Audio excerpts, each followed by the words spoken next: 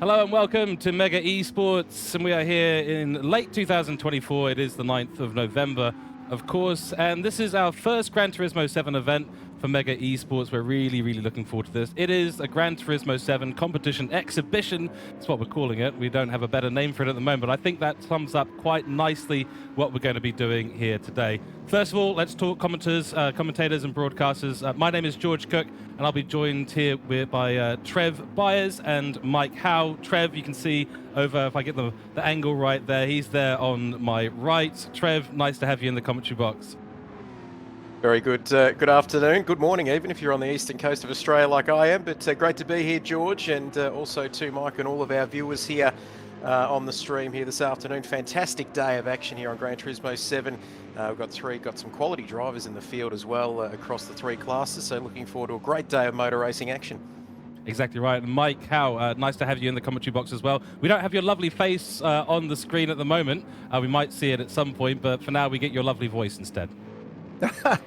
Well, I think for the sake of everyone watching there, George, it's probably best that we just keep it a dark screen there for me. Hey, look, it's great to be back here for the second time I've been involved with Mega Esports. Looking forward to a great afternoon's racing here in New Zealand. And of course, Trev doing a good job there at about 3 o'clock in the morning in Australia. Hey, guys, we had a big 6-hour race last time. Now we're moving into a sprint format by comparison at the mighty Red Bull Ring. I'm really looking forward to this one, guys. So hold on tight, because I'll tell you what, the action is about to start, and there's prize money up for grabs here too, George, and that's real money out there too. So fantastic work there from the Mega team and from Nathan behind the scenes, guys. So really hold on tight, looking forward to it, and let's go racing. Absolutely right. Yeah, we've got 3 qualifying sessions across 3 different categories of cars. Then we've got 3 sprint races, and then we've got 3 feature races. So the the qualifyings are going to be 10 minutes long each. That'll determine the order for the upcoming sprint race for each class. That's going to be 8 laps long. Then we're going to move into the feature race, 20 laps long, and the feature races are the only ones with a mandatory tire stop. Now we're going to go through the information about exactly what tires we're going to be using, what fuel wear, what tire wear. This is Gran Turismo 7, of course, so there are a lot of variables in terms of how we can tune that, and then of course a lot of cars for us to talk about today. The classes, we've got 3 classes. TCR, so there's about 8 or so cars in that. Then we've got the Vintage Classic, which has got one make series, that one, and then of course the Open Group 3 class. We're going to have some information about those coming up in a few moments. Let's take a look at the track though, because I think we're all really excited. Red Bull Ring is such an awesome place to go racing. Let's take a look at this awesome place. So, Red Bull Ring, of course, over in Spielberg, Styria, Austria. 105,000 capacity at this FIA Grade 1 track. Of course, you might recognize this from the Formula 1 and a number of other series. Grand Prix motorcycle racing come here, as to the DTM. And look at it, nestled away in this beautiful valley here, the start-finish line down there on the right-hand side, into Castrol Edge, turn 1. Really tricky braking zone. We're going to see a lot of action down that part of the track. It's key to get the exit lined up. Get yourself hurtling down towards turn 3 at Remus, also known as Arms Ag as well. And it's another key braking zone uphill into the hard hairpin, down towards turn 4, Schlossgold/Route, and then into the infield section. It's a beautiful part of the circuit, really fun to go drive. 4.3 kilometers, of course, on this circuit, and 10 turns. That last section through Rind, and then the Red Bull Mobile Curve, also key pit entry just after turn 9. What an absolutely fantastic circuit. So, chaps, give us your thoughts on Red Bull Ring, because it is a fantastic place to go racing. Absolutely. I think, like we said, it's short, it's sharp, it's very quick, only 10 corners, although obviously turn 2 came in a little bit later than the rest of them. But no, fantastic circuit. Couldn't get a better event, I guess, or a better place to go racing here on GT7. Very good circuit on GT7 as well. You mentioned about that downhill braking into turn 4, very tricky, and weather can play a factor around here, but I don't think we're going to see too much of that here today. You're right. Yeah, well done there, Trev. Yeah, sorry, George. Look, well done. And I'm really interesting about Red Bull. Turn 1 is one of those ones you either get it really well, or you get it really suck. And of course, the other thing too, we're going to be doing pit stops later on, and that's going to be interesting too, because entering that pit area, as you guys know, it's you really want to get that approach right. And if you're coming in near a rocket too fast, you can make a mess of it. And if you go in there too slow, you might get a Liberace. So you've got to be a bit careful about how you go about entering the pits. And it can all happen very quickly. Track limits, I know a lot of banter's been going on through the days about track limits. I think quali's a little bit more relaxed, but certainly they will be keeping an eye on those track limits during the course of those races. And turn one, again, look, I'm about as good a racer as, the Ronald Reagan is as Prime Minister at the moment. But, as far as it goes, I seem to cannon off at turn one on a fairly regular basis and trying to stay inside those limits. These guys, they go on the ripple strips, over the ripple strips, so really quite keen to see what the approach is going to be. Qualifying soft, sticky tyres a bit better for some of the guys, and different compounds in that during the course of the rest of the races. So yeah, it's really going to be a smorgasbord of motorsport, and I'm looking forward to having a taste. Yeah, it will be interesting to see what the drivers do and how they tackle it with such a short race. The sprint race only 8 laps, and at a circuit that's only 4.3 kilometers. It's going to be, there's going to be a lot of opportunism that you're going to have. You're going to have to do it, because otherwise you're going to miss out on those overtaking opportunities, and you're going to miss out. It really is. There's some parts of this track where you're really not going to have those opportunities to overtake, or where it's going to be very dangerous to overtake. But you might find yourself a lot faster than the car ahead into turn 9, turn 10. That's a scary position to be in, whether they're peeling off into the pits or whether you're catching right up to the back of them through those medium to high speed corners that can get really, really dicey really, really quickly. So turn 1, turn 3, turn 4 are going to be the key braking zones, and I get the feeling we're going to see at least one person fly off into the gravel at turn 4, because that opportunism there is going to take, you're going to take a bit of bravery. You're going to have to also be really good on the brakes down there. Yeah, well and truly, and the other thing we've got to take into mind too, it's the Trans-Tasman battle, mate. Aussies versus the Kiwis, and we'll see how it goes. Now, we've brought some real good Kiwi drivers to this one. We've got some, I'm not going to go and plug one person over the other, but you know what I'm saying. You know who I'm talking about. And you Aussies, Trev, you're going to have your work cut out for you. I know, it's bad enough I had to get up at 3 a.m. in the morning over here, our time. I guess working in with you guys for once is not too bad, Mike, but he started already, hasn't he, George? He's been up and about so far this afternoon. But no, fantastic circuit. Like you said, George, if you're going to make those moves, you're going to have to make them early, aren't you? A short race, short circuit. So if you do see a gap, you're going to have to go for it early on in the race. Yeah, going to be absolutely key. Right, let's take a little look at our information. Before we get to that, a big thank you to everyone in chat. I'm already seeing messages coming in this way. You see me glancing over to my left here all this time. We've got 4 streams up at the moment, which is absolutely awesome. So we've got a big thank you to NZ Sim Racing TV for giving us a slot on their channel today. We've got YouTube for NZ Sim Racing TV. We've got the Twitch for NZ Sim Racing TV. Big thanks to Trevor as well for providing his Twitch stream and stream key. I don't know if he's going to trust me ever again with it, but we shall see. But big thanks to his community for letting us stream there, and of course Nathan Howe. And we do have to say a big thank you to everyone in the background at Mega. Also, Nathan Howe for arranging this, because he has been doing a huge amount of work in the background for Mega Esports to bring this event and make it into something that is very, very real. So we are looking forward to that. Also, as you can see just below us here, thank you to all our partners who've helped us in the background to produce this.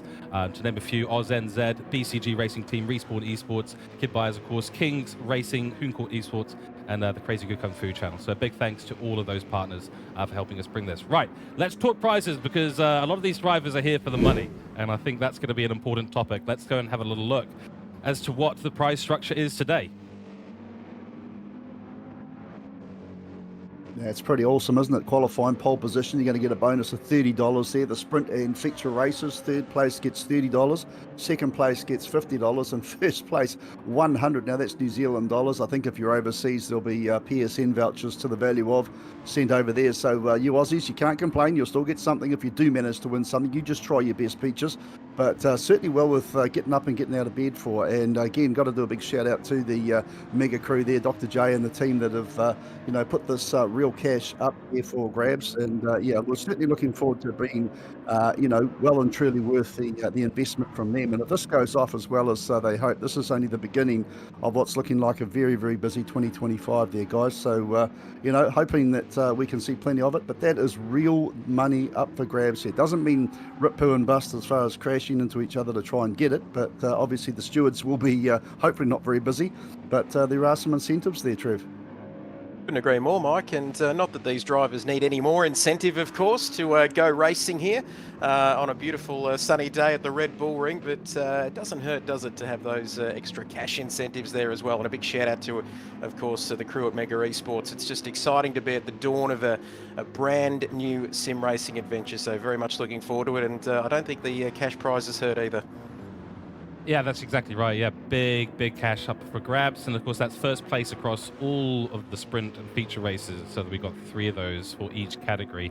Sorry, one of those for each category. There's 3 categories. I should get my math right. We need Mike's abacus already to help us out in the background. But nonetheless, yeah, great prize structure here today for this event. So big incentive for all the drivers to keep it clean, keep the racing good, keep it entertaining, and then avoid the ire of the stewards. You never want to get on the wrong side of the stewards box, otherwise you might find yourself making a short walk to that lovely stewards room. Let's talk about our first category today. So first category up for qualifying is going to be the TCR category. That'll be followed by the vintage category and then the open group 3 category. But these TCR cars are a lot of fun for those of you who've watched TCR class in real life.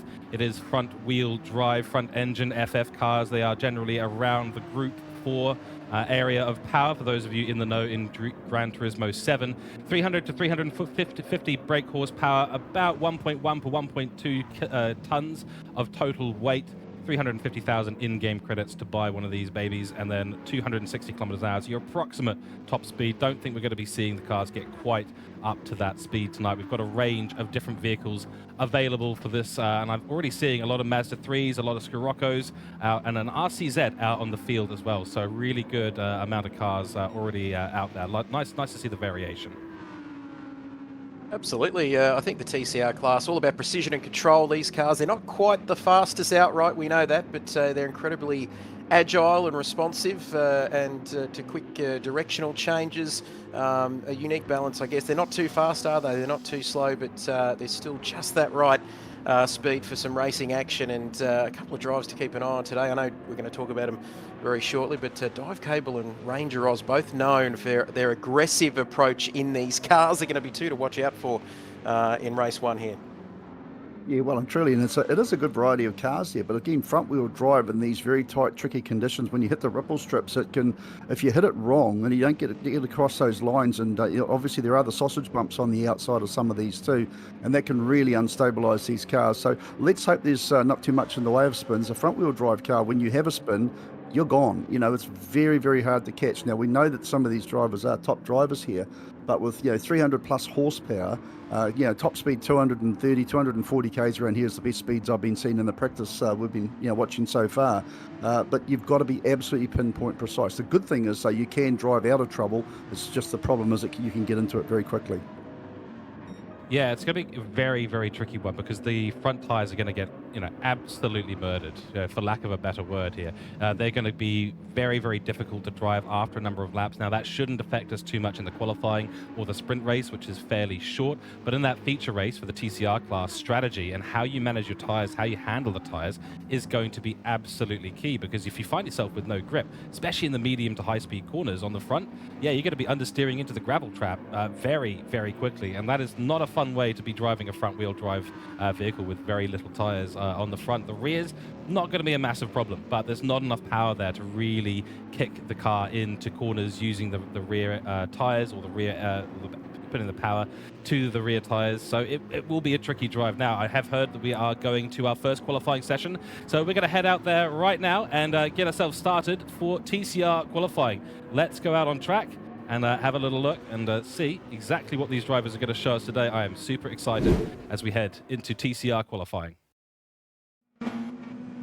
Righto, and we are now on track. A few cars already making their way out, and yeah, we do have to start talking about some of the drivers in here. This is a very stacked grid. Some notable names for myself here. Simon Bishop, Psydog, of course, multiple-time GT World Series finalist. And we've got the likes of Ridwan F1, that's Ridwan Hamza. He was a 2021 Toyota GR Cup entrant, P4 for him in 2021, an incredibly fierce driver as well. So those two are going to be key to keep an eye on today. And as you said, Clan Fever as well, another person to keep your eye on. But boy, oh boy, we've got a great grid here today. Lots of Mazda 3s out there on the grid, but they have their own disadvantages. Let's just put it that way. Absolutely, and some household names as well, Mike, there on the grid here today, but very important, we can see the cars, some of these liveries too. That's the great part about Gran Turismo 7, isn't it, Mike and George? You can get in there and do a little bit more when it comes to editing these liveries. They look fantastic here coming around the Red Bull ring here so far, but household names in the field. It's going to be very close and very even, of course, like we said. These cars very evenly matched in terms of speed and handling. It's going to come down, isn't it, Mike, to pure driving skill here today. Yeah, no doubt about that, mate. But I was just going to ask you, Trev, and you know, I mean, we last time we were on, we had Cam, and of course, Cam being a pretty good driver himself. Do you have a bit of an inside word on what is the preferred car here? Because, like you say, there is a variety. A lot of Mazdas. Is that the car? Because I honestly, TCR, it's just not a format that I'm really that au fait with, and it's interesting to see Cy Bishop out there in the Mazda. Now he would be one that I would assume is quite a quite a clued up little peddler. And do you have an inside word on that? I think it depends a lot on the conditions, obviously the length of the race, but you mentioned Simon Bishop being a handy peddler. I don't think there's a lot he hasn't put his self into and hasn't won actually in terms of Gran Turismo 7. He's very, very experienced. I think he might have even been one of the most experienced campaigners in the GT World Series, of course, overseas as well. But I think, especially nowadays with sim racing, how far we've come in the last couple of years, I think that these drivers are very accustomed to jumping into any car really and doing well here. Yeah, good call, and we'll see how it all pans out. See McEwen as well in the in fourth spot at the moment. I mean, this is fairly academic, so early in the piece, but laying down some good times here already. 1:28s, and we're seeing 26s there from Kendalian there in third spot at the moment. So he's got the pace on there. 27s. Ooh, penalty there for the unfortunate for Clan Fever. And of course, Airborne at the moment, he's the race leader. Well, he's the pace leader, I should say. If that's all going to change a little bit later on, I'm sure, because he's at early times. But 26, nothing too shabby on that one, and it'll be interesting to see where it all goes. They've had plenty of practice, and they've got the setups all sorted, and there's limited things they can do to these cars. And one thing about them, Trev and George, I think you'll find too, is that with TCR, the cars have a pretty good balance of performance. They're pretty similar no matter what manufacturer you're actually driving for. Yeah, that's right. And the manufacturer we've got available today, Renault Megane Group 4 car, the Audi TT Cup 2016. It was used in the Audi Factory 1 make racing. The VW Scirocco Group 4, that's based on the VW's Nürburgring 24-hour car. The Peugeot RCZ, we do have one of those on the grid today. The Suzuki Swift Sport Group 4, which I'm very surprised that we don't have some more Suzuki Sports. They don't have a great top speed, but boy, oh boy, they are lightning quick through the corners. And that's, of course, the Katana edition of it. And then the Mazda 3 Group 4, I think it's the most recent of the Group 4 cars to be added to Gran Turismo, based on Mazda's Super Type Q or Group N cars. That's a very popular series over there in Japan. That's the model we're seeing on the board right now. We've had a few qualifying times come in, and it is Noodles8771 who's taken pole position with the 134.6. Ridwan Hamza in P2 at the moment, 5/10 down though on the top time, followed by Rangaraus, and then Dive Cable in P4. We did see as well Matt McEwen get a penalty, pulled over to the side of the road, was ahead of Ridwan for the qualifying laps. I think Ridwan might have been looking to get a little bit of a slipstream from Matt McEwen, so now he's out there on his lonesome. The other thing as well is I don't have Matt McEwen on my entry list, so I think due to someone pulling out initially from the TCR class, Matt McEwen's been on that waiting list and has jumped up into the race today, so that's exciting to see. Now we've got two New Zealand GT World Series competitors on the grid today, and those two have got a really friendly partnership / rivalry going on. Matt McEwen, of course, he is really up there in terms of his racecraft and his strategy and his thinking. So as you said, very tuned in and dialed into how Gran Turismo 7 does its stuff, and I think he'll be one to keep a very close eye on today. Just a shame didn't get that initial lap in. We're watching Ridwan Hamza at the moment as he's gone through turn 1. Let's go on board and have a little watch of his lap. We are 5 minutes in to a 10-minute qualifying.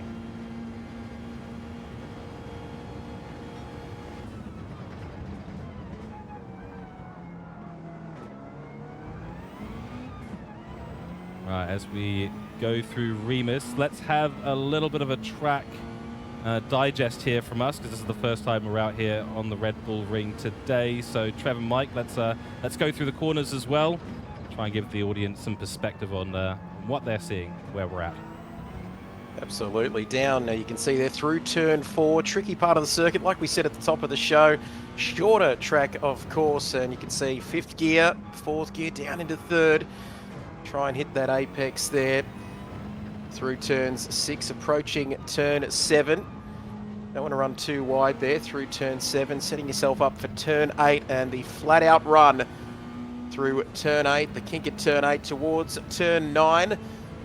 Turns 9 and 10. Track limits, no matter what category you're racing in here, boys, always tricky here. Coming out, you want to try and keep at least 2 of those wheels on the black stuff, and then through the final corner here, out of the shadows onto the start finish straight there, up through the gears, 5th gear.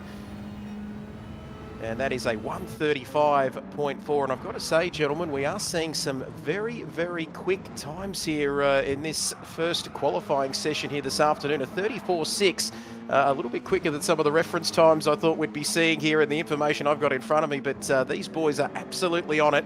And no surprise there as we see Ranger Oz with a 35.1. That Noodles, it's going to be a hard time for, it's going to be hard to see anyone getting close to that 34.6. But as we know, the track can rubber in, Mike, and the times can improve in the last part of qualifying. Yeah, well and truly, Trev, there's definitely been some quicker times. Just, obviously working out what they can do and where they can place the car. I don't think there's any tyre wear on the in the quali at the moment, so they'll have an honest car right the way through. They'll be trying different gears and different corners if they haven't already done. I'm actually well impressed with Matt McEwen, who's moved up to 5th in the ranks so far.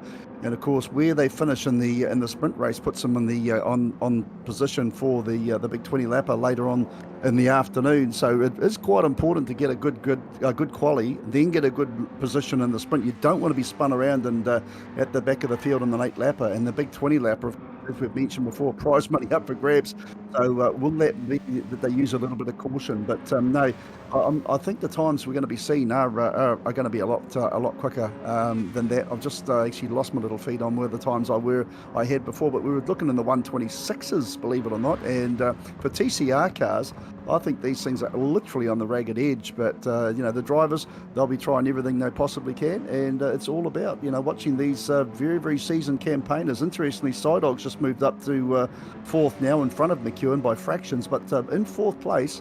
And I'd hazard a guess, Trev, that there's still more to come from these guys because you don't become like you say GT World Sport drivers by getting 4th and 5th in quali.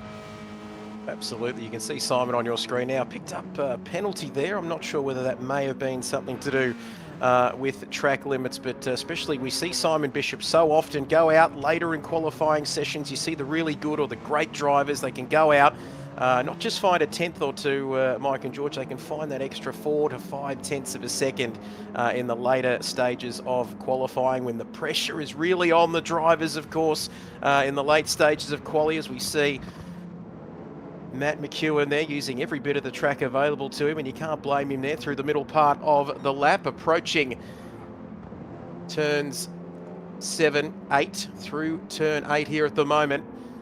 So you can see there, 8 tenths of a second off of the provisional pole time. That's a lot of time to make up, George, and as we count down to the end of this session, it's going to be interesting to see where these guys can find some time. 35s, of course, there, 35.4. Last time around, what's it going to be this time? Out of the final corner, onto the start-finish straight again. Across the start-finish line. Let's see what this is going to be. Up to P3. Excellent lap there from Matt McEwen. That is an excellent lap. He's only 4/1000ths of a second away from Ridwan as well, so he is right up there. This is going to be his last lap. He's come across the timing line just before the 10 minutes has elapsed, which is elapsed right now. So everyone else coming across the line right now is going to be done with their qualifying. That's critical. Still in the lead. Let's go through the lead as it is right now. It's Noodles, and that's Paul Candanolian. I think I'll have to double check the pronunciation on that. He's coming around for his last lap. Will it be an improvement? He's only 3 tenths clear right now. No improvement on that lap, but the 134.6 flat stands strong at the moment. Hamza is also finished, so Red One Hamza is done in qualifying. Then it's Matt McEwen, he's still on a lap. We'll keep an eye on him. Then it is Matthew Allen in P4 coming through the final corner. Let's keep an eye on this. He is 0.5 of a second away from P1, but only 34 hundredths of a second away from a P2 finish. Let's see, across the line, there's no improvement to 135.4 on that last lap. Simon Bishop is in the pits, his qualifying's done. Then it's Gareth Collier, Dive Cable, a familiar name, rocking the livery from Martini. Gotta respect the classic liveries going on here. He's just coming through the middle section with GTP Greatness just behind him, who's in P8, and between them, Onley Airborne. So it's a nice little fight going on here for P6. Only 18 hundredths of a second, and this is the last couple of people who will be coming across the line. A few more across the line in the background. No improvements I'm seeing from around the grid. We'll double check who those chaps are on the final timing screen once we get there. Now Dive Cable coming through the last corner, looks pretty clean through turn 9 and 10, but that's a penalty. He's gone just a little bit too wide, and that's really unlucky for Gareth Cable. Across the line, no improvement, and GDB Greatness takes away P6 from Gareth Collier. That's a real disaster for Gareth Collier, but that's what happens when you get the penalties. Really unfortunate there, and that seals our top 6 with GTP Greatness jumping up in the number 18 car to P6 just behind Simon Bishop. We'll go to our results screen in a second. Boy, that was great and exciting. Those track limits, oh, they have to be so careful, especially turn 9. We've seen so many penalties. 0.5 seconds, yes, but that cost you a lot out on track, especially in a race. Interesting too. I saw Cy Bishop go in there with a better part of a minute still to go, and he just parked it in the pits and said that'll do. So that tells me one thing: either he had to go and do something, or he's just very confident to start from there and work his way through. Remembering we only have short sprint races, which denotes the position for the big 20 lapper. So very, very interesting. But hey, look, these are consummate professionals. And quite impressed with the way that's all played out. But sorry about the earlier times. You were quite wrong. Obviously, the car out lap is a completely different thing to the race laps. And like you say, 134s, 135s, stonking times there, guys. So yeah, really some top driving there from those concerned, and clean. A little bit of track limits, but I think we're going to see that. And as we mentioned earlier on, there are a few spots to watch out for here at Red Bull Ring. Absolutely. What a finish. I'm just trying to take a breath after the finish to that qualifying session. And like we said, with a couple of minutes to go in that session, it's the top drivers really find a way, don't they, to get those few extra tenths of a second. As you can see the results there. Noodles with a 134.6. He set that time very early on in that qualifying session. He was the man to beat right throughout the session here. The opening qualifying session of this Mega Esports GT7 day here this afternoon. Through the results, down to Vert Wheeler, who was there outside the top 10, of course. Ridwan in second with a 34.8, and then Matt McEwen there, 35.15 tenths further back. Ranger Oz, one of a couple to keep an eye on here as we get ready to go racing in race 1. Simon Bishop, we all know about him, and then GTP Greatness. Dive Cable, another one to keep an eye on in this race, and then P8 there for Honourably Airborne there as we go through. 9th, Rock the Rock. There we go. Love some of these names. 1.4 seconds further back. It is a short lap, of course, with only 10 corners, but Clan Fever as well. Very close those times. In fact, they're Flying Kiwi. Hopefully we don't see too many of those flying in the race there, Mike, but 2 seconds further back, and it was Vert Wheeler, 3.7 in the end, taking P12 for the start of race 1. Yeah, and that's where we disagree there, Trev, but great session, that one. Some high quality, fast racing, and George, good to see you back there, mate. You're looking lovely, done your hair and your eyebrows.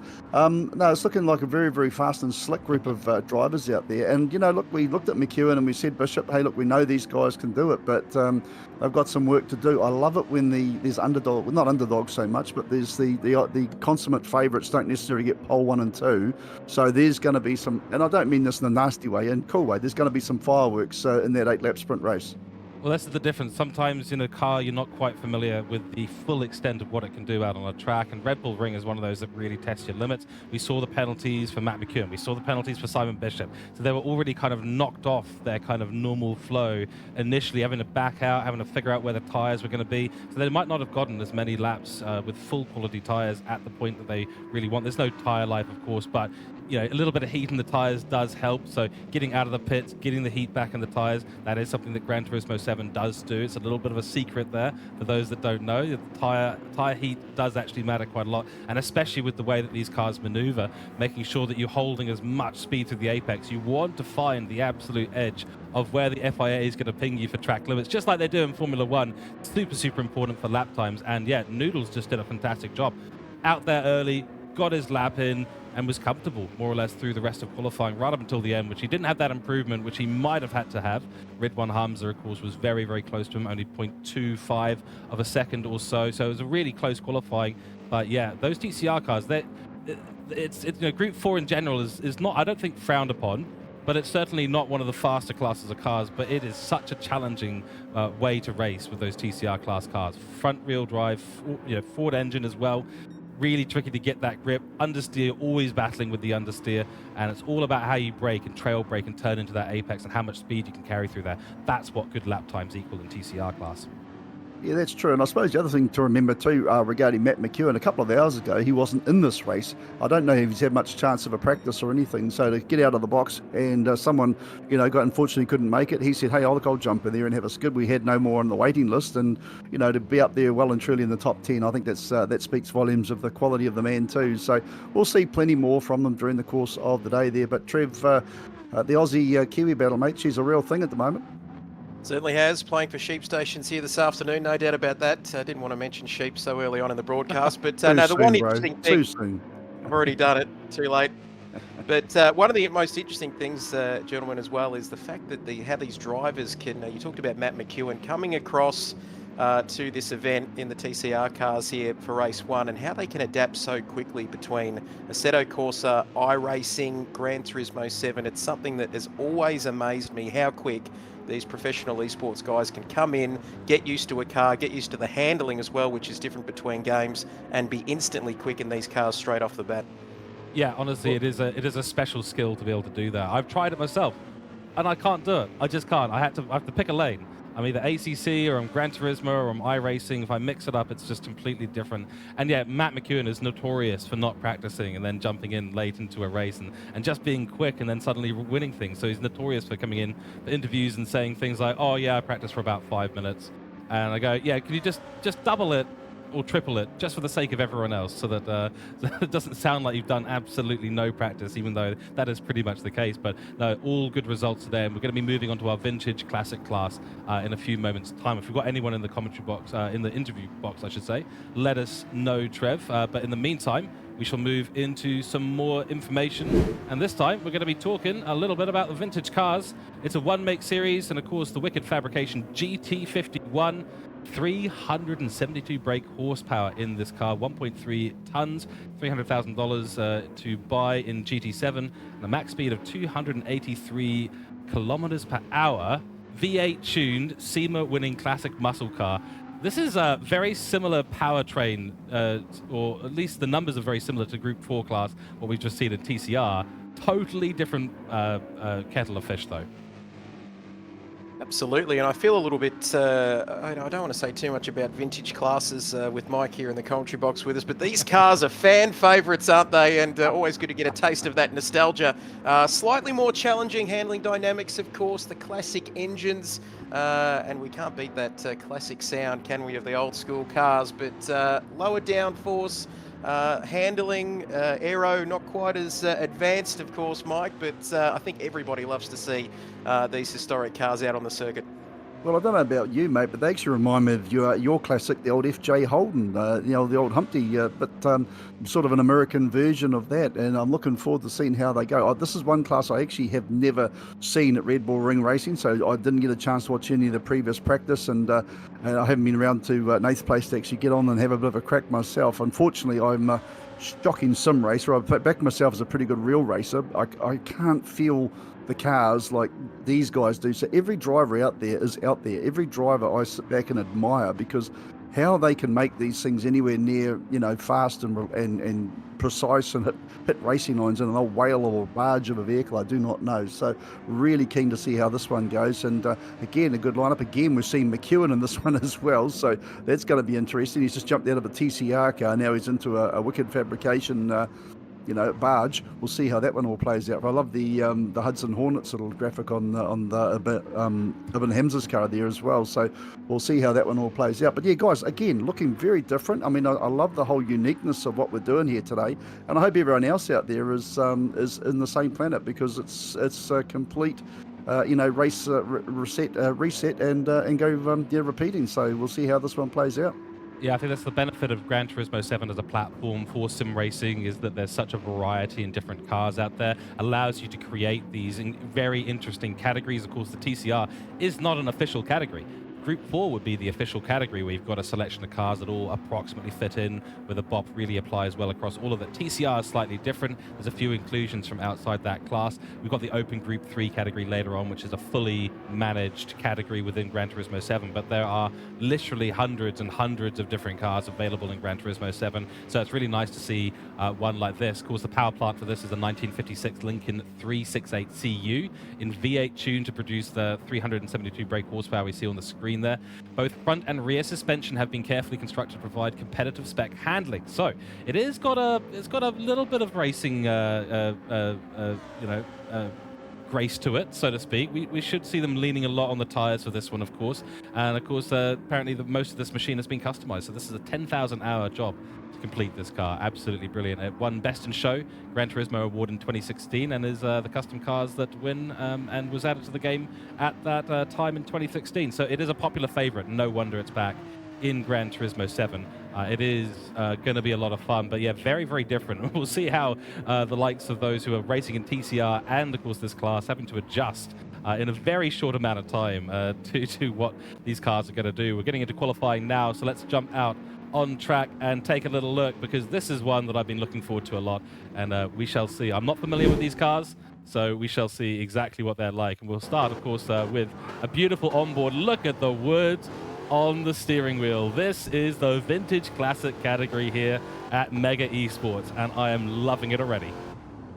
Absolutely here for this one, and I tell you what, I said I'm going to be very careful when I say the word vintage, but look at that beautiful livery as well. 2 words, of course, Mike: vintage racing, and boy, just pulls on the heartstrings and the nostalgia as well. Very, very powerful there, and look at these liveries. We talked about the amount of hours with these cars, but look at this. Captain Risky there, of course, and some very interesting names to keep an eye on. Like you said, George, a few of our drivers, of course, jumping across, aren't they, between the TCR and the GT3s and the vintage categories, but there's certainly a couple to keep an eye on. Simon Bishop, as always, he's going to be right up there, of course, going across these different class of cars, but as always, it's going to be very, very important to get out there early and set a time here.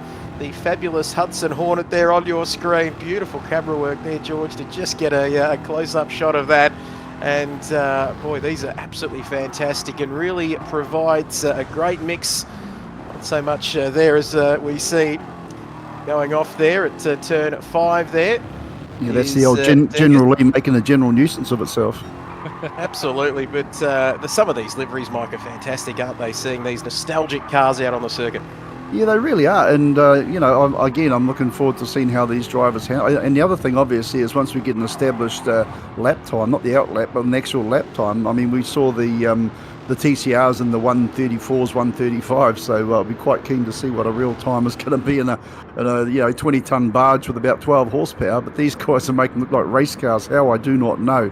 So hold on tight, and get them flag marshals somewhere safe, because goodness knows what's going to happen here. But Flying Kiwi looks like he's certainly got the bit between his teeth at the moment there. And if Cy Bishop's out there, McEwen's out there as well, we'll certainly see how they play. But Rock the Rock looking pretty handily placed there as well, and we'll see what real times are at the moment. Hard case. It's just a blast from the past, and if I hear you say vintage and mention me one more time, young Trev, I'll tell you what, I'll throw you a frown. we could start a drinking game every time I say the word vintage and Mike in the same sentence. Have a shot of Diet Coke, but old school power, George, with limited grip, heavy, slower braking zones. Some of the old school, the art of cornering in these classic cars. You're not so much relying on the downforce, are you? As we see Flying Kiwi here coming through in this vintage classic class, and by the time I stop getting excited about just the look of these cars, our qualifying session will be over. But Flying Kiwi, their beautiful looking Hooncorp livery there, always looks nice, the Hooncorp Esports livery, even more so on these vintage classics here as we approach turn 9. And these drivers, traffic, George, not so much of an issue here, of course, with the smaller field, despite the shorter circuit. As we take a look at Flying Kiwi, is he coming through to set a time here, George, and get us underway in this qualifying session? He is. Let's see what Flying Kiwi can do across the line. It's going to be a lot slower, of course, than the TCR class. A 142.824 is the benchmark that has been set. Rock the Rock will come across the line. He goes 4 seconds slower. Dive Cable takes that P2 position by 0.6 of a second. And then Matthew McEwen up there, 2/10 clear of Flying Kiwi. And he will start another lap right now. And yeah, we did see a little bit of jostling for position. A lot of people out there, I think 4 or 5 of our drivers today, getting a penalty on their hot laps for exceeding track limits. So this is going to be the real challenge with these cars. We said the TCR class was a little bit understeery. I think this is for the classic class we've got here today. That's going to be a major problem. Sector 1 purple by 0.4 of a second for McEwen, but he's run very deep into Remus. He's run very wide. Does get a little bit loose as he tries to get the power down to save what he can in this lap. But I don't think Sector 2 is going to be quite as purple as Sector 1. Then, of course, Dive Cable and Vert Wheeler up to P4 ahead of Rock the Rock. The rest either still to set a lap. A lot of people in the pits at the moment trying to get themselves a little bit better organized for the upcoming lap. You can see how tentative he is going into Remus. These cars are clearly hard to control. There's no doubt he can certainly throw it around. I mean, the other thing too to remember is that the tyres aren't going away during the session. The weight stays the same. The fuel, I don't think, changes. So a 142, guys, take that in perspective.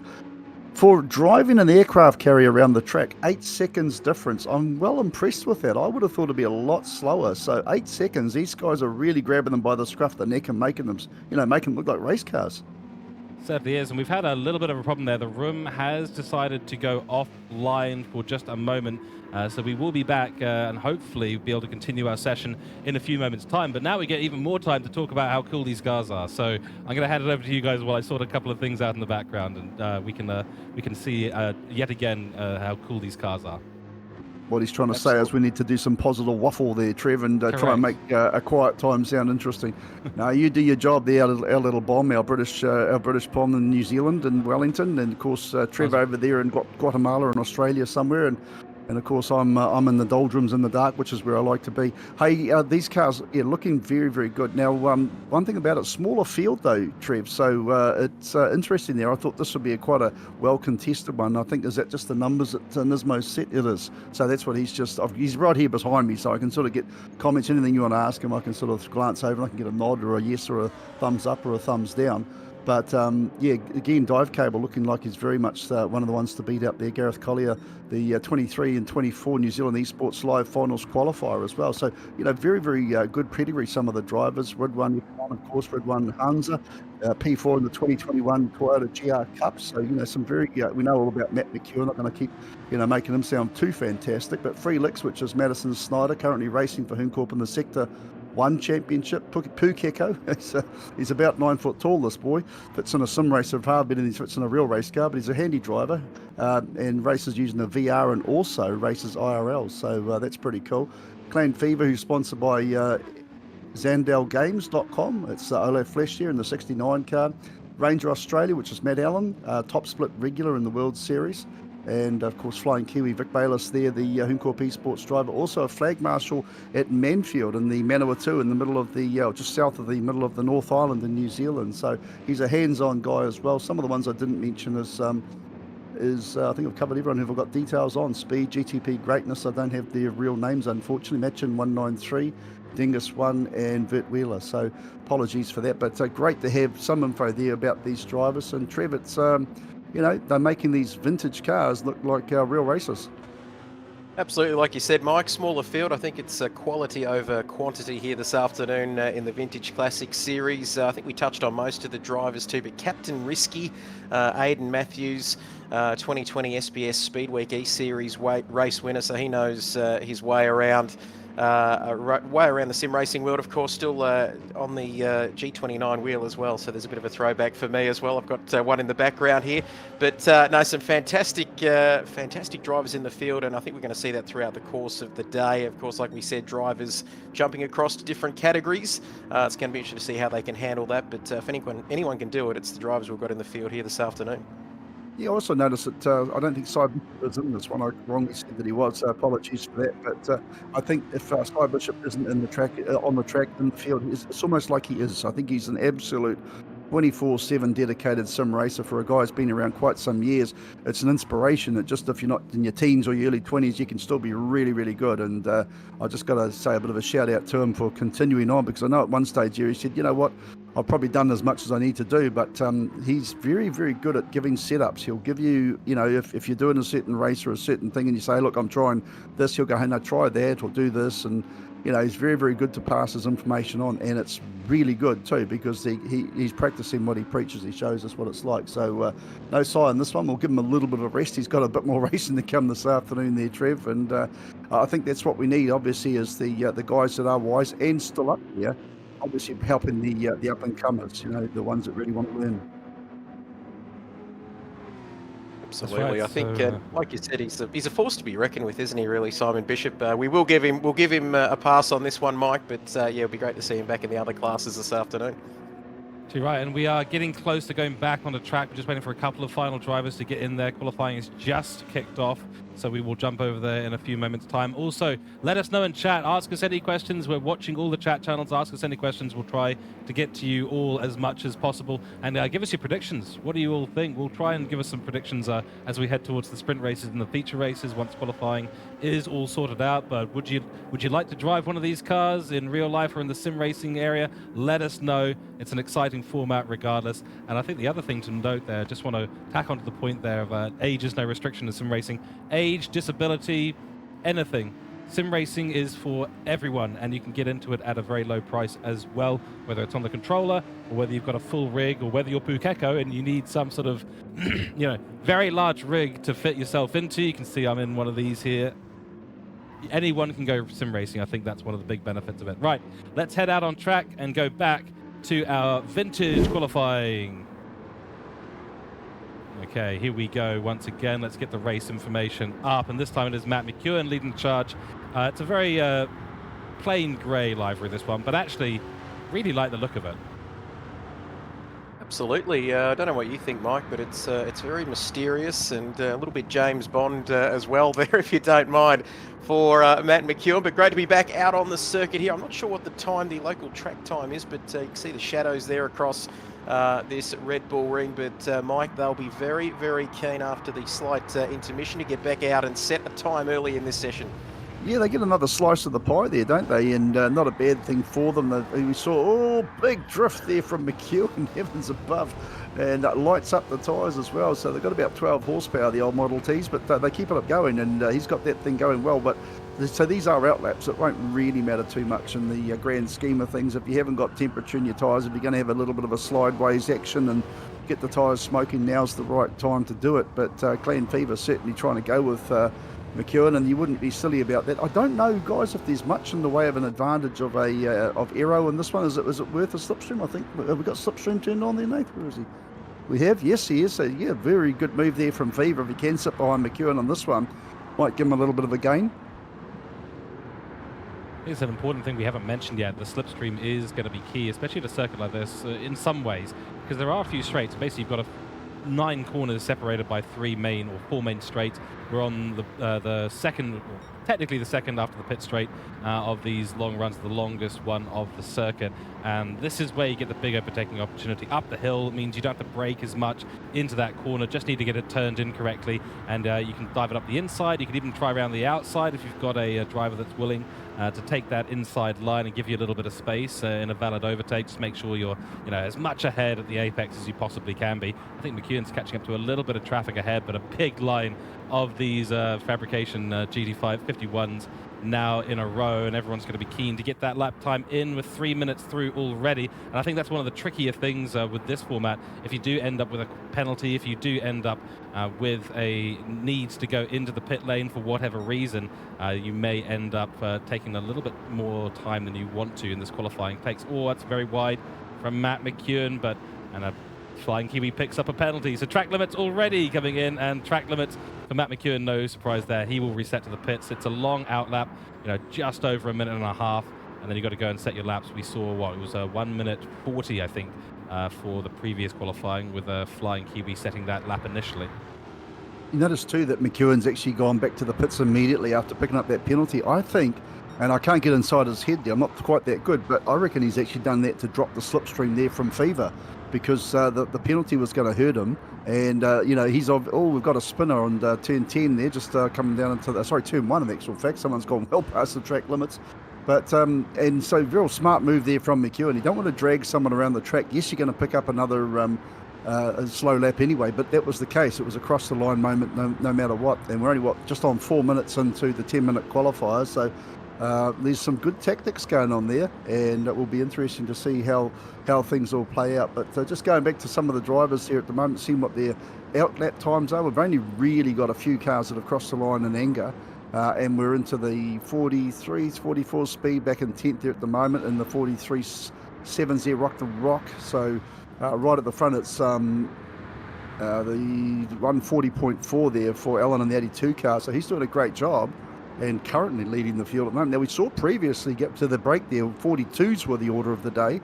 Now we're into the 40s, so these cars are going particularly well, boys. Absolutely. I think it might have been Ridwan there having a bit of a moment, but he's got the Hornet there facing in the right direction, and back onto the black stuff. 120.9 there through that second sector. As you can see here, coming up to the final part of the lap. We've talked about those infamous words, haven't we? Track limits. And they have had a little bit of a part to play so far there. Was that 4 wheels off the circuit? We'll wait and see. Nothing in the way of the penalty for the fabulous Hudson Hornet here as it comes through turn 10. A little bit twitchy there, slight bit of oversteer, just keeping it together. Hard in the mouth stuff there. He comes across the start-finish line. What can he do? It's, it's just outside of the top 10, isn't it? And a long way off of provisional pole position. But I think Georgie's having another run here as we take a look now at Clan Fever there. Currently 0.8 of a second off of provisional pole position from Ranger Oz and Dive Cable. We were told to keep an eye on that man, of course, throughout the course of today's action as we go through turn 3 there.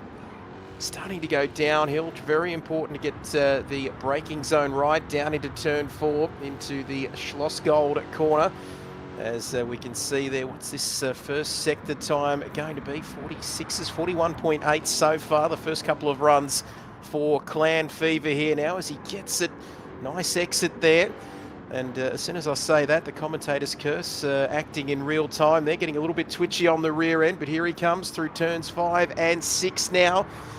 Heading for the Worth curve at turn 7 now, getting a bit of a perspective from behind this beautiful vintage car here as they look a little bit difficult to control through this middle part of the lap here, Mike. They seem a little bit twitchy there, don't they, through sector 2? Yeah, well, I think you're finding a lot of the drivers, I'm scrolling through and just having a bit of a look myself, and I'm seeing a lot of them are taking those corners with a bit of trepidation. I'm also seeing the turn 5, 6 and 7 where the drivers are taking 2 or 3 bites at the corner. Just watching Alan there in the 1 position at the moment, the 82 car, just come out his last 2 laps. It was a 144.6, a 144.4, and he's just going to cross the strip this time around 140.8. So dropped 4 tenths there. I thought he was starting to get the rear end atmosphere of Clan Fever in front of him. I thought it might have just picked him up, but our pole sitting car, in actual fact, Matthews has just gone through there in the fastest lap now of a 140.2. So the beautifully turned out 32 car there, and he's got it on song at the moment, 140. Oh, he's just kind of picked up a track limit. They're getting a bit excited, unfortunately, about that. But you know, the 32 car there, which is Captain Risky, of course, Aidan Matthews, but I've got him as A Matthews on the screen. And here, from doing what is currently the fastest lap to then go and pick up a half a second penalty, he'll be lugging that around the track. So will he use this time to catch up to Ivan Hansa there in front of him and try and get himself closer up, which is Rid 1 F1, of course, to try and get himself some aero, because I think that's what guys will be looking for here, guys. These vehicles have got the aerodynamics of literally a Swedish brick, so they'll be looking for any opportunity they possibly can to improve their times. Yeah, of course, Absolutely. and with the cars they don't have any aero on the cars, so you're not going to get too much dirty air. You don't have to worry about that too much. It's really all about the mechanical grip at this place for these cars. So it's going to come down to your skill and ability to control the understeer, the oversteer, whichever way the car's going. A bit of understeer there for Matthews as he goes through turns 7, 8, and 9. But yeah, that's the key thing. It's going to come down to driver skills. So there's no aero for these guys to worry about. There's no dirty air to worry about, but that slipstream will be important. It'll give you a few extra kilometers per hour on the top speed, critical as you come through turn 1. So Aidan Matthews is going to be looking to make sure that he is as close to Rid 1 Hamza as possible, and Rid 1 will certainly be wanting to be as far away from the guy who's currently in pole position right behind him, knowing that he's probably going to be giving him a little bit of a tow throughout this lap. And it's now coming up to 9 minutes through a 10-minute qualifying session. So these are the last laps for these two chaps. Can Rid 1 Hamza make his way up into that top 3, maybe even P1, which is being held right now by Aidan Matthews, Ranger Oz, that's Matthew Allen, and of course Gareth Collier in P3, followed by Matt McEwen. And we've got Dengus, number 17 car, in P5, followed by Clan Fever and Machine 1, 2, 3 in the 193 car, followed by Honorly Airborne, your top 8 at the moment. Little bit of too much curb there for Aidan Matthews, but he's closed up on Rid 1. I think that's the slipstream in effect. Absolutely. Who needs aerodynamics? I think it was the great Enzo Ferrari didn't like aerodynamics. He said it was for people who couldn't build engines, apparently, but you can see there the power as we take a look at Aidan Matthews there, the man from Echuca in Victoria. Look at that. We talked about traction zones, turns 1 and 3. Of course, you've just got to be so you've got to have a delicate touch there with these cars and the control that's required on the throttle input to just avoid that wheel spin and keep those rear tyres from overheating. But let's have a look here at Aidan now, Captain Risky, as he's better known to his friends on the PlayStation Network. Got some traffic in front of him there in the form of Rid 1, but I don't think that's going to cause too many issues here through the final couple of corners. Turns 9 and 10. Of course, he picked up a penalty a couple of minutes ago. He's managed to clear that, of course. But just love to look at that vintage wooden steering wheel there. He comes across the line. What's it going to be? It's a 40.8. I think he's gone even quicker there. Rid 1 up to P5. Somebody off at the final corner there. Clan Fever, he will be taking no further part in this session, George. That's right. Wow, a bit of a mistake there from Clan Fever at the end. So he is going to be locked in for P7 at the moment. Dengus up to P6. GTP Greatness has put the number 18 car up into P8 in this race. Ranger Oz still ahead of Dive Cable. Matt McEwen on his final lap as well will be going for this final bit. There is another car, yet another car around. Not quite sure who that is. Let's have a little look further down the grid. There's a 2-second penalty. It's Vert Wheeler doing some donuts, and he is having a great time out there. He's going to be in the way of Matt McEwen if he doesn't get going. Does so. 0.5-second penalty. Got to respect it. Really, really good car for the donuts and kicking up some of that smoke at the rear. And I love the Hot Wheels livery, so he's really in theme and on point at the moment. But P13 for him at this stage of the race, and he's not going to be setting a better qualifying time. Might just have to be careful where he ends up at the end of this race, because Matt McEwen is just about to come around 10-10. Vert, you're going to have to get off the track, or you're going to get the stewards looking at you very closely. Wow. That was really close. Matt McEwen's picked up a 0.5-second penalty at turn 9, and so he will not improve, and that is your vintage classic qualifying. I loved that to bits. Great looking cars, some action right at the end there, and some really great laps. Aidan Matthews take a bow in the 32 car. He has put it on pole position. What a finish to that session, Mike, there. And George, I tell you what, just at a moment there here in the commentary box when I saw Vert Wheeler there, just wanted to push him out of the way there as we saw that final part of qualifying. And I don't want to say those dreaded words of Stewart's review, but there's our pole position man, Aidan Matthews there, Captain Risky, doing very, very nicely indeed. Of course, named after the famous AAMI insurance character, Captain Risky, the insurance specialist there, getting pole position. And boy, that sets up a big, big race in the vintage class later on this afternoon. Yeah, well and truly a great drive. Also, big hats off to Dive Cable because he actually came in with about a minute to go as well during the qualifying. So he was pretty confident that was a stonking time and a good risk. And it certainly showed some good reward. Real shame for Matt McEwen. You can see, in fact, I was watching that last quarter of a lap when Mr. Wheeler decided to go do some circles, do some wheelies, and Matt was actually on target. He was 2/10 off the overall pace. He could have moved himself up there, but woulda, coulda, shoulda. He'll still start off position number 4 in this one as we go to the grids of a 140.16 for Aidan Matthews there in the obviously they're on the Wicked Fabrication car. Second place is Matt Allen there in the 140.4, so nearly 3/10 of a second off there. Third place Dive Cable, who sat it out in the pits, 0.4 of a second off the overall pace. Still a good time, 140.6. Fourth place is McEwen there in the also 140. There's 4 1,000ths of a second difference between third and fourth, so keep an eye on that one. Fifth place is Urban Hansa there with a 140.8. Sixth place is Warburton there in 140.8 as well. So again, 10 1,000ths of a second. Dingus in the 7th place there with a 141.1. And Clan Fever tops out round, we're at the top 8 there, 141.3, just over a second off the pace. But early days in the Wicked Fabrication GT51 car, guys. That's our top 8. And then we move down to 9th place there, which is Machin 193 with a 141.73. 10th place is Honestly Airborne there in 142.2, so he'll be happy with the top 10. Kiwi a little off the pace in his car, but that's all right. A 142.4. The Rock gets 142.5. That's 12th position. Vert Wheeler, the man who does the donuts, a 142.6. We'll start off unlucky for some 13. And Speed looking to pick up a little bit more during the course of the race, I'm sure, with a 143.8. Now 14 qualifiers. The winners are grinners, guys, and some great driving right through the ranks here. Some handy little burnouts going on there too. I'm quite interested to see how Mr. Wheeler goes through the day. He's clearly got the money for an extra set of tyres for the sprint race and the feature race, because he certainly has not got any more qualifying tyres because they have been burnt to a crisp. But yeah, I have to admit, really great liveries, some fantastic racing out there today. Big congrats as well to Ridwan Hamza, made it up from P10 to P5 on that last lap.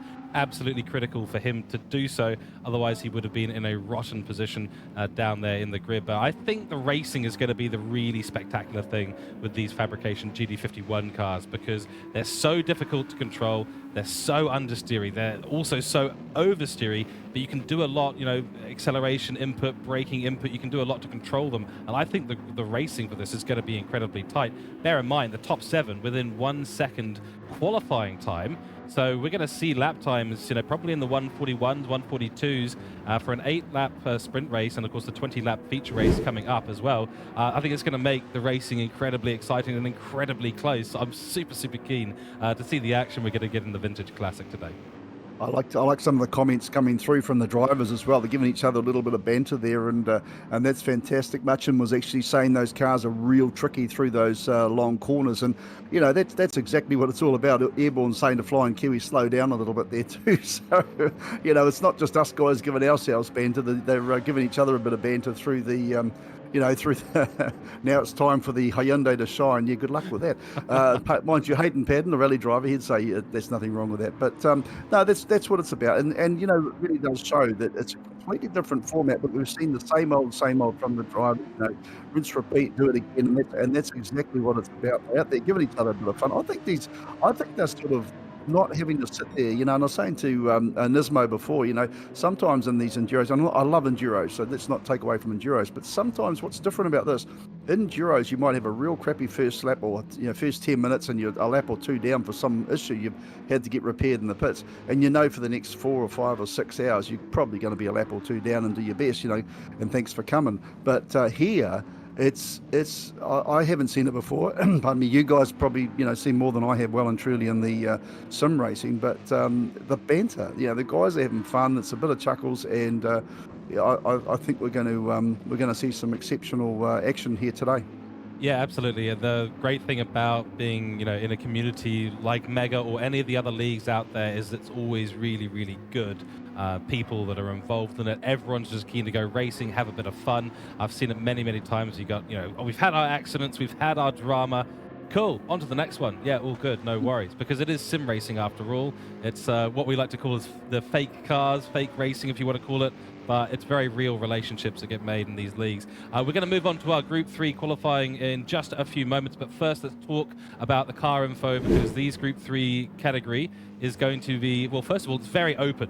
We have a lot of cars for people to select, and I'm going to read you a few that I can see on the grid right now. We've got the 4C Group 3 car. We've got the Group 3 Supra Racing Concept, the Mercedes-AMG GT3, the 911 RSR 2017. We've even got a Genesis Group 3 out there. So some really good range of cars right now, a mix of FR and MR cars, and I absolutely love the Group 3 category. We're well into the 550 to 600 brake horsepower, 1.2 to 1.35 tons, 450,000 in-game credits to buy one of these, and 300 kilometers an hour. Group 3 class. It's loud, it's vicious, it's violent, there's aero, and boy oh boy, the racing is so intense. Speed and power and skill key in this category. And one thing about them too, George, Trev, you know that race you guys have over there called, what's it called? Bathurst, and you have those cars called supercars, the ones that do 300 kilometres an hour. How fast do they actually go, Trev? I tell you what, I've heard of Bathurst. I'm pretty familiar with that one, but I tell you what, these cars, he's getting stuck into me already again. Yeah, George. Where I'm going with this, mate, just calm down. Where I'm going with this is that they actually do 289. That's the best I saw in Bathurst just recently. These cars, they actually do 300 plus at Bathurst. We're not at Bathurst today. We know these cars do at least 300. We'll just give you a little bit of a breakdown on them. They're around the 550 to 600 horsepower. Now, these cars are ranging from 1,200 to 1,350 kilos. Now, balance and performance does come in, so it really, really makes them cool and close. And I think, Trev, have a talk to the boys when you get a chance. Say, hey, why don't you guys go and use GT3 cars instead of supercars in the future? Just saying. They range in price anything from $450,000 up to, get this, $15 million. Not thousands, not hundreds of thousands, $1 million. I want to put my little finger in my mouth and shave my hair off when I say that. They're primarily GT3 cars, but by far the most popular category in the game. There's over 40 eligible car choices, so there is something for everyone. If you've got your favourite make and model, apart from Holden, sorry Trev, there's no more Holdens, just calm down. But there's all sorts of GT3s out there for just about everybody, and I think this is absolutely fantastic. So, yep, I don't know which is the right one to have, and we'll be interested to see what cars are coming out on the track there, George, because obviously we've got the Euros, we've got the Americans, we've got a few cars out there as well. I don't know what's the right one. Japanese cars, don't forget them as well. We had the old R35 for about 200 years now. Supras are out there. So, what's the right car to choose? Honestly, for me, the Group 3 class being such a wide variety, it all comes down to what you like. That's certainly how I've approached it, and I have not raced in the quickest Group 3 car. I love the McLaren 720S. I love the McLaren 650S. Give me a McLaren any day of the week, and I'm a happy chap out on track. Even if it's slow, even if it doesn't corner particularly well compared to some of the others, there will definitely be some meta choices in this category, though, and especially track dependent. We're seeing a lot of 911 Porsches. I can tell you right now, those Porsches are really strong competitors here. They've got great turn-in, they've got great bite on the acceleration, out of the corners as well, which is key. But I tell you what, they burn their rear tires like you never seen. So there will be a lot of loss of grip for those in the 911 today. Nice to see the Mercedes out there as well, and the 4C. So a really good variety of choice here. And I think there's some out there that are going, yep, I want to drive my favorite car. And there'll be others that are thinking, what's the meta? What's the best car in this category, and what's going to be best suited to the Red Bull Ring today to give me the best shot at that prize money by the time we've completed the feature race? And Trev, you must have driven the Group 3 category at least a few times. You got a favorite? Well, it's hard to go past the Mercedes, but I couldn't agree more. These names, Porsche, Mercedes, I also wouldn't be too unhappy, as you said, George, like yourself, taking a McLaren out there would be fantastic. But as it says on the screen, most popular category in GT7, and just the variety of the cars, the power, something we didn't see in the previous session with the vintage classics, of course. It's good to have the aero back as well, so it's hard to pick a favourite, but same as you, I think a McLaren would do me on most days. I'd be pretty happy with that. Yeah, I love it. And I remember going to a track day, watching the It was the Enduro 22 in New Zealand, and I got my first taste of what GT3 class cars are like in the real world, and it is so violent, it is so fast, and the drivers have to be so good, and I can't wait to go and see more. Can't wait to see what the drivers are going to do out on track. I think we're getting close to qualifying. Mike, you got a favorite in this category? Well, no, I don't. Okay. Just simple as that. Do you just like the category? Is that it? Well, I was just sort of thinking, we saw 134s out of the TCR cars. We saw 140s in the vintage cars.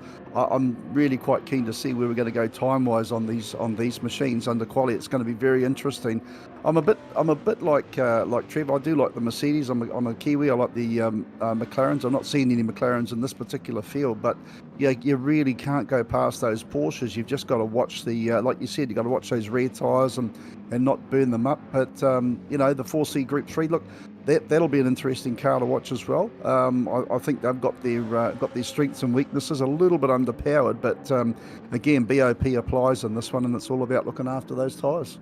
Certainly is, yeah. We're about to jump out onto the grid, so give us a few moments here and we will go racing, because qualifying for the Open Group 3 category here has just begun. And bear in mind, of course, that the qualifying results will give you our grid order for the upcoming sprint races. Let's go out on track and have a little taste of this incredible category of racing. Now, of course, Matt McEwen has now managed to do both the Group 4s, the TCR class, the vintage class, and now he's jumping into the fastest class of all, the Group 3 class, certainly the class that he's most familiar with and most deadly with in terms of what his familiarity with. Lots of racing in these Group 3 classes throughout the GT World Series, so he is going to be one to keep a very close eye on. Now we get to see the showdown between the two Kiwi GT World Series drivers, Simon Bishop and Matthew McEwen.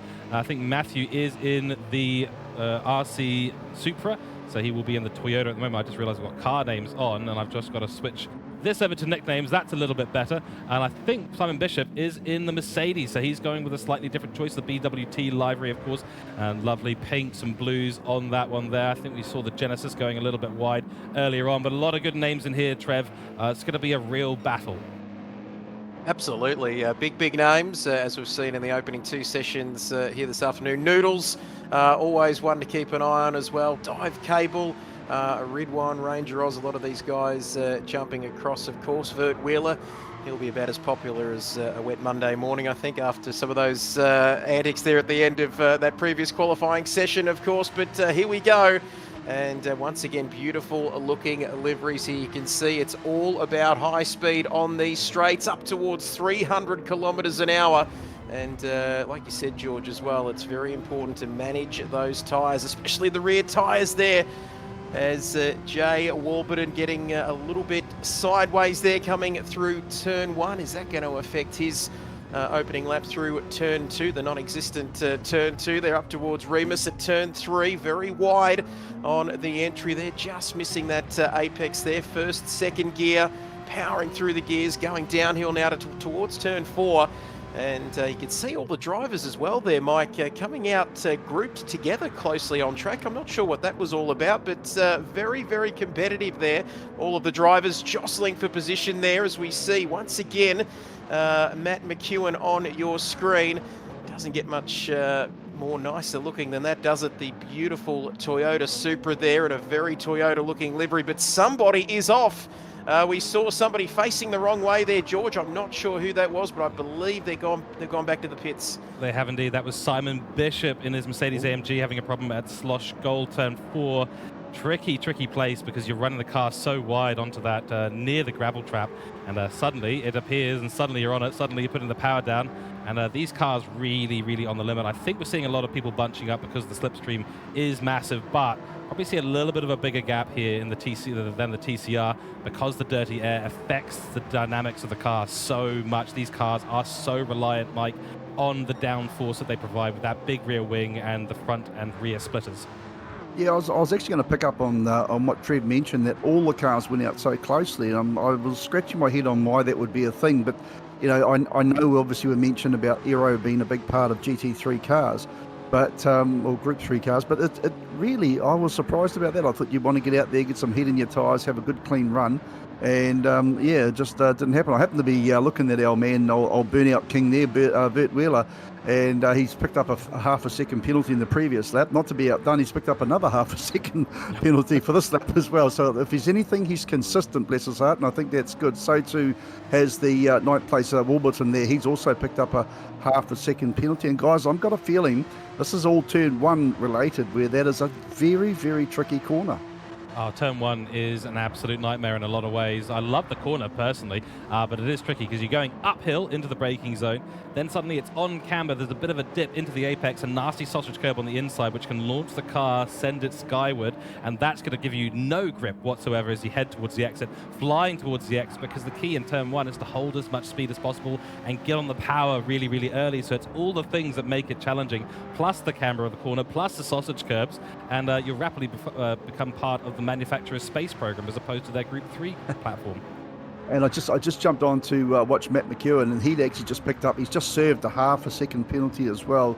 So this time won't mean much. Currently, 0.04 of a second ahead of Mr. Kendalian there, who's Noodles, doing a great job. But, it's if it catches out guys like Matt McEwen, it's caught out, and we've even seen a spin from Sidog there, Side Bishop. So, it's a very, very close quarters racing. Interestingly too, Dive Cable up to third place at the moment with quite a bit to go. So Gareth Collier, and we know how good this driver is, 23-24 New Zealand Esports Live Finals qualifier. So, he's a very confident driver as Dive Cable, and he's taken it sensibly. So we'll see how this one plays out for him, and he's looking pretty good in that Martini livery. In fact, I watched that. He's just picked up a half a second penalty. Oh, Trev, I've just done the ultimate commentator's curse, mate. It's not just you. It's a real thing, let me tell you, Mike. But these are two of the drivers to watch, of course. As always, we know all about Noodles there as well, but Dive Cable is another one of them. Gareth Collier, loves seeing that. It's been a very nostalgic afternoon so far. That Martini livery, the commentator's curse is a real thing, Mike, so I'd be very careful what you say about that. But he's half a second down, and are we watching a race or are we watching a qualifying session? We've seen some even seen some wheel-to-wheel action so far in this one. It's been incredible, as you can see there on lap 4 for Dive Cable here so far on this run. Coming through the final couple of corners here. The times are tumbling, aren't they, gentlemen? We can see the track well and truly rubbering in now. Slightly wide there. Sorry, mate, Noodles has just gone to pole.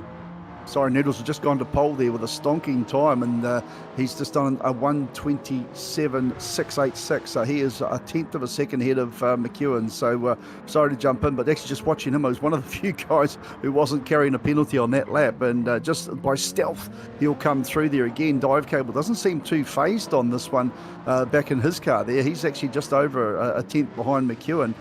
So we'll have to wait and see how this one all plays out. But my word, there's certainly plenty to come from these drivers.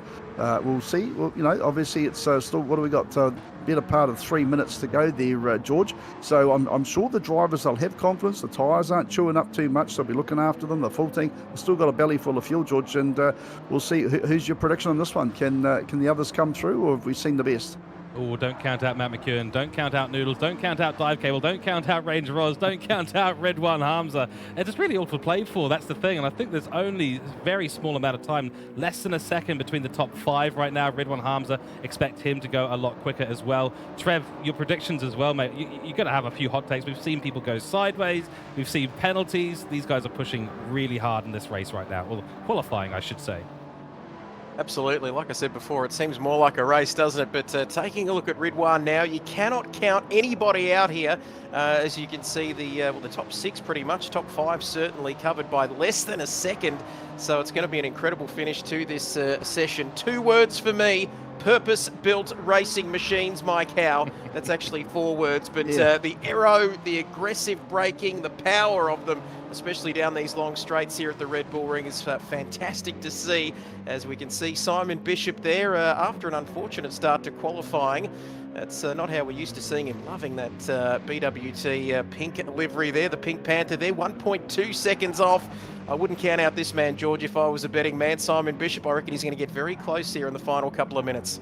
Yeah, Simon Bishop has been recently succeeding a lot in the realm of ACC, where he has managed to pick himself up some very, very good results and bagged himself a few great prizes as well. I won't say what they are, just for his sake, and also to make sure I don't get it wrong. That's P4 for Simon Bishop of 128.221, puts him about 5/10 off the lead, 2/10 away from Gareth Collier. Gareth Collier has been super calm and consistent. That is the style of driving that he engages in, and when you add a little bit of pace to his racing ability, he is such a contender for these top 3 spots, as is Simon Bishop. I mean, look at Dive Cable and Noodles, both fighting in the top 4 between them and 2 Gran Turismo World Series drivers. That is no small feat to have the same pace, especially in the Group 3 category, which is so competitive and so difficult to master. Yeah, well said. And I'll tell you what, it's counting down now. We've got 40 seconds until this 10-minute qualifier is all over, and I've got a feeling Simon Bishop is just getting quicker and quicker. We'll see if he can still come through. But you're right, though. Paul Candelanian is doing an outstanding job in Dive Cable. Noodles, he's everyone's out there. Sorry, Noodles is Paul Candelanian. I get confused with you guys. Up here it's the real name, and of course we've got their nicknames and their known names and things like that. So I'm a little bit blonde. I'll get there eventually. Unlike the Asian lady in the RAV4 who almost cleaned me out coming here this morning. I went straight through a red light. It was really kind of her. But no, look, we'll see how it all plays out. Just watching Bishop at the moment, who's trying to get himself up, moves up in the speed, gets a quicker lap, but 28.1, but still stays in 4th place here, 0.4 of a second away from Candelanian. So he's doing a cracking job there. Someone's gone off at turn 1 and decided, hey, look, is that Wheeler?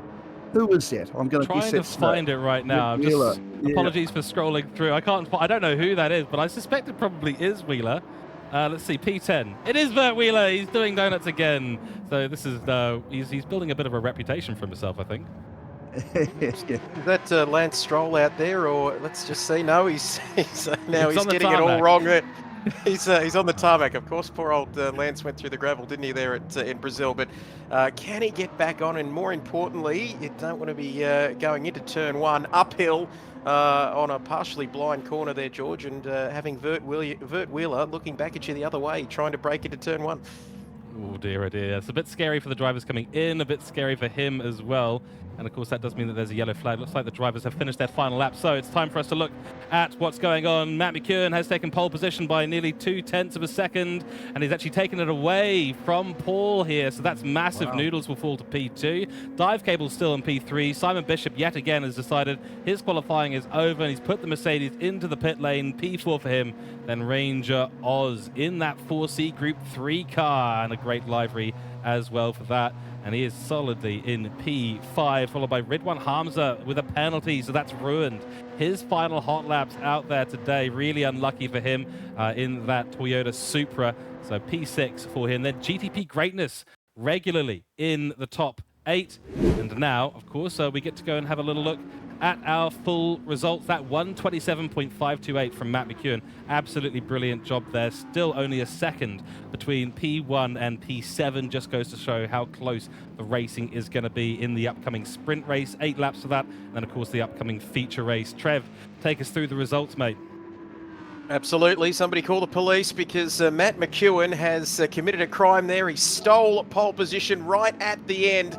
As you can see, not a lot of time covering first and second. They're just over a 10.5 between him and Noodles. Dive Cable, one to keep an eye on there in P3 as well. And you can see the Toyotas there taking out the top 3 spots. 27.9 for Dive Cable. Simon Bishop, difficult qualifying session by his lofty standards there in the Mercedes AMG. He takes P4 for a second row start on the grid. Ranger Oz in 5th, third row of the grid there with Ridwan as well with a 28.4. GTP Greatness in the beautiful looking Porsche there with its lovely looking livery with a 28.5, 1 second further back, just over a second covering the top 7. Honourably airborne there in the Genesis car there, 28.6 as we go across the page to look at the rest of your results. Supra, believe it or not, in the Supra there with a 28.9. Who would have thought? 1.4 seconds off a provisional pole position.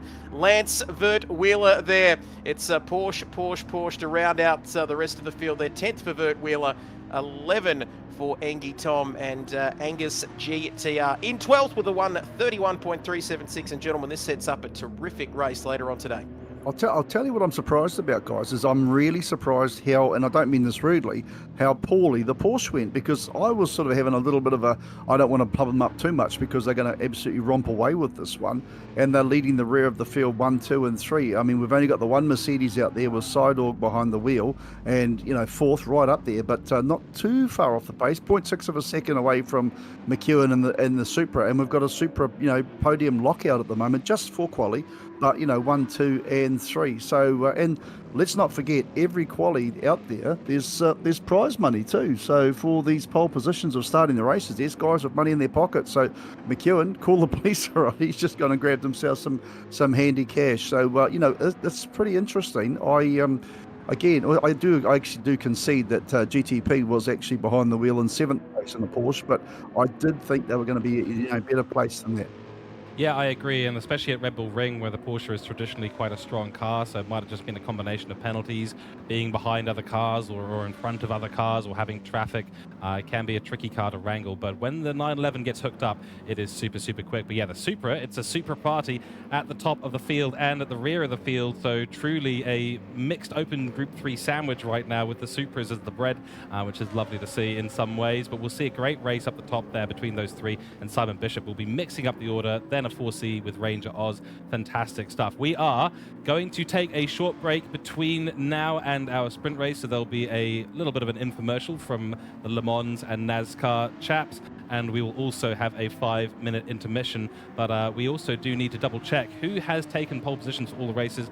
Obviously, for the sprint race here in Group 3, that's Matt McEwen, so $30 to his name, and we'll get a check on who else has gone in. So in Vintage Quali, it was Captain Risky, so Aiden Matthews will be taking that $30 for pole position. Congratulations to him. And then in the TCR class, it was Noodles, so 3 different drivers, some of which are competing throughout the different categories, or multiple categories today, taking some great results. And Paul in Noodles 8771 nearly took out 2, and that would have been $60 to his name, only $30 of Matt McEwen, taking it away from him in the Group 3 category. We are going to go to a short break right now, and we'll come back. We'll be talking about the sprint format as it will be on pretty soon. So we'll take a quick commercial break, and we will see you all very, very soon. Anyone that wants to go motor racing can go motor racing. This is so good. Everyone loves driving a car fast. You will have fun. You can call me stupid. Yes, you can call me cheap. You can say I'm lazy. You can say I'm weak. We try to make it accessible to just about anybody. That's a Holden Ute. Well, it used to be a Holden Ute at some stage.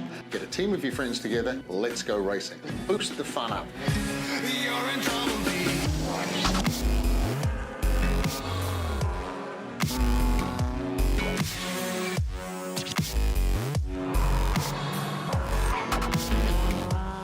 The car cannot cost more than $1,000 for the initial purchase. You'll be talking to me. You'll be talking to me and the judging team. And we'll give you penalties like making you dance. We take donations straight to the charities. We do it because we love motor racing. So you should come racing at Lemons with NASCAR. but when it comes to her, you better keep it sealed. Don't you dare say a single word, or I will strike you where it feels. Where do I go from here? Have it in your head. You want to be a racing driver. The right way, the fun way. Time in the seat, time on the track. That's the trick. Don't have the big budget is what Lemons is all about. You're in trouble, baby.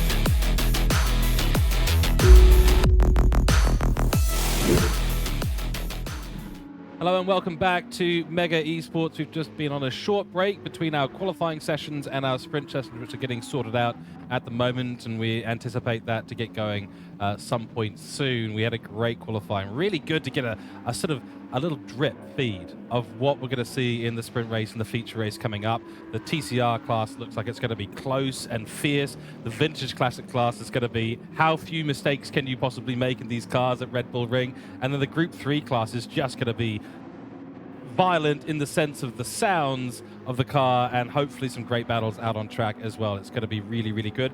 Back in the commentary box, of course, my name's George Cook. We're joined by Trev Byers and Mike Howe.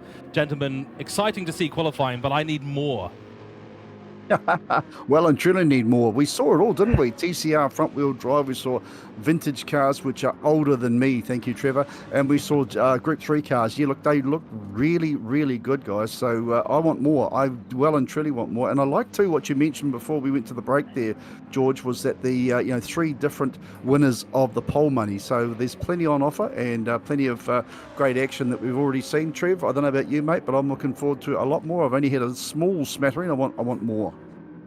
Absolutely. We've had a taste of it, haven't we? We've had the entree. Time for the beginning of the main course, of course, before we get on to the longer races this afternoon. But no, very much looking forward to it. Those qualifying times, given how close they are, I think we saw top 5, top 6s covered by less than or just over a second. If that's any indication of what we're going to see in the races coming up, I think it's all of them are going to be absolute crackers in all 3 classes this afternoon. Certainly is. So just to give everyone an idea of the event schedule coming up at the moment, now we've had our qualifyings for TCR Vintage Classic and Open Group 3.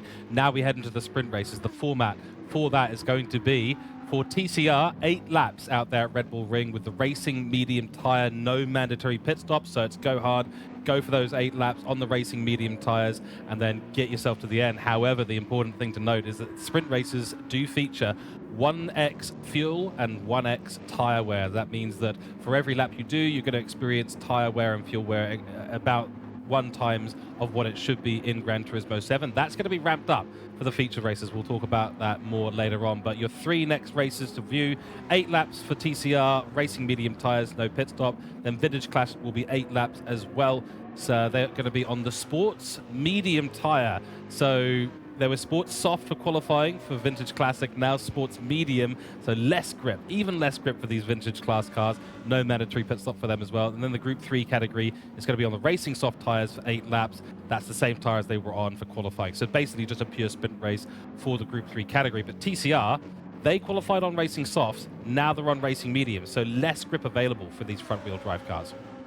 Yeah, that's going to make it hard on the old strategy, I suppose, and I'm sure plenty of these drivers have done a lot of laps to work out what they have underneath them. But for those that have just quickly joined, I think Matt McEwen, one of them there in the barges, he's going to have to work out what it's all about. But for the TCR cars, we're going to have our first 8-lapper up very, very soon, guys, and it will be very interesting to see what strategies they play. Like you said, 1 times tyre, where they will go off after 8 laps a little bit.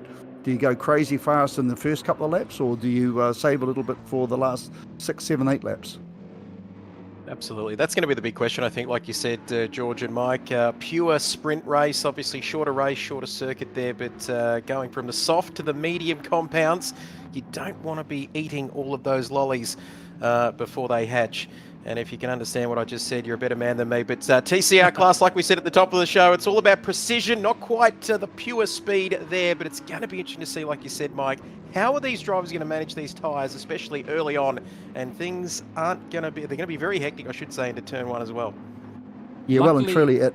Go ahead, Sorry, Mike. no, well and truly about the mentality of the first couple of laps. One thing too, guys, is track limits. And I mean, if you do go in there and rip your tyres up, you know, you don't want to be that guy first one to get a half a second penalty. And I think with these, 8 lappers, half a second is going to be a massive, because it's not just half a second, is it, George? Excuse me. It's not just half a second. It's actually probably more like a second and a half by the time you slow down, get back to your speed, and the guys that around you will, just be whistling by, waving goodbye. Exactly right. Yeah, you're not just set to lose one position. It's a 0.5 second slowdown.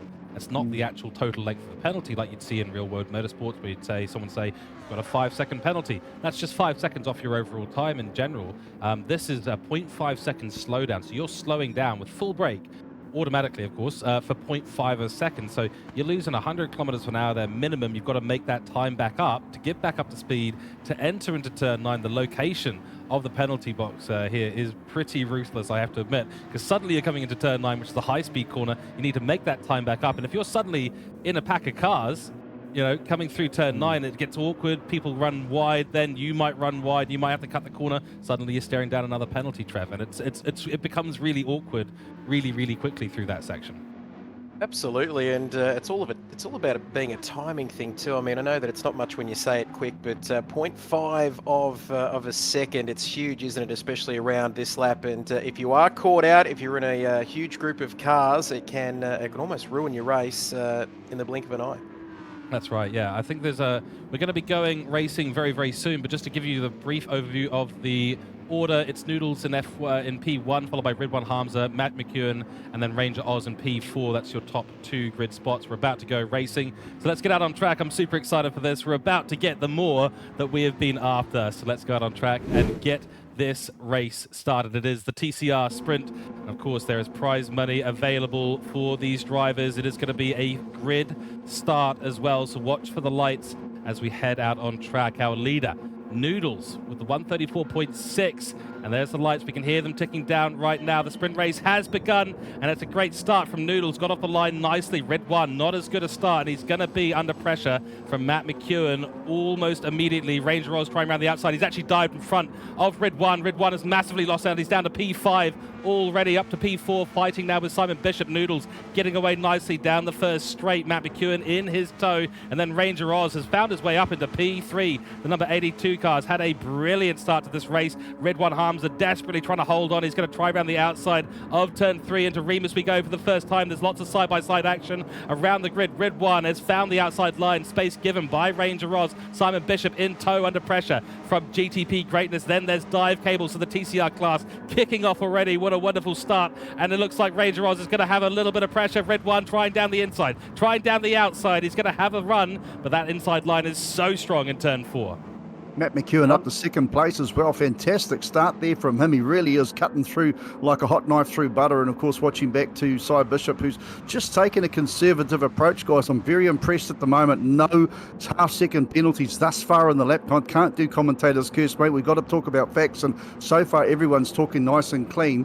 And we're looking through these, through the flip-flops here, through 5, 6, and 7, as they start to get up to, 8, and they get down to turn number 9 as well. This is where they can all go very ugly as they go right with Paul Candelonian. He just takes 9 beautifully, all close to the 4 wheels off. Has McEwen gone too far? Let the stewards work that one out as we come through to finish the first lap. Down the start, finish straight. McEwen's got Matt Allen right there behind him in 3rd place, and this is going to be absolutely down to the wire. Just love the idea of the sprint format as we go through lap number 1. Trev, hold on tight, mate. The Aussies at the moment are going to get the shiny side of the cash. Absolutely, buckle up. It's going to be, this is just a taste of what we're going to expect for the rest of the afternoon. Only on lap 2, just like that, only on lap 2 out of 8 here as we see Ranger Oz P3, but for how long? Matt McEwen there wants to go defensive, but Ranger Oz says, you know what, I'll go down the inside. Let's try this one on for size. Gets it done. Switch back there from Ranger Oz is going to set him up nicely out of Remus at turn 3, heading down to this very tricky braking zone at Schlossgold at turn 4 here. They're side by side. Ranger Oz just with his nose in front here at the moment. Let's have a look at this. Down goes Matt McEwen there, gets that position back, maintaining P2, but all the while, George, Ridwan, and there's a few other interested spectators behind them as well here. Yep, You well and true. Often the third place is the place you want to be in a battle pack, because you get the two in front fighting and you find your way through nicely. Ridwan is holding right on the back of Ranger Oz there. This is a great battle. This is for P2, Mike. Yeah, sorry to jump in there, mate, but Nate's just actually given me the Nismo, said, Nate, there are no track limits on this one, so she's a fair race. Go hard, boys. Let's bring it home. And we into lap number 2 already. And McEwen, I'll tell you what, he doesn't mind having a couple of dollars in his pocket as well. He's certainly got the elbows out, and you can see now automatically the guy's going much wider in 9 and 10, and even onto the start-finish straight there. McEwen's going, you know what, I'm going to use every available ounce of dirt and tar seal to try and further my cause. 1.8 seconds back to Candolani and the race leader, but this battle for second place, it's heated up. In fact, Matt Allen has just taken second place from McEwen. Right behind him is the Humza, then Bishop, Dive Cable a little bit further back there. Got some work to do with Honesty Airborne there in the 8th place position. So we've got that all happening, but Candolanian, Paul, he's just absolutely gone more than 2 seconds ahead of a very, very fast group behind them there, Trevor. And look at this, 4 cars squabbling for second place. Well, they say that 2 doesn't usually go into 1 there at turn 3, but I don't think 6 goes into 1 either. But look at this. Noodles, he's in the departure lounge. He's checking out there at the front. He's having a great old time there, as you can see him just get through your picture there. But look at this once again. This is an action replay, isn't it, gentlemen, of what we saw the lap before there. Ridwan this time, in fact, going toe-to-toe with Matt McEwen. Don't forget about Simon Bishop. Is he going to part the seas just parted for him there, Simon? I thought he was going to go down through the middle there on that occasion. As we take a look now at Simon Bishop, I think he's going to be the main beneficiary here, as he's just snuck through there, looking to slot in behind Ridwan through turns 7, heading towards the kink at turn 8 now. Don't know where to look here. There's so much action here, gentlemen. It's and hopefully everyone at home is enjoying it as well here. Mega Esports. What an event we are seeing here already, as Ridwan just, not sure whether that's a passing opportunity there, George, but Ridwan made it work, but Simon, he's not done with yet as we come onto the main straight. Yeah, Ridwan holding on nicely to P3 at the moment. Nice work to keep ahead of Simon Bishop. Matt McEwen has gone from P3 to P2 to P5 in this race as the others' legs start to stretch, and Ranger Oz is starting to put a bit of a gap between him and Ridwan. The fighting between P3, 4, 5, 6, not helping their causes, but really helping Noodles and Ranger Oz run away with the top 2 positions. Bear in mind, of course, we are halfway through this race already. 4, 5 laps to go. Fastest lap, of course, being held by Paul out front, 1:36.1. That is a couple of seconds away from his fastest lap time in qualifying. Bear in mind, these medium tyres will last long, but they do not have the grip of the racing soft tyres we saw back in qualifying. And Matt McEwen has got a lot of work to do, because now he's got Dive Cable on his rear. And is it going to be another overtake? He's lost a number of positions at Slosh Gold down the hill to turn 4, and it looks like he's not going to lose one this time, but Dive Cable is a consistent driver, and Matt McEwen, he doesn't look as comfortable in this TCR class, and I wonder if that's just playing into the hands of others out on track. Only Airborne in P8, GDB Greatness in P7, and looking quickly around the rest of the grid, Clan Fever in P9, followed by Rock the Rock, Flying Kiwi in P11, and Bert Wheeler in the RCZ, one of our favorite chaps now on the grid with the flames around the car. And look at that, he is absolutely using the tyres to the maximum. Big respect to him, he's in P12 at the moment. But what can we say about Noodles? Go for it, he is checked out. He's checked out well and truly, 3 seconds ahead of second place Malin, who's driving this thing beautifully. There's nothing wrong with the effort he's putting in. In fact, he's starting to get a little bit of love there from Ridwan there in the 3rd spot now, who's moved himself up to half a second back to the second place car. In fact, right behind him is the dogged determination of Cy Bishop, Dive Cable, also trying to come along for the ride. Just a little bit of a gap to overcome. Guys, we're into the 5th lap. We're over half race distance. I'm loving the sprint format. And I've got to say for McEwen, remember, he only just a couple of hours ago got the call up to actually have a go in the TCR. And I don't think the track time, I don't think the practice was working well for him. Not making excuses, just stating the facts. So some good driving there from him. But what about the race leader, though? Noodles, he's got I'll tell you what, he's got nitrous oxide or Red Bull Racing helping him or something, because 3.5 seconds he has checked out and he's not asked for the receipt there, Trev. So he's born and bred on the side of his car, but I'll tell you what, he's showing them a clean set of wheels at the moment. Absolutely. I usually call him 2-minute noodles, but I'd love to see what he sprinkled on his porridge, because 5 laps in, he's got about a 4 to 5 second gap. That's incredible, isn't it? A bit like what we saw with Max Verstappen at Brazil last weekend. But this is the battle to keep an eye on now. Still plenty to play for here between Ranger Oz and Ridwan. Now the gap, as you can see visually on your screen in front of your very eyes, less than 1/10 of a second here, coming towards turn 9. Is that an opportunity to get through there? Not on that occasion for Ridwan, but he's well and truly in play here, along with Simon Bishop as well, like we said, down there in P4. Don't forget about him either, but also Matty McEwen there as well, as we ride on board now with Simon Bishop.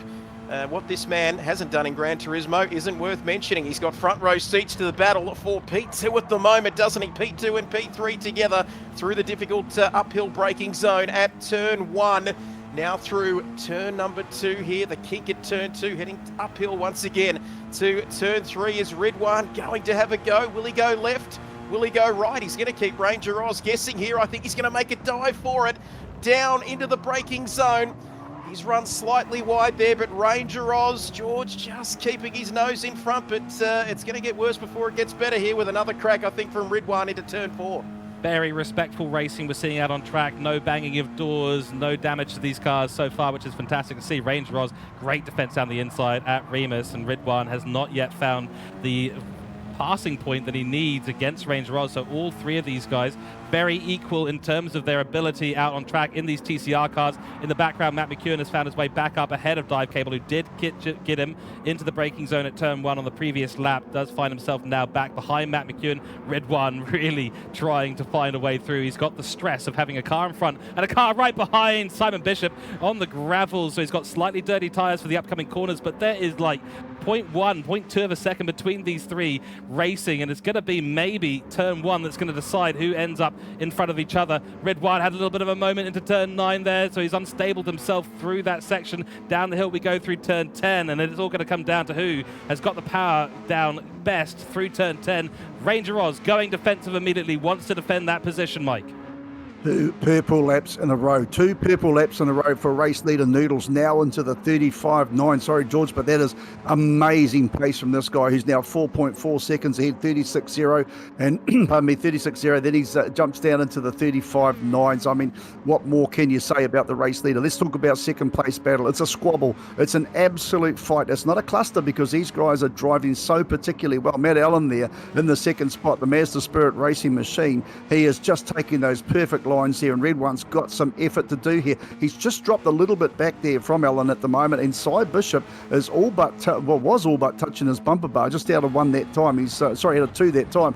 He's dropped a little bit of distance away, but like Lazarus, he will come back. Don't count him out, as we are into lap number 7, and still Noodles is just setting them an absolutely fantastic pace. McEwen back in 5th place at the moment in his little machine, and of course Dive Cable, don't count him out as well. They're still having an enormous little scrap for position, and we go back through the field to Warburton and Airborne there in the 7th and 8th position on the screen. But boy, oh boy, what can you say about the race leader Noodles, who is just pulling away?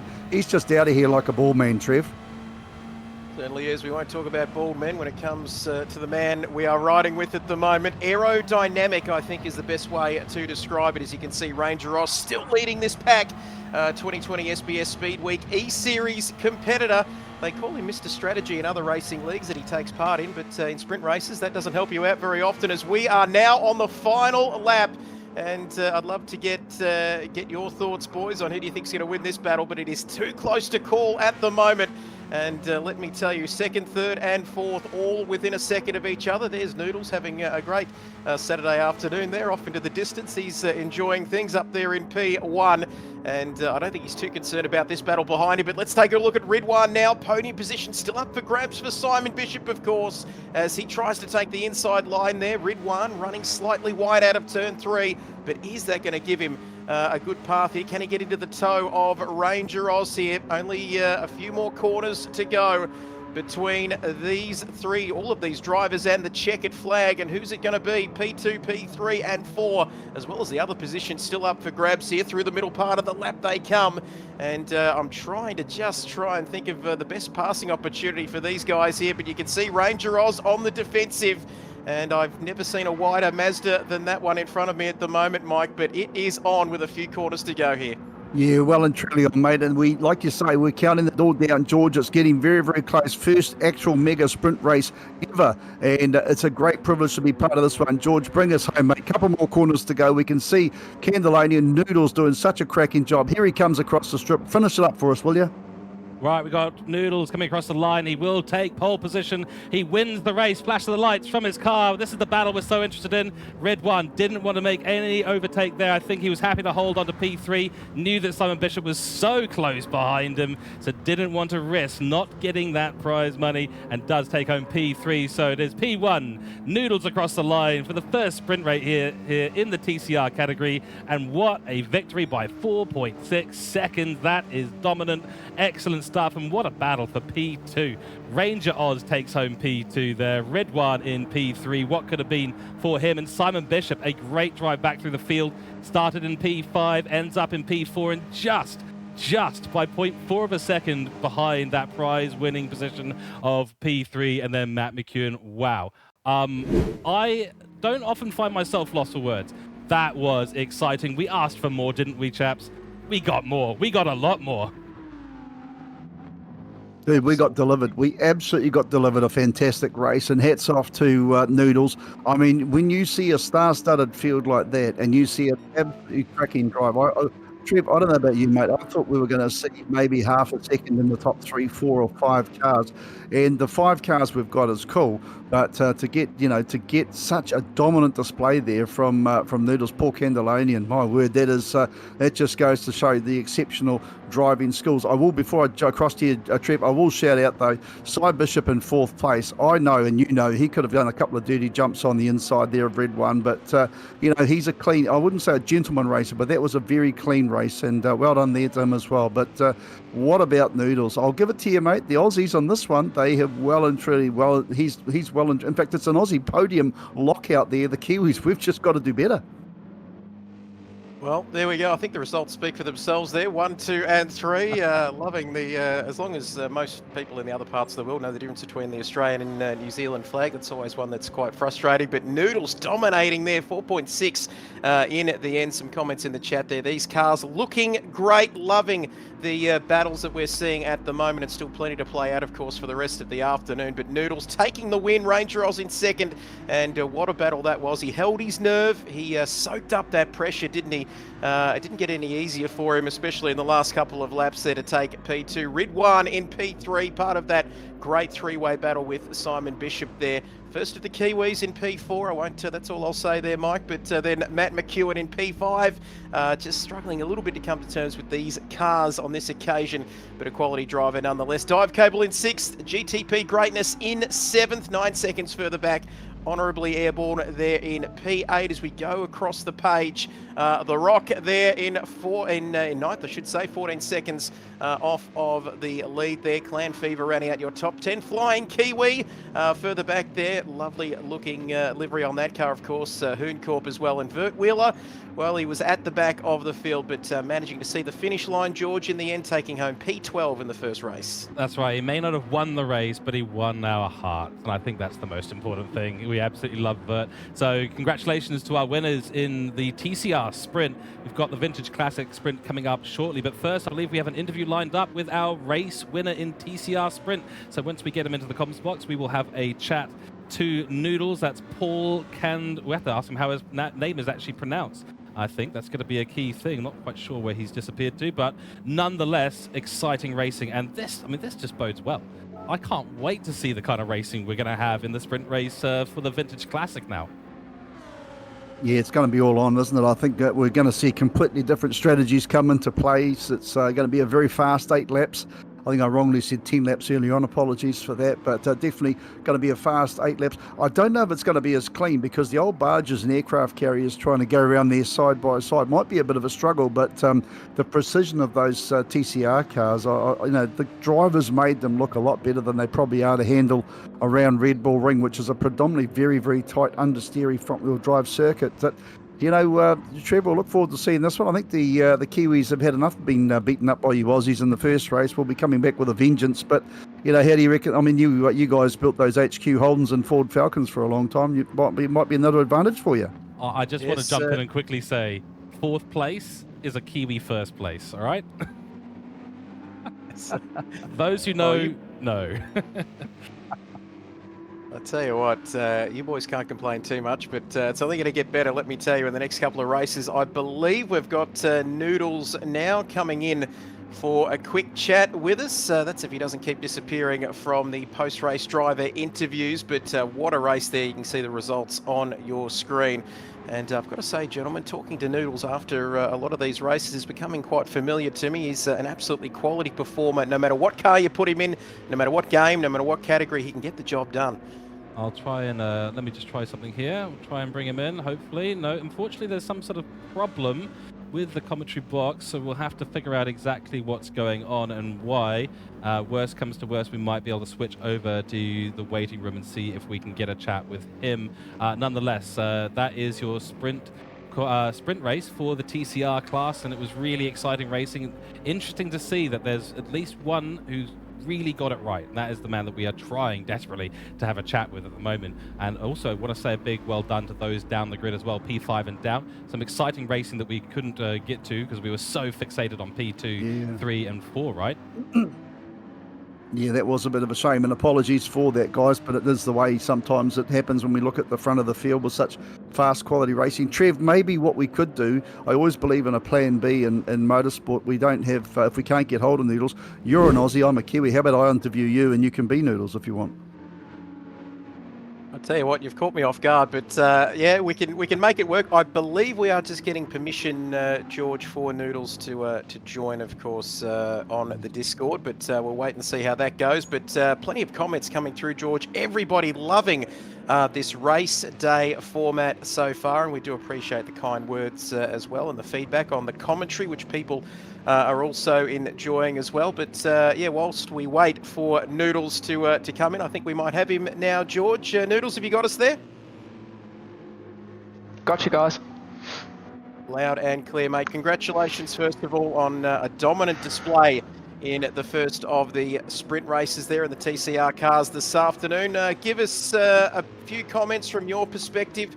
I'm not sure whether you knew what was happening behind you, mate. There was a hell of a battle going on behind you, but you weren't too concerned about that. Yeah. These cars feel really weird to drive because obviously I was doing the GR3 qualifying, so you go from a rear-wheel drive car to a front-wheel drive car, so it took a little bit to get used to, but I felt quite comfortable out there.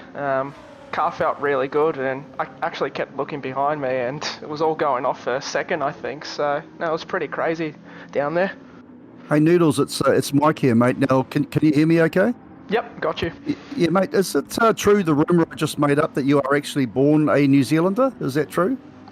Unfortunately not. Born here in Melbourne, Australia, so full-on Aussie here.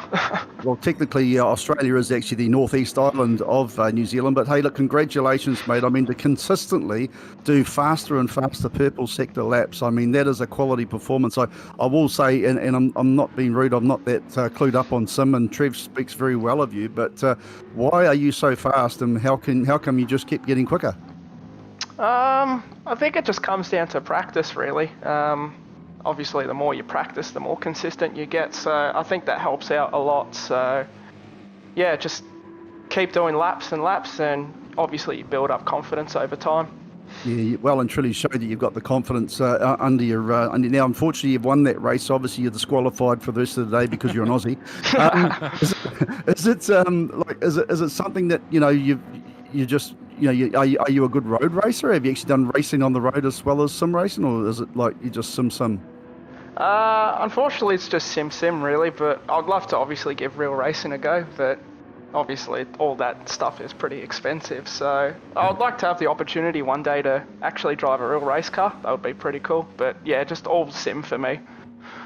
Well, Well, you are. congratulations, mate. From down here in New Zealand, I say well done. I think George is also in New Zealand. Now, he is a Pom, mate. You probably struggle to understand what he has to say, but I think he's got some words here for you as well. Yeah, thank you, Good. Mike, for that handoff. That's fantastic stuff there.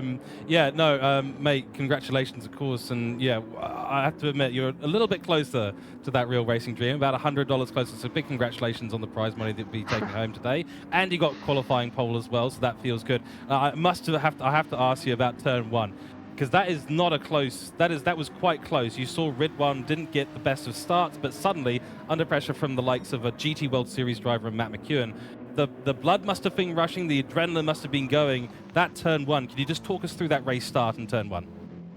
Yeah, so I was actually lucky enough to get a good start there, so I think it would have been a little bit of a different story if Ridwan got, the same start or a better start as me. I feel like the race would have played out a little bit differently, but yeah, like I said, I was just lucky enough to get a good start from there and just, look eyes forward really and try not look back. Excellent. Yeah, it's just the next corner after the next corner. Big congratulations, Paul. Really glad to have a chat with you here. Thank you for answering our questions in the commentary box. And good luck for the races going forward, and especially TCR Feature Race. No worries. Thank you very much. Cheers.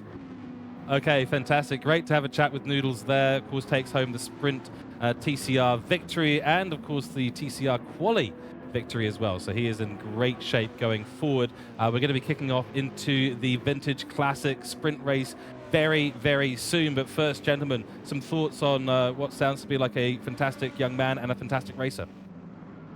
Yeah, well, I'll just jump in there if that's okay, because Trev obviously know a little bit about the guy, but that is a very, very safe set of hands. I was watching quite a bit of him and looking back behind his car on my view, and his lines, he just kept smacking the apexes. He just kept. I didn't really see him run horrendously wide. He was taking real nice racing lines. So I hope he can't hear us, because you'll be getting a big head. Most Aussies do when you start praising them. But that was just a very, very mature. I didn't actually want to ask him how old he was. It's his personal information, but sounding like his late teens, maybe early 20s at the oldest, and just a sensational driver there. So Trev, mate, well done on that one. I'll give you that one, and you guys in your podiums, well, just wait till we get these taxis out on the track, mate. Hopefully a different story. Absolutely. You can keep your hands off him too. He's ours. We've claimed him. He's a true blue Aussie, that's for sure. But like I said, as we were trying to get him in there for a chat post-race, very familiar person. I talked to him a fair bit. Of course, he's an SBS Speed Week competitor, a Race on Oz champion as well. Around this very circuit, of course, back in 2021. So very handy peddler, and he's made a perfect start here, and cannot wait to see him in the next feature race that he's taking part in this afternoon. Yeah, of course, he's not actually in this next race, is he? He's going to be sitting this one out, jump into the Group 3 cars, which will be interesting. And that in itself poses some issues. I mean, he's just finished a 300 horsepower front-wheel drive, 350 horse front-wheel drive car, and his next race is going to be a 550 horsepower rear-wheel drive car. So certainly something to watch out for in that one. And that's the thing about it, isn't it? There, George. These drivers are so flexible, they're so adaptable. They have their preferred, but I really wish I'd actually asked him, was that he said the cars are hard to drive, but is it something that he prefers driving? It might well be, it might not be. We will maybe know if he gets back into the interview box once again, but certainly the difficulty of switching between the different car classifications today, that is no small thing. We talked about that earlier. We can see it out on track, and even with Matt McEwen, we saw how well he did. He got pole position over there in the Group 3 category, but in TCR, it's just not able to keep up with the ones who've done a bit more practice, who are a bit more familiar with that class, and even as what Noodles was saying, that, you know, he's gone from qualifying in Group 3 cars to suddenly driving a TCR car again. So he's gone from one to the other and back to the other again. Luckily for him, he's done really, really well, and he's got his head sorted in the right zone. And there's just an adjustment, and I don't quite know. It's hard for me to describe exactly what that is and what that takes, but this is what makes a really quality sim racer these days, is the ability to jump and change. Absolutely. I think that's, we've been talking about it. It's been one of the themes, hasn't it, so far throughout the broadcast here today, is the fact that they can just jump in and so effortlessly jump in, jump across different categories, of course, different cars, and get the job done. Something that I've never been able to do, and that's why I'm probably sitting here with the headset on rather than being out there on the track. But it's something that's always amazed me, Mike, in the sim racing world, how these boys can do it, and do it at such a high level as well, and have that consistency too. Yeah, well, I if I do some racing, I always have a picture of the whole car because I can't feel it, so I want to see what it's doing. But a lot of these, these drivers, they have a windscreen view or sometimes sit on the bonnet, and I struggle how they know the car's going sideways when you can't feel it, you can't see it. I suppose you anticipate it. It's I have a lot of respect for these drivers, and I'll just ask one thing, guys, and this is don't shoot the wounded on this one. It's an interesting question. Again, I call myself the outsider. Why isn't there more women doing this? Why aren't there females doing this? I mean, it's not like they can't turn a steering wheel and push pedals. And I wonder why. I'm sure there's some very talented ladies out there. I just wonder why we don't see more sim racing ladies in car racing. There's certainly a lot of petrol heads out there. But do you, Trev or George, do you know of talented ladies that just don't come? I think it depends a little bit on platform. It depends on so many things. When I race over in ACC, the ones that win the races, we've got a lot of female drivers out there that drive at the professional esports level. They're incredibly talented, in fact, far more talented than the majority of male drivers that do end up racing in esports. So they are out there for sure. I think it depends a little bit on the platform and also the leagues and things like that. There might be a little less involvement in some of the leagues from some of them, but it's definitely something that I want to see more of, and I think we'll see that grow. I don't think that's going to be something that remains the way that it is at the moment. I think in the next few years that'll become more and more popular, especially with esports and sim racing becoming more accessible to more people. Absolutely. Good call. Absolutely. And like we said, the talent's there, I think, and with those avenues opening up in the sim racing world, I do think we're going to see more female competitors coming into sim racing and competing at the front, not only competing, but at the front and at the highest level. Yeah, well, they're welcome. They're definitely welcome to come to Mega, and I'm sure plenty of other platforms out there too. So if you're a lady tuned in, young, old, tall, short, doesn't really matter, as we can turn the steering wheel and push some pedals, and you've got some skills, then in future, for future Mega events, you are more welcome, or just as welcome, I should say, more than welcome to come and play with us lot here. We won't bite. Well, I won't anyway. Trevor's Australian, George is a Brit, so we'll try and be on our best behaviour. Right, let's get underway with this one, boys. The barges, the aircraft carriers. We're not too far from kicking this one off. Yep, that's right. We are literally on the verge of jumping out into the barges. Sprint race, 8 laps, very slow, moderate pace, but some incredibly close racing action to come. We're about to head out onto the track. So let's go out there and let's get ready, because this is going to be spicy. This is going to be fire, in my opinion. Let's head out. Okay, here's the race beginning, so get ready. Its false starts will be penalized, so watch out. 8 laps ahead of us, and it is Captain Risky. Aiden will be on pole position, followed by Ranger Oz, then Dive Cable on the second row of the grid, alongside Matt McEwen, Ridwan Hamza, GDB Greatness, and Dengus. That's 3 lights. 4 lights are on, 5 lights are on. Wait for the lights to go out, and it is race start, and Aiden doesn't get the best of starts there. Ranger Oz actually going to have his inside line into turn 1. This is what the others would have been worried about, starting on pole position, but Aiden will have to risk a move around the outside. Does so nicely and actually holds on beautifully to P1 there at the start of this race. So Captain Risky away beautifully at the beginning of this race. Now it's Ranger Oz's turn to be under pressure. The number 82 car fighting with the number 12 in Dive Cable and Matt McEwen. He is much more in his element here. For some reason or another. They're coming into the first braking zone. It's a hard braking zone. These cars do not slow down quickly, and doesn't look like we've got too many bits of action through there. Rid1 has ended up very, very wide through turn 3. It's going to cost him an inside line and a position to GTP Greatness and Clan Fever. Now having a little look as well. He's following in the slipstream of GDP Greatness out the front. McEwen still on the inside line of Dive Cable. He's going to get the position beautifully. A little bit of a look up the inside from Ranger Oz. Trev, what a start we've had. Absolutely. Classic cars, classic track, classic drivers, and boy oh boy, we're halfway through lap 1 and we've got a classic race already on our hands, and not for the first time this afternoon. Ranger Oz is sitting there in P2 with a cast of thousands behind him, breathing down his neck as we come through turns 6 and 7. Let's go one better and ride on board there. Slight touch of oversteer, keeping everything pointing in the right direction there for Matt McEwen, looking much more comfortable, isn't he, gentlemen, in these classic vintage cars as we come through to complete lap 1. 2 corners to go before we get through the opening lap of this race. So far the action is showing no signs of slowing down here, with Captain Risky leading the way, and then it's not too far behind for Ranger Oz. Did he make a slight mistake there? Dive Cable running wide there, George, coming out of the final turn.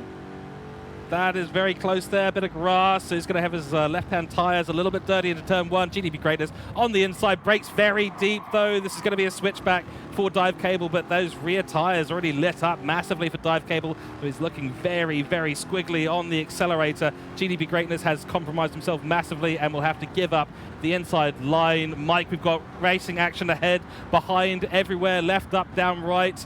It's happening all over the place. Yeah, a bit of a shame on the start there in the first couple of corners. I think our mate Mr. Wheeler and Kiwi had a little bit of a coming together like this. They're leading the rear of the field by quite some considerable margin. In fact, that scrap is still going on as we speak. But at the front of this one, though, you said before, Trev, that Matt McEwen, George, you said Matt McEwen is looking a lot happier in the old aircraft carriers, and that's exactly what's going on. He's just done the big dive there under Matt Allen, Ranger Oz, in the second place car at the moment. But it's not looking good for me at the moment, I have to say. And I say this with a smile and a bit of cheeky, because we've still got these blimmin' Aussies, 1-2 of the podium. McEwen, you need to get some nitrous oxide in that old snorkel, mate, and pick up the pace. But going back to Dive Cable, I was going to call him Dive Bomber earlier on, though, in 4th place. He's doing a absolutely cracking job. And the young Mr. Warburton there back in 5th place here. Good solid drive. Just falling back, the flash of the headlights there from Matt McEwen. He's trying everything to intimidate these drivers. They do have the rear view mirror on working there, of course, in these cars. If you're just new to sim racing or new to this lobby in GT7, and boy, he's trying everything he possibly can. He's about 0.4 of a second away from Matt Allen there in 2nd spot, and all about Ranger Oz at the front of the field of this one. He's just driving away. He's not showing them a clean set of heels. He's actually doing some really, really good pace. Last lap through was a 43.7 there. In fact, it is the fastest lap there for Ranger Oz. But that's what he needs to do. Stay nose in front, keep the battle going, and just slowly eke away, not be intimidated by the drivers behind him there. So good pace there from, that's Captain Risky, the race leader. Matthews here. It's Ranger Oz back in 2nd spot. McEwen back there in 3rd. Dive Cable, Clan Fever, and again, fastest sector there for the race leader. So he's starting to really show them how it's all done, and we'll wait and see whether or not Ranger Oz can come back in 2nd place. Meantime, cracking pace there from Captain Risky. Aussie 1-2, Trev. Yep, can't complain about that. I tell you what, just calm down a bit there. Don't worry, I'm sure we'll see the Kiwis up there at some stage, Mike. But look at this. Not just battles at the front, but battles right the way throughout the field. We're riding on board with Rid1 here, down into Sloss Gold at turn 4. Was that a bit of a nudge? As you can see, Rock the Rock.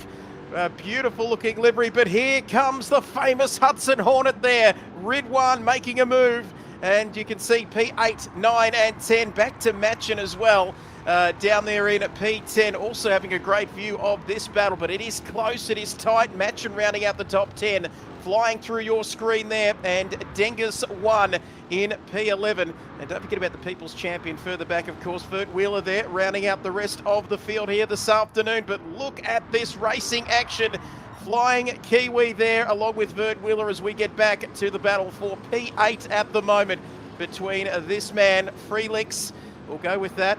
Big hello to the family if they're watching. But look at this, a slight moment there out of the final corner at turn 10, and that is going to make him very vulnerable coming into turn 1, George.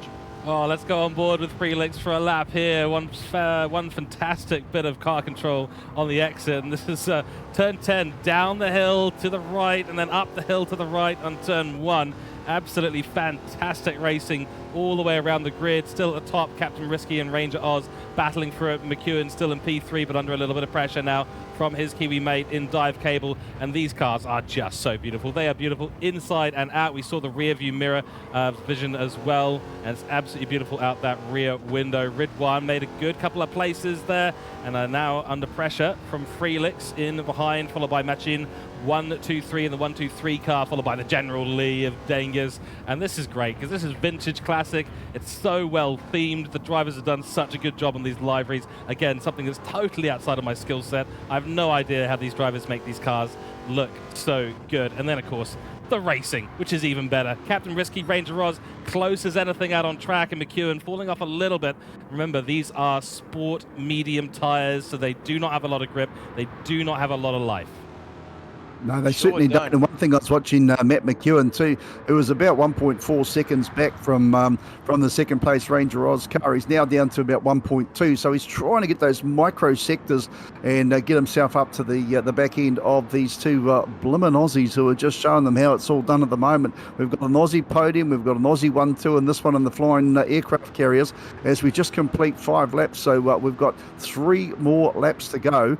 And hold on tight, guys. If you've seen anything before in the TCR, the front drive 350 horsepower snorkers, now we've got the aircraft carriers there with about 12 horsepower and Model T technology. They're doing a cracking job though, these drivers. I've got to say, let's go back to the race leader, Captain Risky, the Aidan Matthews. He really is putting on a great display. He did have over a second gap back to second place there, Ranger Oz or Matt Allen there in the 82 car, but now it's down to 0.8 or just under 0.7, and McEwen, he's steady around the 1.3 seconds back in third place there, the top. That's our podium. So it's not over yet. I've got a feeling though that Ranger Oz has said, you know what, I wouldn't mind a few more dollars in my pocket on this one. I'm chasing the Hyundai. I'm driving an aircraft carrier there, George, and we've still got a little bit more time to go. We do, yeah. Captain Risky just missed the apex at turn 4, so he's making a few small mistakes, and I think this is what we were sort of looking at in qualifying. Small mistakes in these cars equals big issues out on track for your race time or your quali time, and if they make a few little mistakes here and there, it will cause them some problems. So Captain Risky needs to keep it really consistent here. Tricky to overtake in a circle like this. The slipstream is not quite as strong as we maybe saw it in qualifying at the moment. Certainly haven't seen Ranger Oz be able to catch up through that turn 1 to 3 area, that straight through the kink in turn 2. And so, yeah, Captain Risky, he's got to play it safe, not risky. He's got to be the opposite of what his name implies. He's got to play it safe now and just not make small mistakes. That is a small mistake from Ranger Oz. Loses a bit of traction on the exit of turn 10. Is going to cost him a chance into turn 1 to overtake P1. But these 3 really driving away with it. And unfortunately for Dive Cable, not much he can say in response right now, sitting 2.5 seconds off the pace. But luckily he's 2.5 seconds ahead of Clam Fever, who's been battling with GTP greatness this entire time, as has Ridwan and Only Airborne. By the way, quick update there. Ridwan has made it up to P7 in front of Only Airborne. So he's on a charge back through the field. How much pace has he got in these remaining 3 laps of the race? We're on laps 6, 7 and 8 still to go. And Risky taking it as safe as possible, but the gap, oh boy, the gap is close. Yeah, she's a close one, all right. It's too close to call at the moment, isn't it, gentlemen? Vintage cars. This is going back to a golden era of motorsport. Less about the aero and more about the raw driving skill around here.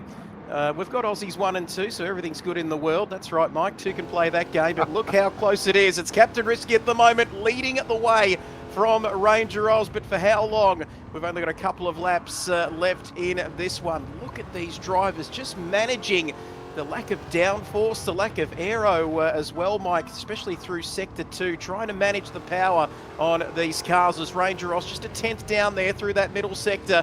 It's going to be about who can make the least amount of mistakes here and hold their nerve as we are approaching the penultimate lap of this race. This day is going very, very quickly. We hope you're enjoying it at home too. And don't forget Mega Esports, Gran Turismo 7. What a fantastic race we're seeing, or races we're seeing here at the Red Bull Ring. Penultimate lap of this one coming up. It's Captain Risky half a second in front here, of course, 1.2 further back. Matty McEwen there dropping a little bit off this battle, this lead duo. But George, penultimate lap of this race, and still too close to call here. Yep, small mistakes will equal big issues out on track, and I have to admit, going on board is just such a pleasure, because you see that raw interaction between the counter steer, the way that they're interacting with the mechanics of the car, and the use of the accelerator and the brake gives me very much some vibes from early Formula One days, even into the 70s and 80s of Formula One. It's that mechanical raw skill, isn't it, Mike, that they have to execute. That's a bad run for Captain Risky. Now he's at risk. He didn't play it as safe as he needed to. Ranger Oz is going to try the move, but he's going to be forced to the outside. Risky is holding the inside line. But Mike, yeah, that raw interaction between driver and car, so prevalent in what we're seeing here. Yeah, well said, George. They can't rely on all the technology. They can't rely on traction control. They haven't got any. They can't rely on ABS. Has the leader just has a moment again. Now look at the gap between Matt McEwen and this one. He's down to 0.7 of a second, as there's a bit of a squabble at the front here. And unfortunately, Matthews is going through a little bit of he's been intimidated well and truly, as he should be, by Matt Allen, who's doing a cracking job in this one. So Aidan Matthews, the race leader, or Captain Risky, he's got Ranger Oz right there behind him, and Matt McEwen now down to half a second. Go the flying Kiwi, but take nothing away from Risky, who's doing an absolutely sterling job from this one. I have to say, a little bit of glitch going through that curve there through 9 and now into turn number 10. This will start the final lap, and this is a brilliant drive. Well and short, bit of touch there, bit of Liberace, and he unsettles him. Here comes Matt McEwen, the aerodynamics of a blimmin' barge. And I'll tell you what, these guys are right on. Oh, Trev, you try and tell me who's going to win it right now, mate. Lay it down on the table. Don't be Mr. Neutral. Who's going to win? Oh, I tell you what, I haven't seen a Kiwi this quick since Burt Munro and the world's fastest Indian, but boy, oh boy, these boys are under pressure, aren't they? Ranger Oz in second, Captain Risky in first. They've got their own issues to deal with, don't they, in P1 and P2, but that's the least of Matt McEwen's worries, because he'll be looking to take full advantage here into turn 3. Oh, we've seen some incidents here over the years, haven't we, at the Red Bull Ring, but this time, nothing doing on that occasion. But Captain Risky, did he go a little bit deep into that corner, because it's left Ranger Oz with an opportunity here down in towards turn 4. Final lap of this race. Winner takes all here. As you can see, down into turn 4, Captain Risky just sliding a little bit wide there, and that's given an opportunity for Ranger Oz to get through, and there's contact now, George, between Matt McEwen and Captain Risky, and boy oh boy, and he is not living up to his name, of course, the insurance specialist. Well, he is, in fact. He's taking a few risks here, and he'll need to if he's going to win this one. Oh, wow, that was so interesting. We had Captain Risky go very wide under pressure from the inside line from Ranger Oz, who got on the brakes nicely and made the pass at turn 4. But Captain Risky ran onto the gravel trap. McEwen said, right, it's my time to get P2 away from the Aussies, and the Kiwi now up into P2. Can he do a late send, maybe into the last couple of corners here? Right now it's Ranger Oz in the lead of this race. He's got one more corner to navigate, a little bit of road to go down towards that checkered flag, and at the moment Matt McEwen can't do anything about it. Captain Risky can't do anything about it, and it is Ranger Oz, the Aussie, takes it again in the vintage classic for the sprint race after 8 laps of fantastic racing in the entire grid. Brilliant job there from all of them, and so unlucky for Captain Risky. That one mistake, I said it would come down to one mistake, and it was one mistake.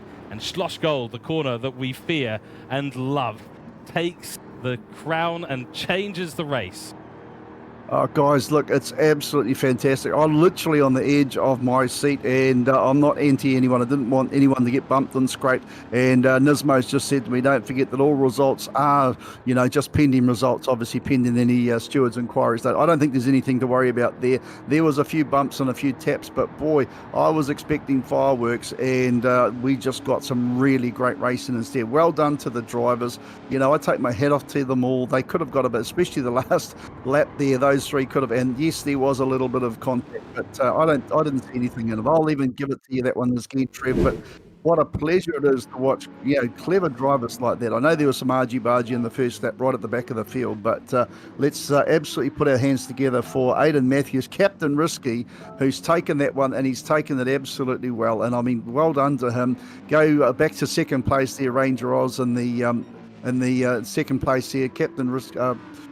Oh, Matt McEwen, sorry, in second place. Risky in third place. I've got to get it right. I'm even trying to deny the Kiwis myself. Dive Cable, another of the Kiwis there in fourth place there.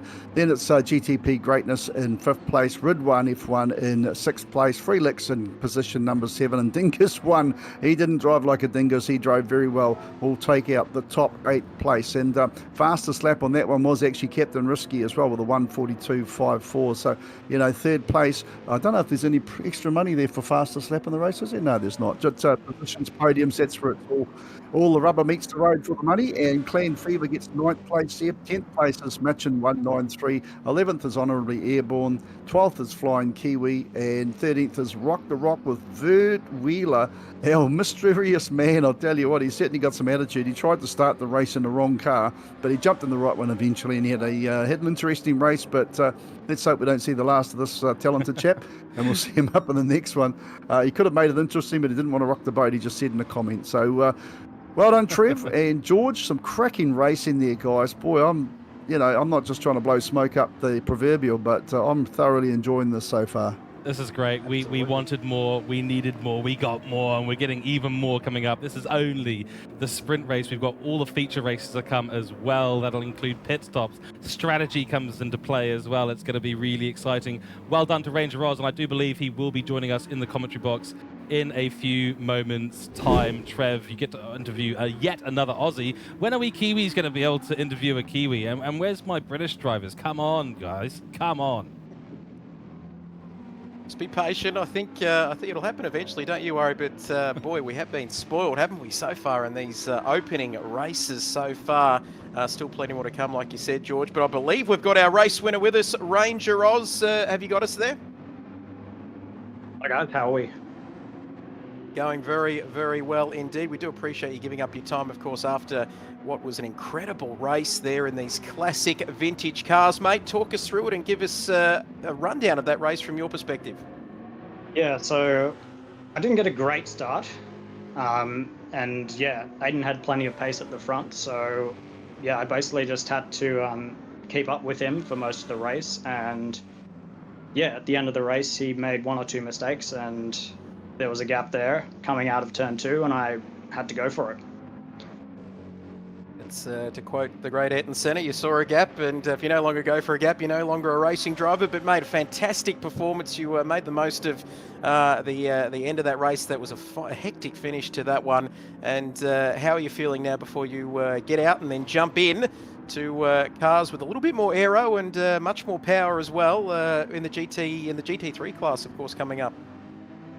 Yeah, I actually didn't do too much practice in the sprint settings for this event, so it's a bit of the unknown that I'm jumping into, but it should be okay.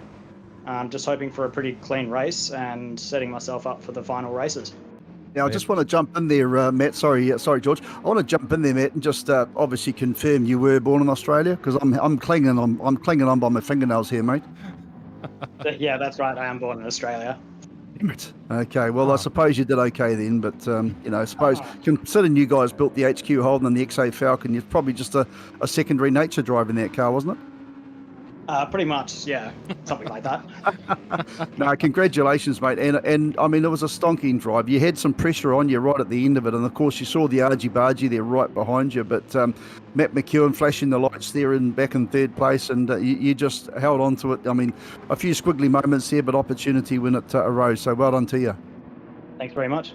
Yep, and I do want to ask a little bit about these cars, because we were talking about the interface between the driver with the steering wheel, and you're turning, you're accelerating, you're braking. All of those core driving techniques are so key in this. And was that something you focused on practicing? Is that something that you clearly feel when you drive these cars?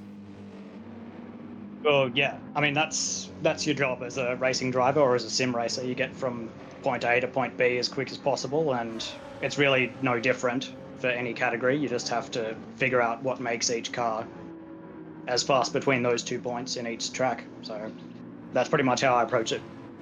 Great, excellent. Yeah, nice agnostic approach to the racing, and congratulations. So big thank you to yourself, Ranger Oz. Congratulations on the victory in the sprint. We'll see you back in the car, of course, for the Group 3 category and the feature race later on. Thank you very much for joining us in the commentary box. Thanks very much. Cheers.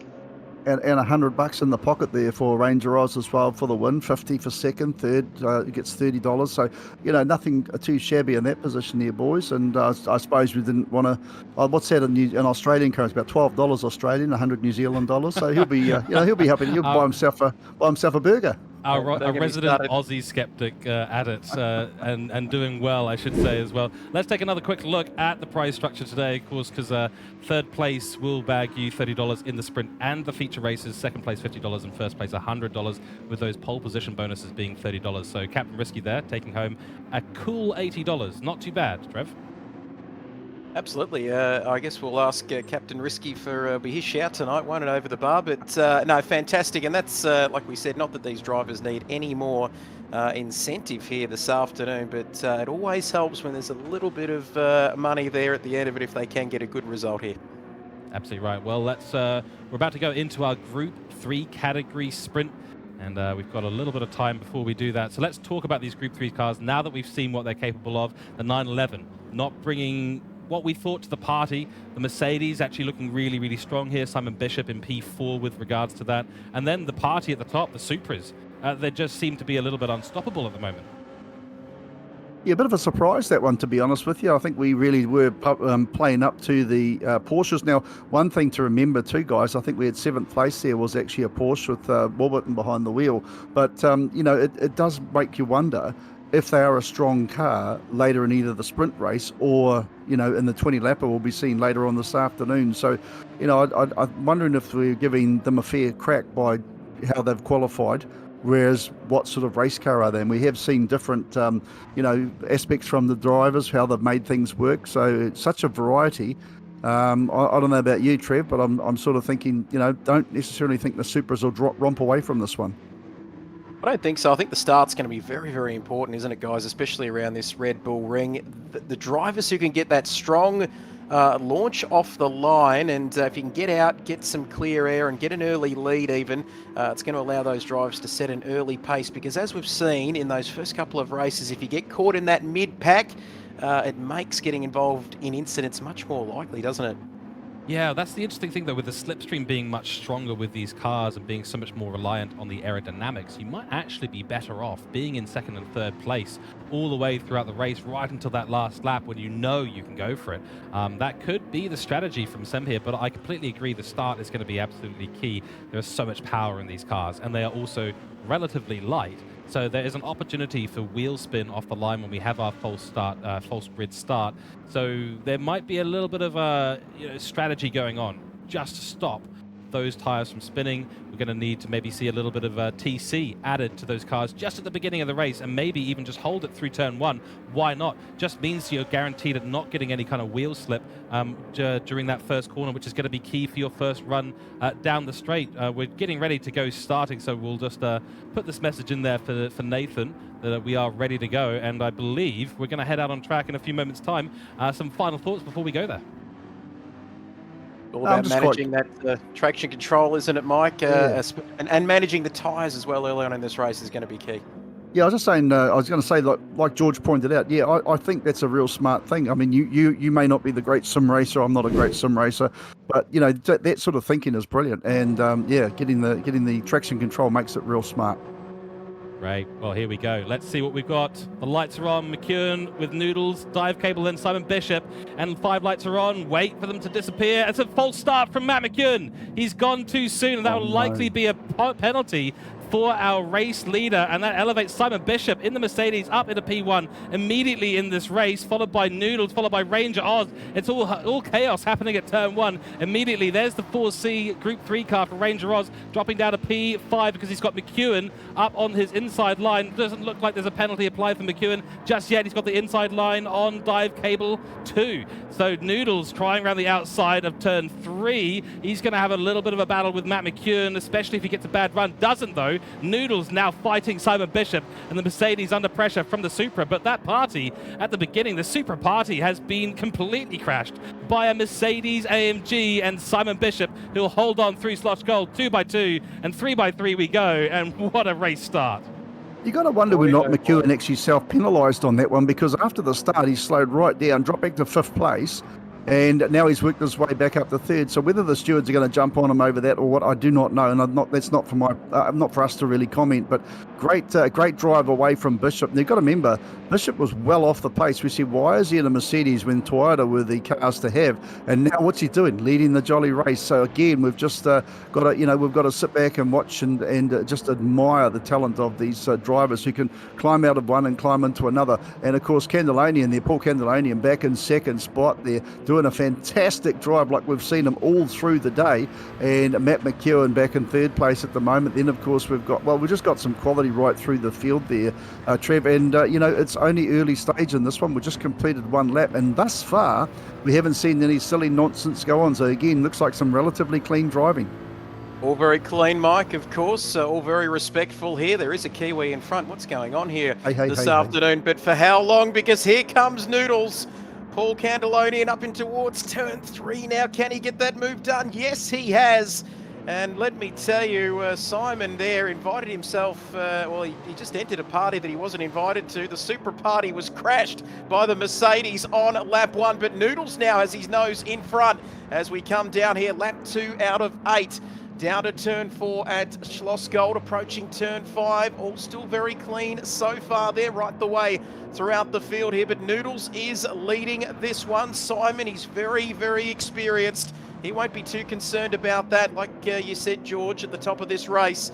Not too with the aero on these cars and the pure speed and power. It's not bad to be in second and third to try and get some of that slipstream and tow here as we climb the hill now towards through turn 8, approaching turn 9. Matt McEwen here.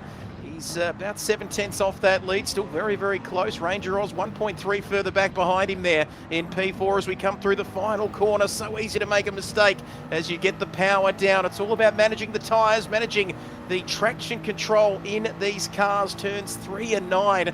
Very, very critical to modulate that power then as we see Simon Bishop breaking into turn 1 there. Running a little bit wide, George, but it looks like through turn 2 he's got a pretty good run. But so is Matt here, top 3 all together. Yep, and we've got 2 Kiwis chasing down the Aussie. One's in a Supra, one's in a Mercedes. Matt McEwen and Simon Bishop, great friends off track and on track. They're fair races, they're respectful races, and that was a bit of a send from Matt McEwen, but he's got the position and now will be the lead Kiwi chasing down Noodles, who is off to a great start. Now it's Supra versus Supra, so the bouncers starting to kick out the Mercedes out of that party. Behind them though, Ranger Oz in P4 doing a fantastic job in that 4C. The Alfa Romeo driver is doing brilliant work and keeping the Supra of Dive Cable and Rid1 at bay for now. So Ranger Oz doing a great bit of blocking the door, so to speak, and Dive Cable and Rid1 will be battling it out with GTP Greatness and Supra, who, by the way, has had a brilliant start in this race and has found himself up in P8. That is stunning, stunning work from him. But now the chase begins. Can Matt McEwen in this sprint race with 6 laps to go, or coming up on 5 laps to go, can he chase down the Aussie in Noodles, who has been so quick in so many categories today so far? I'm actually well impressed with that pass there by Matt McEwen onside Bishop. It's almost like Bishop said, you know what, you're in a Supra. I reckon you probably got a better chance of catching the race leader, Noodles. But I don't see that now because I see Bishop right up on this rear bumper as they're 1.8 seconds back behind the race leader. So Noodles just doing what he did earlier on the TCR, just driving away. He's sending them a postcard from the winner's rostrum and saying, catch you later, kids. And I'm looking forward to spending that $100 New Zealand dollars. So as he goes down into turn number 3 now. Look at the, in fact, it's a purple sector at the moment for Matt McEwen back in second spot. So he's setting up some very good pace. Bishop, Bishop has a tank slapper. He does the unthinkable there of the very seasoned champion and has a big moment there. Drops down to over a second behind McEwen, just about tapping his rear bumper bar. Going through 4 now, and just see the gap there at the moment. It's now 1.7 seconds. Paul Candelanian or Noodles back to second place, Matt McEwen. Can you believe it, guys? This is just a quality drive again from Noodles. Absolutely. You can see Sidehawk there. A great view from the rear of Simon Bishop's car. Now we're taking a look from the rear bumper of our race leader here in Noodles. 1.7 seconds there. And we said it a little bit earlier on as well in the opening race here this afternoon that I don't think Noodles will be too worried about them squabbling down in P2, P3 and P4 because all the while that's giving a chance for this man to just stretch his legs. It's only a short race, of course, as he comes across the line at 28.4 on that lap. And you can see that, look at the consistency from him in the 28s there right throughout the course of these opening laps here, but still plenty to play for as we see Matt McEwen there. Simon Bishop dropping a little bit further back there after having a moment there through the mid part of the lap, but it's only 1.8 seconds here, still well and truly in his sights there. You can see Noodles just up ahead, quickest first sector there for Noodles, for Matt McEwen, I should say. Noodles has the fastest lap overall of a 28.438, but Matt George is still chasing him down. It's still got a long way to go here. Still got a long way. We are just above half race distance now. Matt McEwen got a 1.8 second gap to P1, which he would love to be taking home, especially considering he qualified on pole position, already got $30 to his name in prize money. That gap does seem to be elevating and getting a little bit larger, Mike. So Matt McEwen's got a bit of work to do, but yeah, I don't know. Noodles just seems to have the absolute, he absolutely has a grasp on this race right now. Well, it does, but again, let's not forget, and I'm not trying to shoot down a Kiwi, let's not forget the potential false start there from McEwen. So we'll wait to see what the stewards have to say about, I can't believe I'm saying that, but McEwen at the moment is on a purple sector lap himself. So he was last lap through a 128.47 and Noodles did a 128.438. So, I mean, we're talking nanoseconds between them. Just watching Noodles go, in fact, Paul Candoloni has nicknamed Noodles. It's almost wrong because it sounds like a lesser name than the actually is. He's a fantastic driver. He's no noodle, this kid, whatsoever. So just a fantastic pedaler there, and he can just show such consistency. But Noodles is what he's called. Noodles is what we'll go by, and he is now down to just under 1.7 seconds there to the second place McEwen. Go back to Simon Bishop back in third. Then, of course, there's Nat Allen or Ranger Oz there in third place. And we just had a word from the stewards there. No case to answer on the false start. And it may be the fact that McEwen actually did self-rectify and backed himself right out of that one. So well done there, and good work from the officials to bring that to us so quickly. The stewards have agreed, so that's a little bit positive there for us, George, and we can try and bring these Kiwis to the front of the field. Certainly can. We've just been on board with Dive Cable and Ranger Oz, having a beautiful battle up the pit straight through turn 3, now through turn 4. Dive Cable has managed to get ahead and take away that 4th position. So well done, Gareth Collier. Takes it away from Ranger Oz, and that Toyota Supra, and all the Supras, in fact, around the grid, starting to really stretch their legs. The 2-second gap up to the rear of the Mercedes-Benz of Simon Bishop. Dive Cable will be stoked to finish up in that top 3, of course, and bag himself his first bit of prize money for this event. Ridwan Hamza, surprised to see him in P6. Would have thought he might be up there a little bit further in the grid, but he's still challenging and he's still threatening, and Ranger Oz will have to keep an eye on his rear vision mirror as Dive Cable starts to drive away from him in that Alfa Romeo through turn 4. Nice line from Dive Cable, excellent stuff. Let's go back and check the gap between the leaders. Matt McEwen is now 2.1 seconds behind Noodles at the moment, so Noodles is really secure on the penultimate lap now, lap 7 of 8, so 2 more laps including this one to go. And that, there's been a big mistake. Matt McEwen has had a huge issue and he's found himself in 3rd position at turn 1. Unbelievable moment there for Matt McEwen. I think we just caught the back end of that incident, but we saw him going down the timing sheets. Simon Bishop up to P2 now. And Matt McEwen, penultimate lap of this race. He's got Dive Cable right behind him there in P4. And he's looking very, very vulnerable here down in towards turn 4. That's the problem. You make a mistake, there's not a lot of time to correct it and get back up the field there. But he's still holding that podium position. But Dive Cable, Mike, all over the back of him there for that final podium spot. Yeah, he's well and truly keen and motivated to try and get himself up. There's a few dollars on the table there to make the pass. And just for a second, I thought that McEwen and Bishop were going to start getting, McEwen was starting to close down that gap. Now, McEwen, as you can say, with Dive Cable right there behind him, he's got to really get those elbows out and keep them a little bit wide. And if I was going to say, if there was any chance of McEwen catching up to Side Bishop, for that battle for second place, I think Bishop wouldn't be quite so keen, quite so accommodating this time around about letting them go past. But another fastest lap there from the race leader Noodles, who's just gone down to a 128.296, fastest lap of the race. This is sensational driving there from Noodles, Paul Candolonian. He just really has got the bit between his teeth, guys. And George, I don't know about you, mate, but I think this one is just about in the bag. Nearly 5-second gap, and as a Kiwi, it hurts to say this with an Aussie in the lead. Certainly does, but Noodles can't take anything away from the drive he's had today. And as we head to the final lap, let's run through our order as it stands. Noodles in P1 with a 5-second gap over Simon Bishop, the New Zealander in first place for New Zealand. We're going to keep calling it that. Matt McEwen in third place, followed by Dive Cable in fourth. And then it is Ranger Oz in the Alfa Romeo in P5, Ridwan Hamza in P6. GTB Greatness in the number 18 Porsche, leading the Porsche class at the moment in P7. Supra in P8, great start from him, and he's going to finish in P8 by all accounts. Onnerly Airborne in P9, followed by Angus GTR in another Porsche in P10. Then it is Eng Tom here in P11, followed by our favourite, the popular vote here going to Bert Wheeler as always. No flames on this car though, maybe that's what's holding him up today. Nonetheless, through the last couple of corners we come. Noodles has had a great race start, got ahead of Matt McEwen after Matt McEwen had that problem off the grid start, and that has cost Matt McEwen potentially P1, and certainly has done now. Flash of the lights, Noodles. He's going to take home another victory, and the sprint race for Open Group 3 category here at Mega Esports is taken by Noodles, with Simon Bishop in second place and Matt McEwen in third. Dive Cable, Ranger Oz in P4, P5, and Ridwan in P6. Wow. Stunning bit of racing there, and as always with the Group 3 category, it's all drama. It's What a bit of look at the consistency. Sorry, Mike. I was going to say the consistency of his lap times there. Lap 7, penultimate lap of the race. He's gone and put in a 28.2, and look at those times on the right-hand corner of your screen, Mike. Mr. Consistency. We can't keep calling him Noodles. We need to put some more respect on that name. Golden Noodles? I'm not sure what we're going to start calling him here.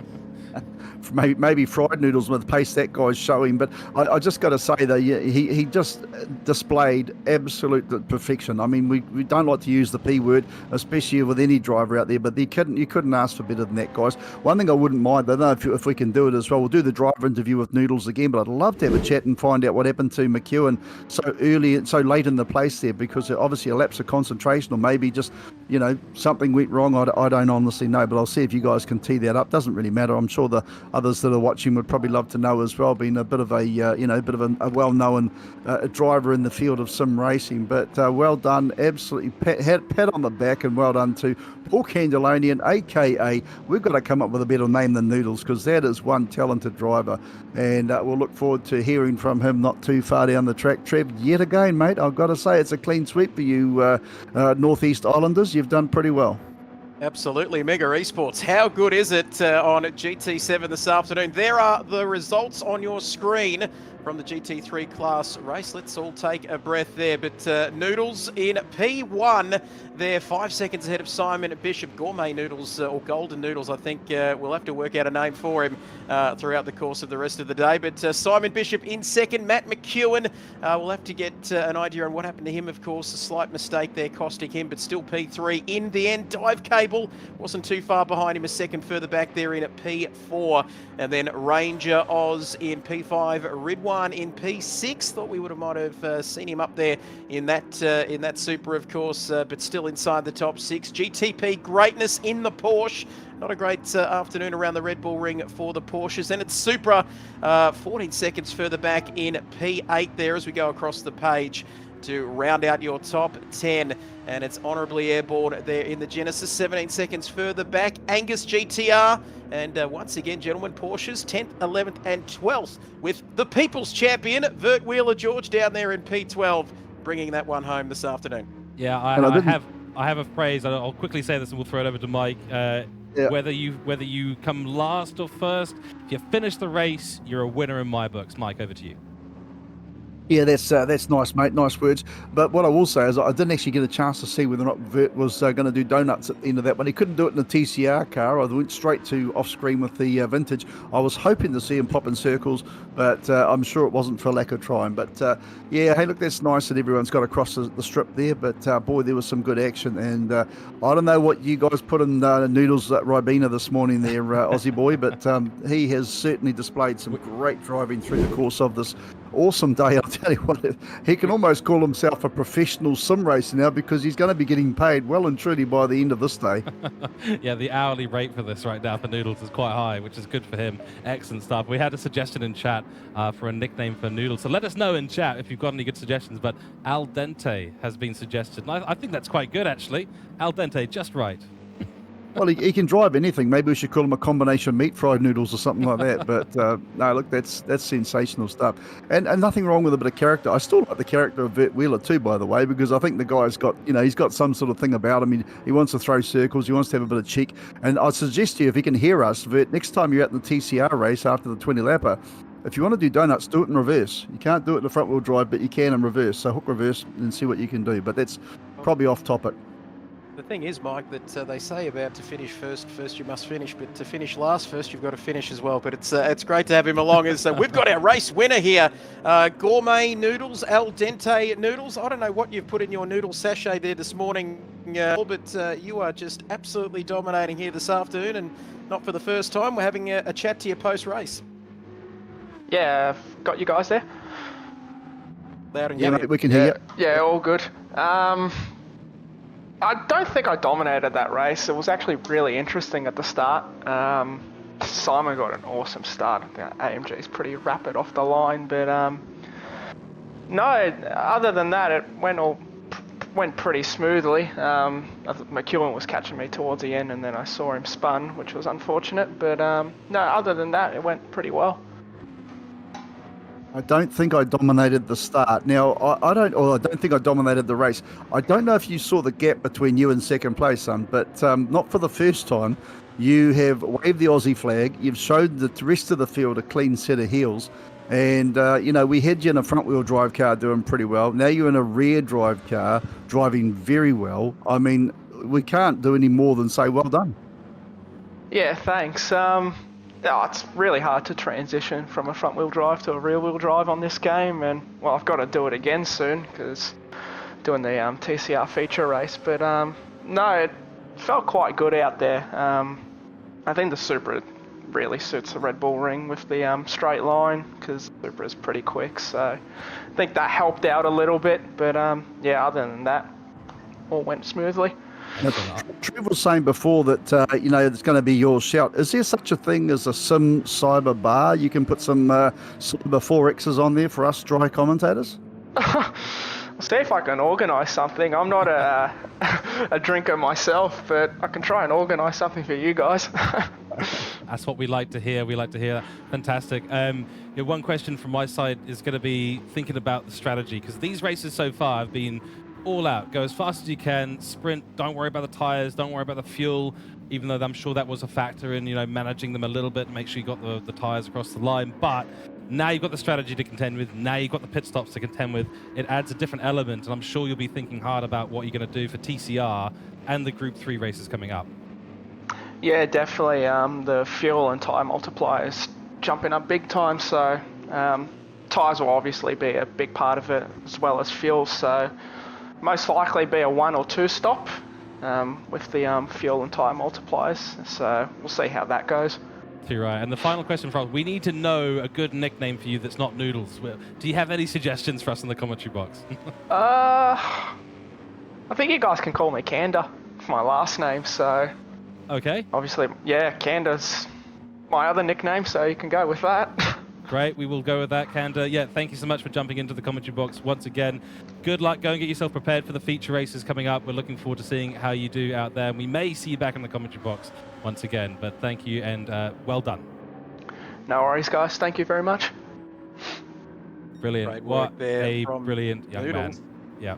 Just whilst we were talking to our multiple race winner now here this afternoon, Ramen Raider, Noodle Boss, the Golden Noodle, just some of the names with ChatGPT there, but what a fantastic racer he is, and a good character as well, Mike, which is what we always love in the sim racing community. I don't think I dominated the race. I mean, I don't know. I think it's such a passive aggressive way to sort of finish a race. I don't think I dominated. You only won by 5 seconds, for crying out loud. I don't think I dominated the race. It's the modesty I'd expect from a New Zealander. Yeah. I think we'll have to appropriate him after all. Well, I think the Aussies have had the quali races or the sprint races. I think it's about time the Kiwis. Come on, Kiwis, turn it up, son. We need to. No, it's been really good, and I'll tell you what, I've missed this. I didn't realise I've missed it until I've seen it. Now I've enjoyed endurance racing. I love endurance racing. That's my heart. But I'm really looking forward to this. So we'll see how it can all play out. But well done there. And of course, just the Aussie Trans-Tasman Kiwi battle at the moment. But maybe in the future, we'll see. It might be overseas, might be American and British and all other countries here that want to come and have a play as well. But well done to the Trans-Tasman boys and the Aussies leading the way. Trev, have you got more in store for us, mate, for these 20 lappers, or do you reckon us Kiwis have got a chance to bounce back? Well, who knows? So far, so good. I'm not complaining sitting here in Australia, but no, you never know. Obviously, like we said, strategy, pit stops, a lot to play out. So I don't think the Kiwis are done just yet this afternoon. Good, that's what I like to hear. Excellent. Well, we are not done this afternoon. That is absolutely true. We've done 3 different categories, 3 different qualifyings, 3 different sprint races. We're going to take a short break, put on some infomercials, put on an intermission, and we will be back for the TCR Feature Race, 20 laps with the racing medium tyres and the mandatory pit stops. The strategy now becoming a factor here at Mega Esports for the GT7 competition exhibition. We will be back very shortly, so stay tuned, stay live on our Twitch channels and YouTube channels. Give us a like and a follow, of course, and help us out. Give the word out there about Mega Esports. Hope you've all been enjoying so far. We will be back in a few moments' time. Anyone that wants to go motor racing can go motor racing. This is so good. Everyone loves driving a car fast. You will have fun. You can call me stupid. Yes, you can call me sheep. You can say I'm lazy. You can say I'm weak. We try to make it accessible to just about anybody. That's a Holden Ute. Well, it used to be a Holden Ute at some stage. Get a team of your friends together, let's go racing. Boost the fun up. You're in trouble, baby.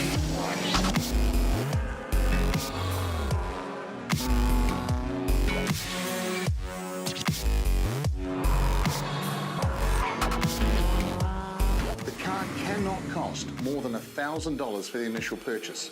You'll be talking to me. You'll be talking to me and the judging team. And we'll give you penalties like making you dance. We take donations straight to the charities. We do it because we love motor racing. So you should come racing at Lemons, in NASCAR. But when it comes to her, you better keep it sealed. Don't you dare say a single word, or I will strike you where it feels. Where do I go from here? Have it in your head. You want to be a racing driver. The right way, the fun way. Time in the seat, time on the track. That's the trick. Don't have the big budget is what Lemons is all about. You're in trouble, baby.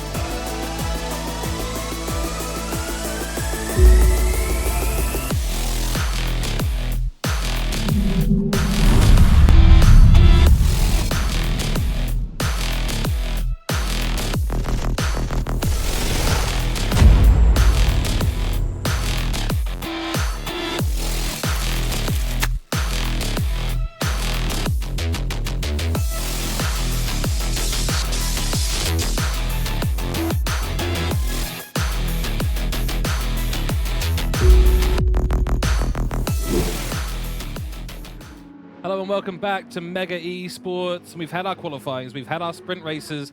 Now it's time to get to the feature races. These feature races are 20 laps long. We have one mandatory pit stop and a range of different tires that the cars can use for different classes.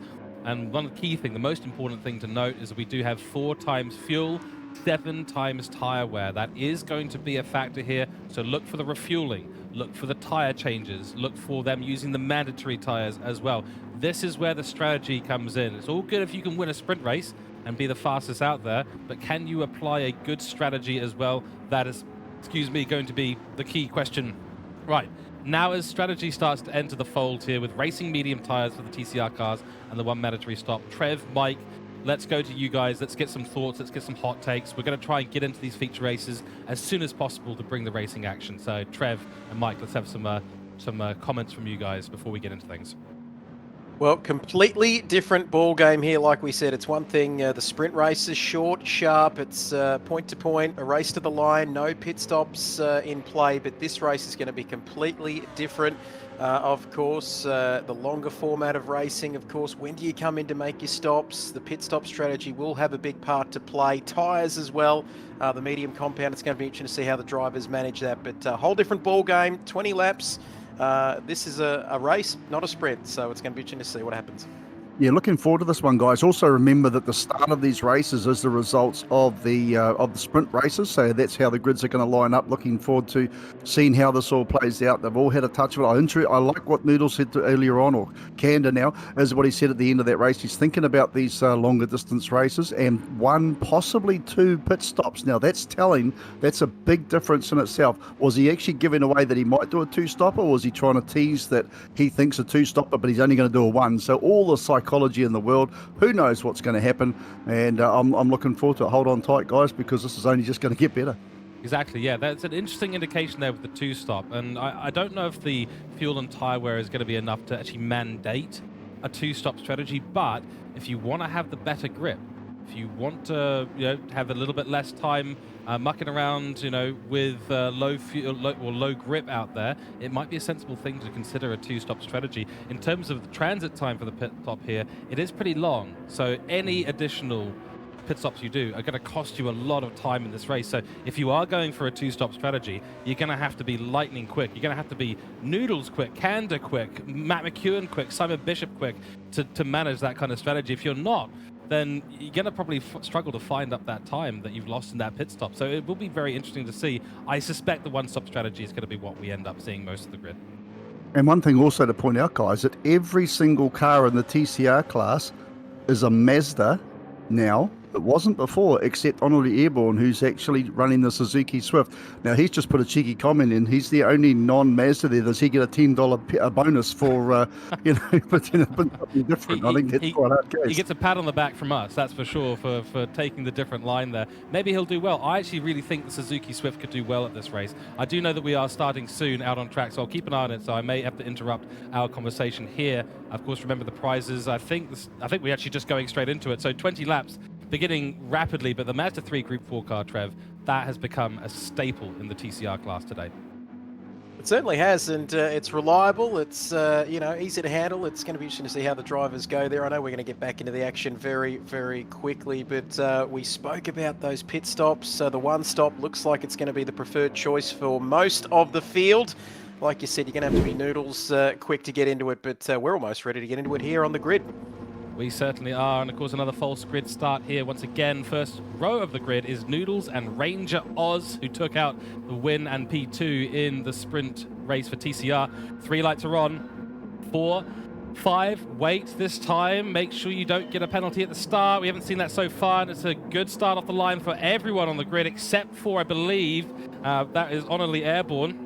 The 33 car. 33 car definitely not getting a good start. Noodles will lead us in P1 through turn 1. Then it is Ranger Oz under a lot of pressure from Red 1, who's actually under a lot of pressure himself. 3 wide. He's got the 2 Kiwis on his outside and on his inside. Red 1 sandwich going on right now. And will it be Simon Bishop into the braking zone? Will it be Amy McEwen? They're rubbing doors, exchanging paint between those TCR cars. And it's going to be 3 wide into the corner, through the corner, and on the out of the corner as well. And the winner out of all of that is Simon Bishop, who gets the inside line run down to turn 4 and the 3rd place position. And it is Ranger Oz and Noodles fighting up at the top, but a little bit of a gap evolving between those two already. And these guys fighting back here for P3 is only going to create a bigger gap between them and the top 2 runners. GTP Greatness running a bit wide on the exit of Slosh Gold, compromises himself versus Matt McEwen, who got kind of wrestled out of that situation, was on the outside of that 3 wide through turn 3. Not a comfortable place to be, Trev.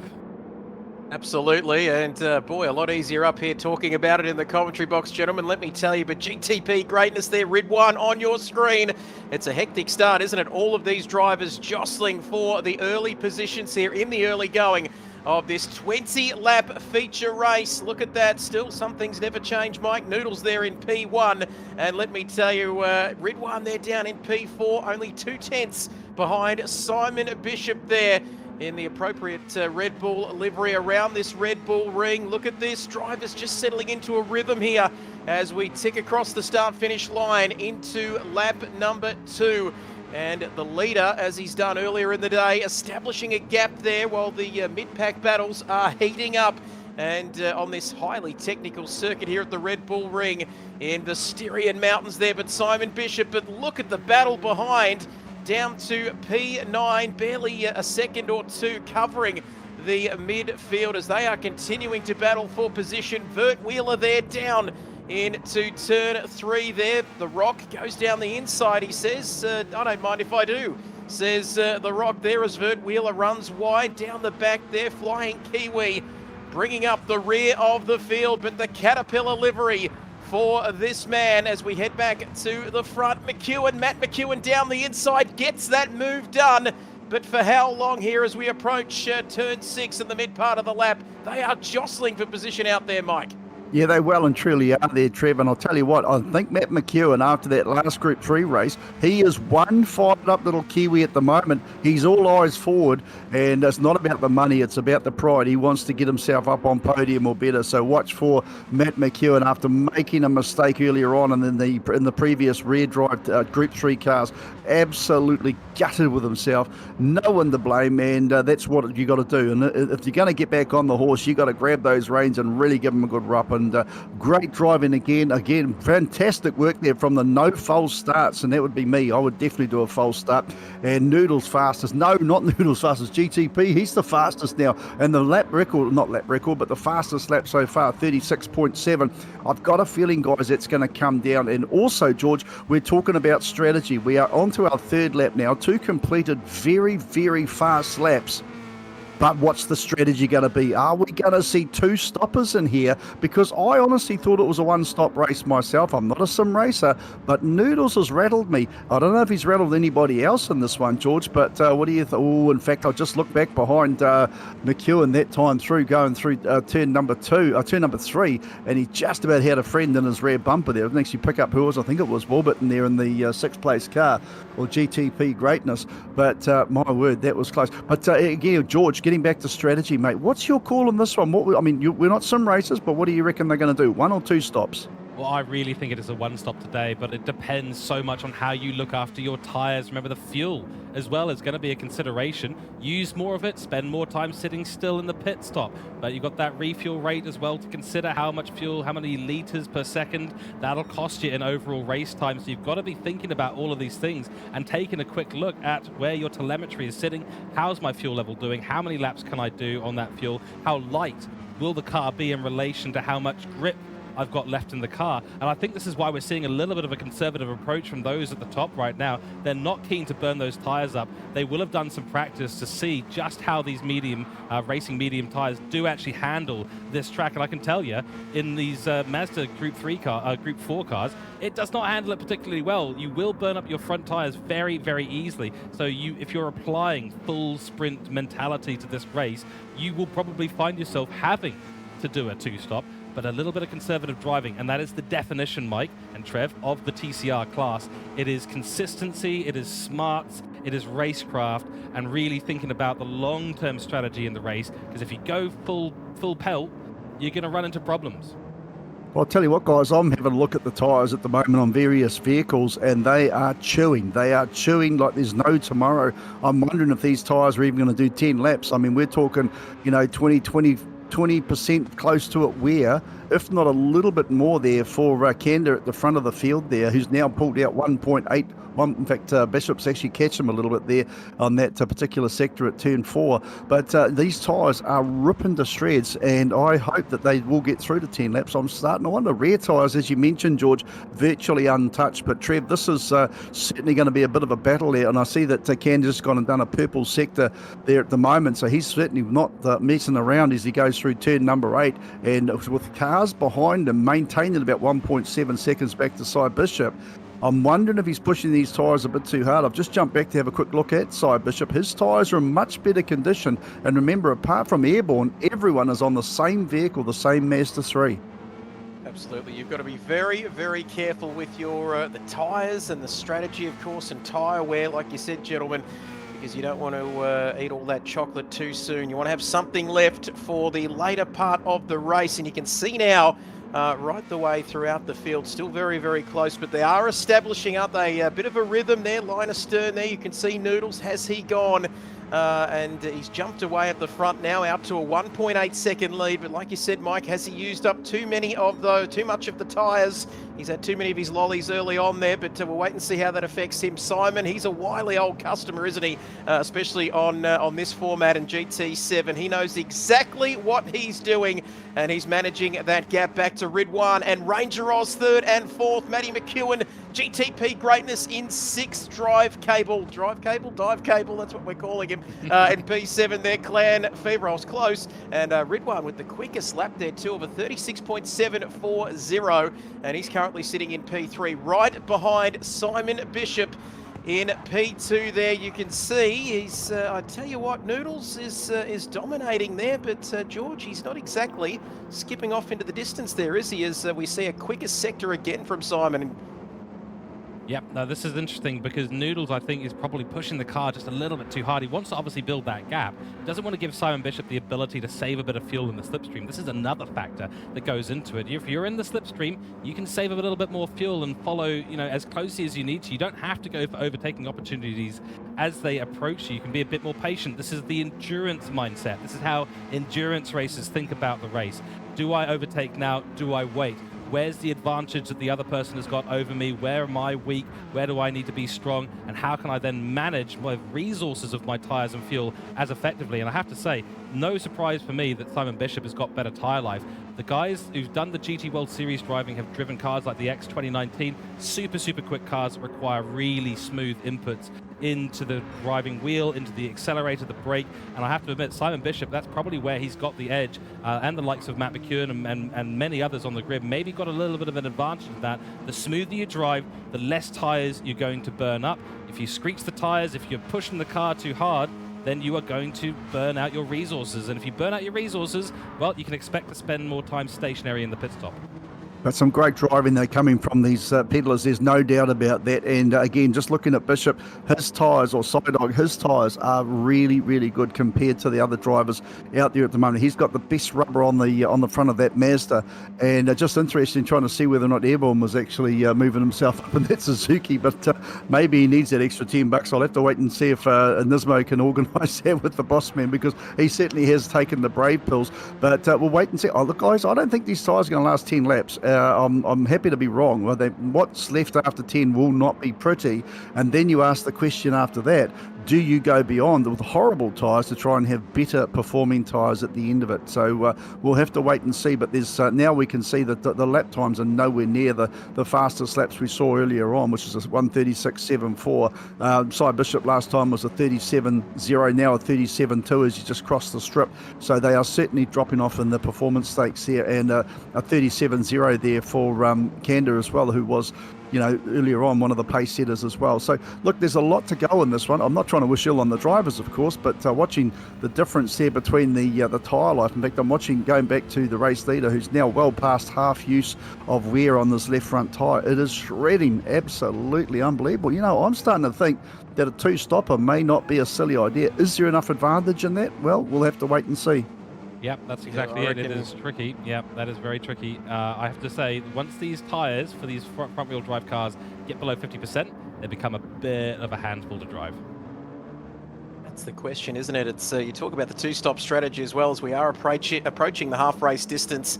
Gentlemen, the big question is, it's a short lap around here, of course, only 10 corners here at the Red Bull Ring. How much will you lose, and can you gain it back onto the circuit? Because it is a longer race, of course, but still only 20 laps around here, and it's the challenge is maintaining, keeping the tyre life, but also Mike, maintaining those lap times, as you can see there with Matt McEwen there into the 37s as our race leader there, very much the tyre whisperer here. As Kander, you can see there through the final corner there, he's maintaining that lead. It's out over 2 seconds now, but Simon, who is going to pull the trigger here? And we'll wait and see what's more powerful, the undercut or the overcut. That's going to be the question, boys, as we approach the first round of pit stops at the midway point of this race. Well, that's right, because the gap is actually still pulling away. Kander did a 1:37.43 last lap through. Cy Bishop 1:37.3, and then we're going 1:37.4 there for the third place there, which is that guy. Richard, sorry, I've got different names on the screen here. So Richard F1, and then we go back to McEwen there in fourth place there with a 1:37.1. So, they're all still relatively stagnant sort of times compared to the fastest lap of a 1:36.7. So you're not going to be gaining a huge amount if you bolt new tyres onto it. Obviously, you're going to be running down. In fact, looking at the fuel stats there too, guys, I'm also not sure if we're going to get through without having to put a little bit of gas in the tank for these 20 lappers. I was in the mindset that they would last 20 laps. I haven't done any driving to prove otherwise, but my thoughts were that they'd last 20 laps. But so it's between tyres, it's between fuel. How do you drive the car? Is it time now to start thinking about short shifting there, George? Because I know all of these things are very, very important for these drivers, and there'll be those that have done a little bit of practice and seek time, and then there'll be the others that have taken it absolutely to the micro sector of fuel. They'll know how long these tyres will last. Yeah, well, this is the critical thing. I mean, it does take just a lot of practice, a lot of thought. We've got a battle on between GPT Greatness and Clan Fever. We're on board with us right now. Will Greatness find the inside line into turn 9? He does so. That's a beautiful overtake, textbook overtake, in fact. Or a little bit of argy-bargy on the exit, though, and Clan Fever's trying to desperately hold on that position. Cuts turn 10 massively and then compromises himself, so that will potentially be Greatness in the right position. But Clan Fever's holding on so far. This is going to be a good battle into turn 1. We'll talk more strategy in just a moment's time. I mean, we are coming up to half race distance, and yeah, look, for every litre you can save out there on track, you're going to save time in the pit stop. Clan Fever holds on for the moment with a little bit of a wide run through turn 1. Greatness probably won't be too happy with what he's just seen, but that is fair racing. But yeah, no, honestly, it is key. The tyres will... Go ahead. Sorry, I've just noticed that McEwen has just done his personal fastest sector for Sector 1, and I'm very aghast as to how that would even be. I'm looking at his tyres at the moment, and they're honestly, they're uglier than the Prime Minister in stilettos. It's not a pretty sight. So, you know, how he's actually managed to do that. I'm not saying it's going to be a purple sector lap, but he personally has just done his fastest sector of the first sector. So that is just incredible. And I'm watching his gap slow down now to Red 1 F1, back to third place, 0.8, 0.7, now 0.6. So the tyres are very, very organic, but he is closing down that gap. So, you know, there's stories within stories here, and that's back in fourth place. The battle is still well and truly alive. Meantime, Noodles, Noodles, who's just pulling out now, but he's 1.8 seconds in front of Psydog there, back in second place. So, Trev, we are a long way. In actual fact, Psydog has just dumped into the pits there, first of the stoppers in this. I don't know, Trev, is this going to be a two-stop arrangement, or is he just going really, really long in the second stint? Let's have a look as Simon Bishop now coming into the pits. One thing I love about Gran Turismo are these pit stop animations. They're absolutely top shelf. Box indeed. As we wait for Simon Bishop, they're very keen to get working on that car, aren't they? Here he comes. I didn't think he was going to make it in there, but he comes into the pits. First of our lead drivers into the pits. Off go the old tyres, on go the new. Off of the jacks, all clear. Well, he's got fuel, putting fuel on. He's waiting there. Yep, he's putting some gas in there as he comes back out into the lane now. He's down into P10, looking like a one-stop strategy here at the moment for our man Simon Bishop. He's come out, more importantly, George, into some clear air, which will give him a good run on some new tyres and fuel as well.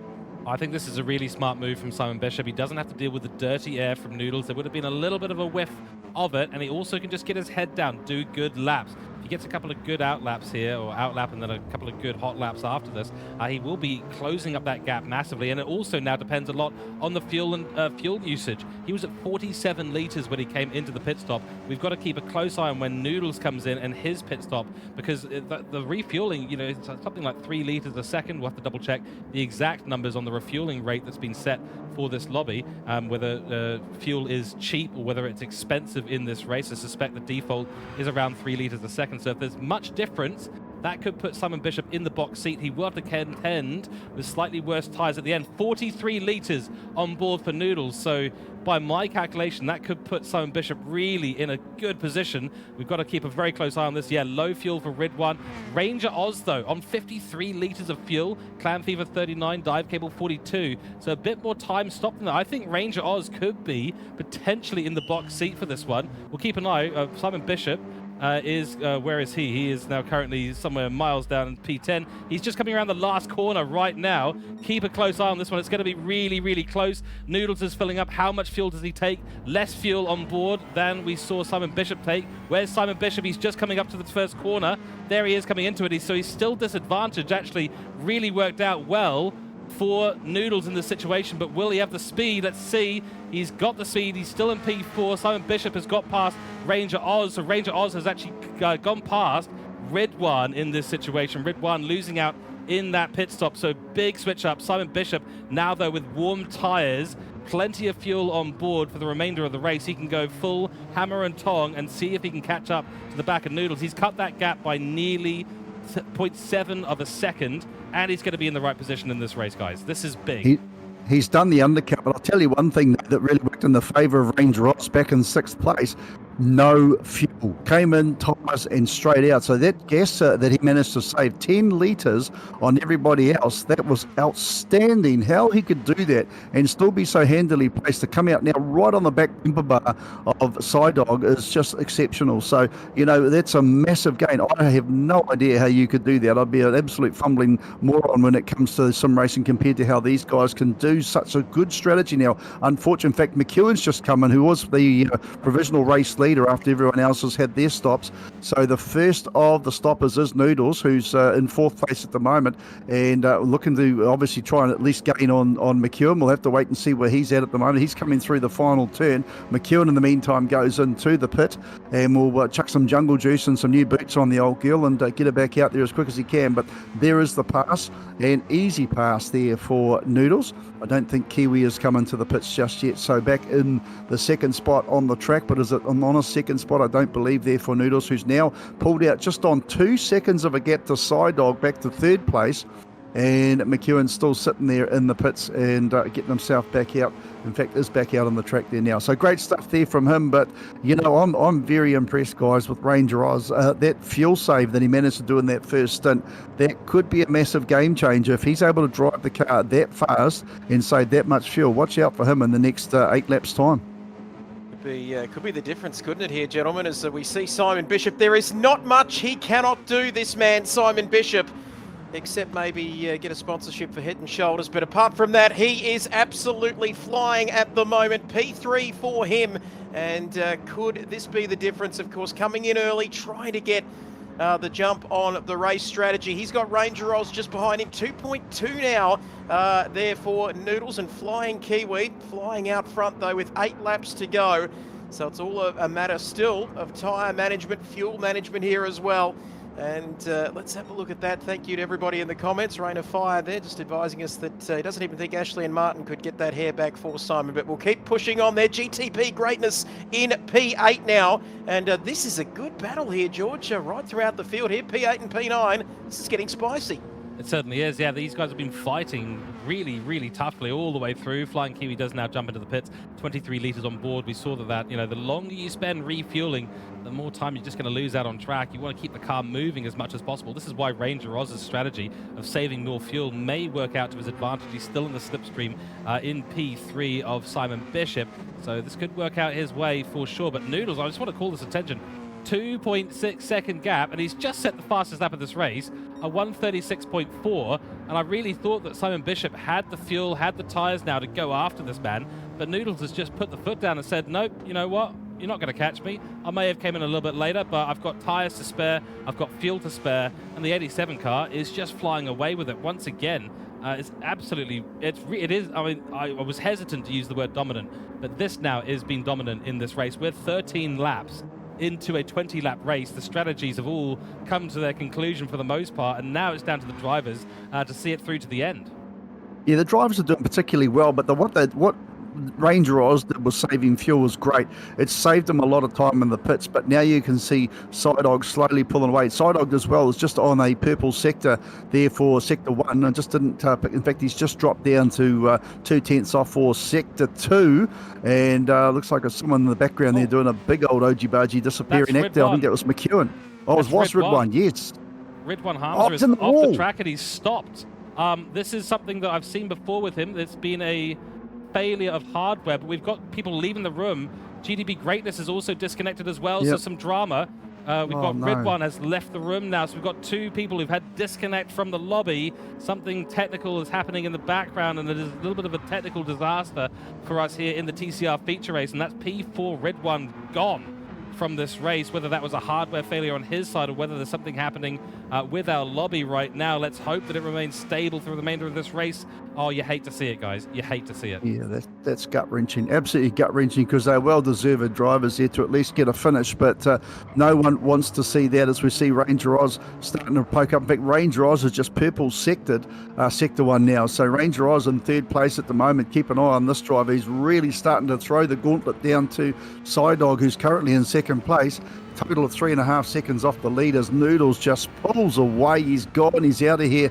He's disappearing. And now we're starting to see some spirited driving there from Ranger Oz. I'm just having a look at the comparison on tyres. And for a change, Sidog actually has more wear here because Ranger Oz's latest start by saving that fuel. And that's just exceptional. Great driving there from him. But let's not forget too that Matt McEwen there back in 4th place at the moment, doing a solid job there. Dive cable back in the 5th place, 9 seconds in total away from the lead, but a couple of spots off the podium. Clan Fever in the 6th place car there, the ZandoGames.com Respawn Esports machine. He's looking solid in 6th place there, guys. In 7th place, which is Rock the Rock in the Fanatec machine. Remember, just about everyone is on Mazdas except 8th place Honorably Airborne, who's 26 seconds back, but is the only Suzuki out there on the track who's just done his personal second fastest sector, so he'll be happy about that. Flying Kiwi back in 9th place. They're 32 seconds off, and our mate Vert Wheeler, bless his heart, in the Newline machine in the Mazda, is currently leading the rear of the field with those 2 disconnects, unfortunately not managing to carry on. So some great spirit there from the, in fact, Vert Wheeler is doing well. He's 39.2 seconds off the lead, but he's only 7 seconds behind Kiwi, who's no slow driver. So as the race day is progressing, Wheeler is actually out there in every class knowing that we can supply, and he's doing a cracking job. Trev, we haven't got long to go, mate. 5.5 laps to go or thereabouts. I think we're getting ready for a fantastic box seat finish.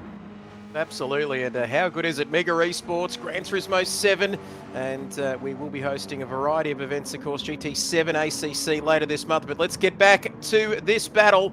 I think that's one of our slogans, isn't it, Mike? The cars aren't real, but the racing is. And boy, what racing we've seen right throughout the course of the afternoon so far. Hope you're enjoying it at home across multiple streams on Twitch and YouTube, of course. Big shout out to our partners as well. But 5 laps to go in this one, and we've got some prize money at stake here between Ranger Oz and Simon Bishop. And these 2 wily old customers, especially Simon, he knows where to put that car in every one of these 10 corners around this circuit as we do approach that turn 9, named after the late great Jochen Rindt, of course, 1970 F1 champion, through turn 9 and towards the final corner of this lap. You can see there, where are the opportunities to pass here, Mike? It's there's some heavy braking zones, of course, down into turn 4 there, but it looks like Ranger Oz is just biding his time here at the moment. And we've got 4 laps to go here, but he's all over the back of Simon here. Yeah, he's making them sit up and take notice. The only thing he's not doing is the McEwen flash the headlights to, try and get him out of the way, son, move over, fast car coming through. But no, Ranger Oz has played a very, very safe and sensible first sector. You can just tell now after his pit stop that he's well and truly got the bit between his teeth. And I know there's other cars racing out there on the track, but this is the closest little battle we've really got going on around the track. Unfortunately, even though it's only a 20-lapper, the cars are starting to spread out around the field, and that's what's good about sprint over enduro. We're going to have it happen. We're going to decide it quickly, and we'll move on to another race where the old aircraft carriers will be happening very soon. But here we are with the TCR field, and Ranger Oz, entirely the same car, same setup. There's little you can change on these cars between them, so the drivers have got the same thing. And I don't know how Ranger Oz managed to save so much fuel, but look at him now scrapping for second place, I should say, with Sidog there. George, mate, I know that Trev's not going to put a bet down on the table, but I think it's a fairly safe bet that Noodles or Kanda in the machine at the moment at the front of the field, he's going to take this one out. Yeah, it looks like we'll be talking to him in a few laps' time as well. He's just been dominant. It really has been. I don't usually like to use that word, but when you get out of the pits and you just start setting fastest laps, you start pulling the gap away, especially from a man that has such experience in Gran Turismo 7, like Simon Bishop. Simon Bishop in a great position here, P2 still. It's going to be a good finish for him regardless, but he's got to question whether or not Ranger Oz is going to maybe send it on him towards the end of this race. My only concern for Ranger Oz now is the amount of fuel he's got on board and whether that'll last him all the way to the end. He gets to save a little bit of fuel in the slipstream, but it's not actually a huge amount, so he's got to manage that too. But yeah, this is the great thing. We've seen a lot of strategies executed. Endurance racing is one of those beautiful things where you see the race sort of diverge somewhat, especially with the different strategies that are being executed, the different times of pitting and the different amounts of refueling and fuel saved, tires saved, etc. And then it all starts to come back together towards the end. We're seeing that now. Whether or not Matt McEwen can catch up to this battle, I think that's a question. I think we can roll the dice on that one a little bit.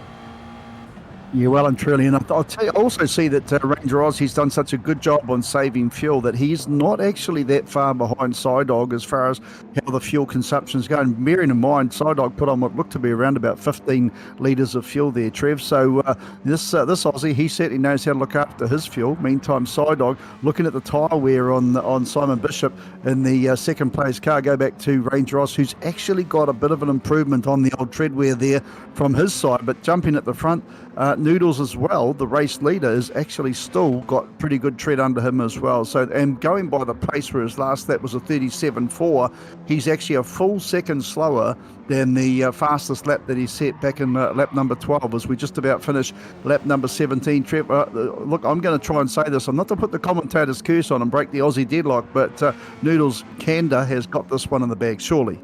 You've done it now. Don't you dare, Mike, but you've already done it. It's too late, but let's have a look. 3.6 seconds is the gap. This man, let me tell you, death taxes, and talking to Noodles after each race this afternoon, he's had an incredible run, hasn't he? He's been dominant, and we've only got a couple of laps to go, including this one that we are on. 3.8 seconds is the gap. We talked about managing tyres and fuel and strategy coming into this 20-lap race here in the TCR category, but Noodles has ticked every one of those boxes, and he still holds that 3.8 second lead. Not done yet, though. Simon Bishop, P2, Ranger Oz. That battle continues between P2 and P3. Matty McEwen there further back. I'm not too sure whether he will get involved, but who knows? Mike, funnier things have happened in the world of sim racing. You never know. Could he do something special there if second and third trip over each other, as we see him through turn 4 there, and a couple of seconds further back to dive cable as well. And you can see there, what a race, what an event we are having here with Mega Esports, of course, on Gran Turismo 7. The cars aren't real, the racing action well and truly is, and it's great to have your company across all streams and YouTube and Twitch here. Here comes dive cable, then P5 for him. I don't want to say he's home there in P5, but that gap is 10.6 seconds now as he comes across through turn 9 here. Interesting part of the circuit, this one, of course. Easy to run wide and get pinged for track limits. We've seen that in qualifying, of course, when the drivers are on the absolute ragged edge of those cars. Nothing to worry about there coming out of the final corner. Across the line there, a 32.4, a couple of tenths down on his time.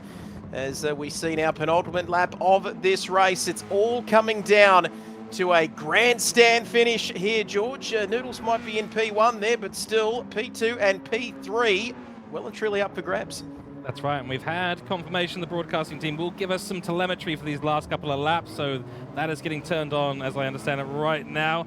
And now we can finally take a look. I mean, Mike's had the privilege of having some information at his hand for the last 19 laps of racing. Now we can all get a little look and see around the grid. So let's go through and have a quick look, and you can see the racing medium tyres burned out pretty much at the front. This is the nature of the TCR racing. George, have a look at the fuel on Ranger Oz. Check out the fuel. Oh, well, he is very low on fuel right now.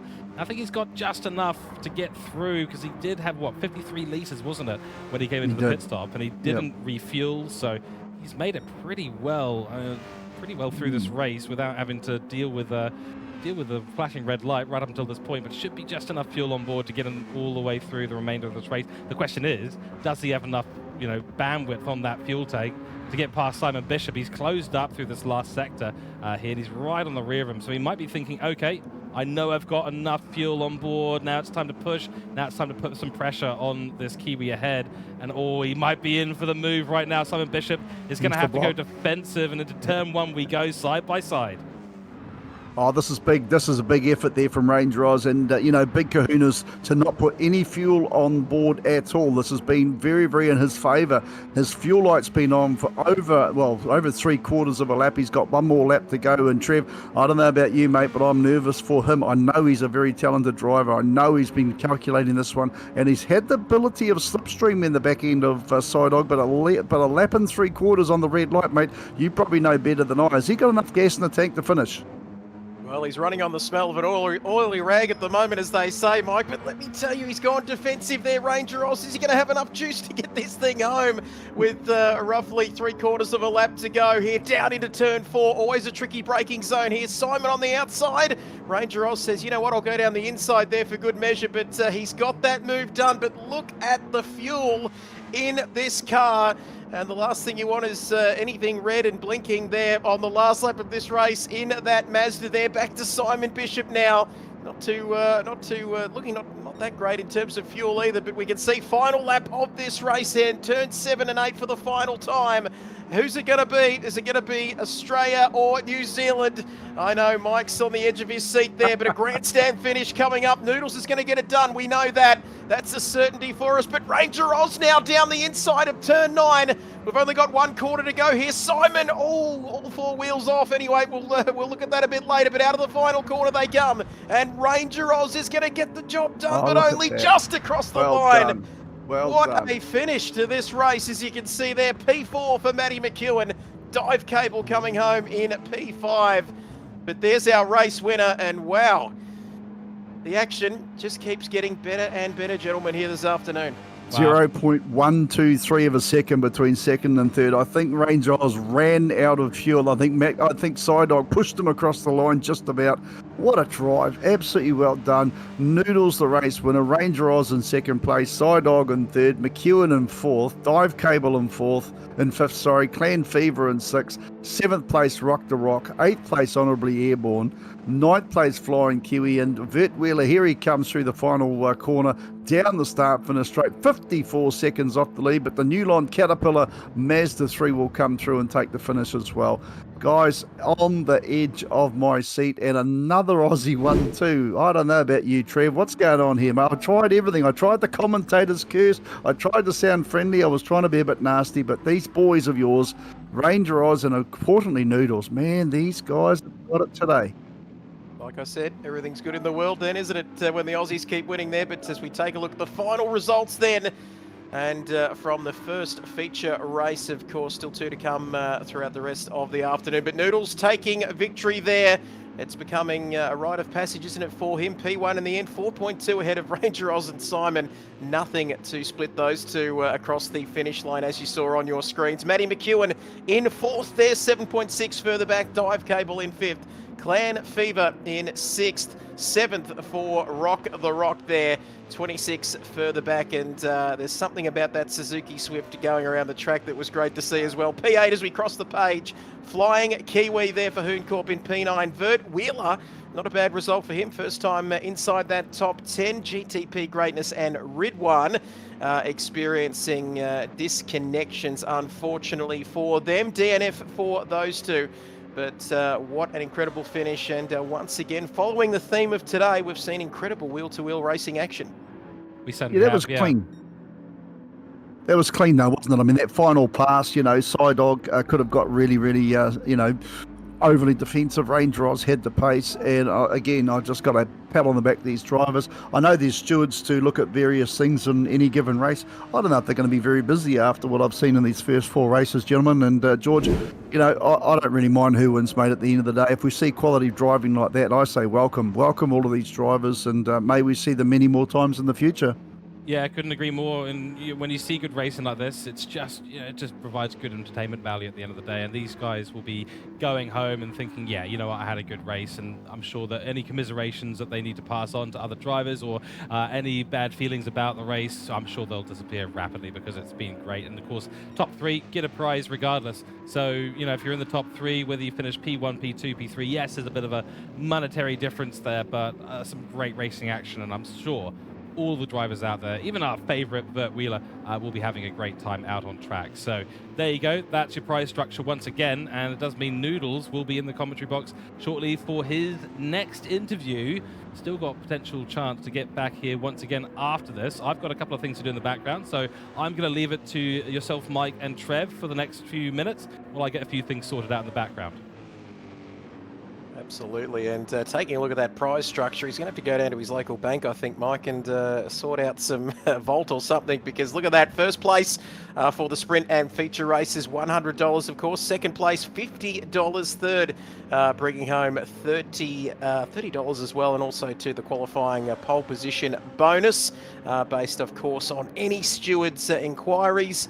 All those are valued in New Zealand dollars as well. But, well, like I said before, Mike, death, taxes, and having a chat with Noodles post-race is becoming a rather familiar thing. We're running out of things to ask him, actually, apart from just getting him to keep this sort of form that we're seeing from him this afternoon. And a general theme as well that we've heard from a lot of our drivers is that I come in today with not a lot of practice, but it doesn't seem to be worrying them out there, especially Noodles.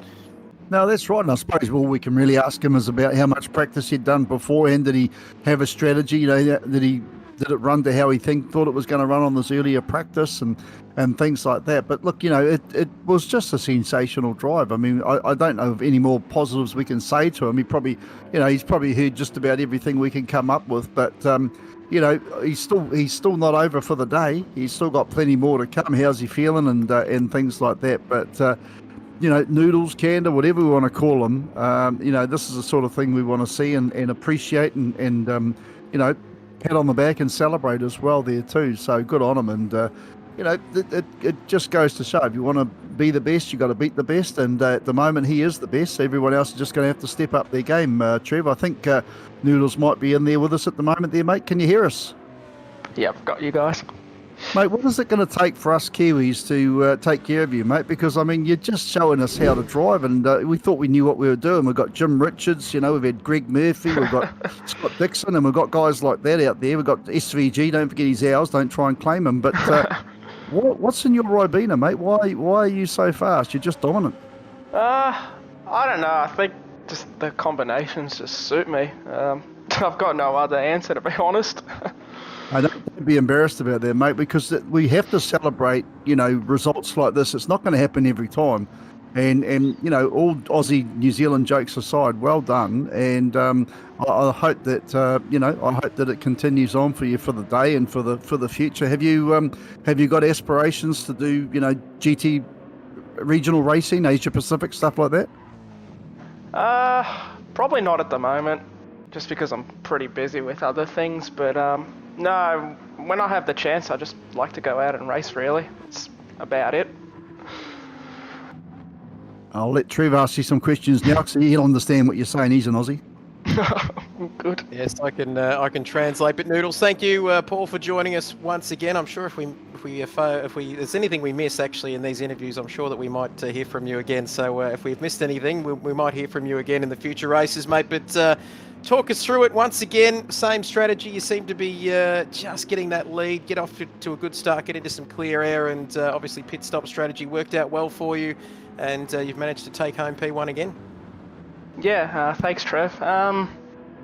Yeah, these front wheel drive cars are pretty tricky to drive, and then throw in the tyre wear and the fuel, they feel completely different. So took a little bit to get used to as the laps went on, but I got a little bit more confident, as the race went on. And yeah, it's about it really. Just got to focus now on the Group 3 cars, because that's going to involve some strategy as well. So I'm looking forward to that.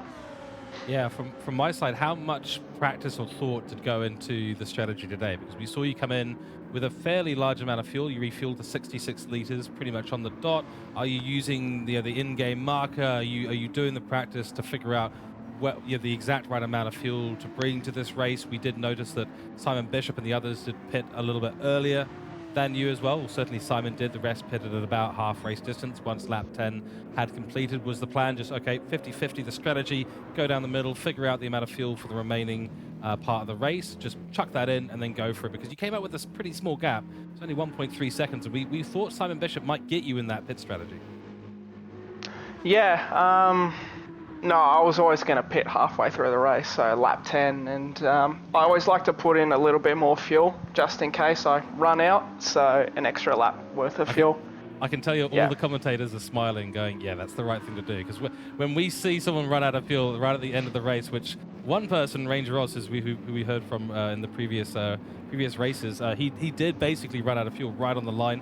Had it been one more lap, he would have been in a lot of trouble. But no, big congratulations to you, Candor. Well done. Thanks for jumping into the commentary box again. Go and get yourself prepared for that Group 3 race, and we'll see if we're seeing you back here once again. We'll have to tally up the number of wins you've had at that point and give you some stats so you know how well you've done today. But congratulations. We'll see you back here potentially after the Group 3 feature. No worries, guys. Thank you. Cheers. Right. Well, What do we say, guys? What do we say to that? I mean, he's just gone and put his right foot in front of his left every single race. He had his head switched on in terms of the strategy. Didn't try anything fancy, just got out there and did the work.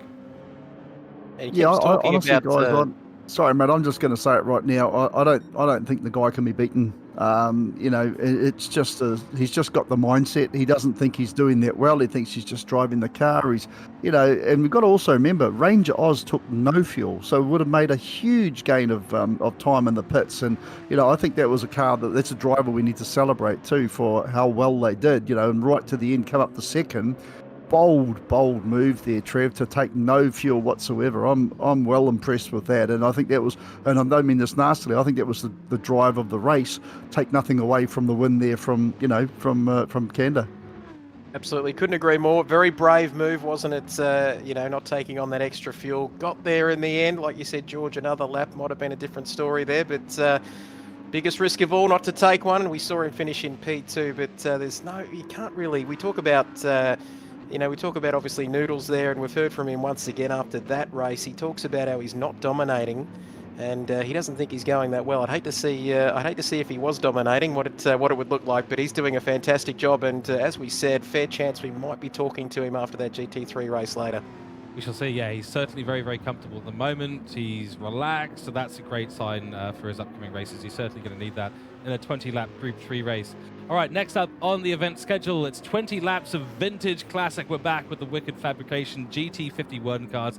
I'm looking forward to this a lot because the sprint race was really interesting. And it wasn't quite as close as we maybe thought it was, but there was some great racing between the cars. Everyone getting really, really loose on the tires. And now, this is where this comes in because TCR pretty stable on its tires for the most part. Yes, there was a lot of tire wear. Mike, you were acutely aware of that in the TCR class. But now, with the huge amount of power and the heavy nature of these cars, we saw the rear end of the cars dipping out constantly, everyone putting down the power. Are we talking burnt out tires? Are we going to see a pop tire today in Vintage Classic? I think it's entirely possible. I think this could be a lot of fun.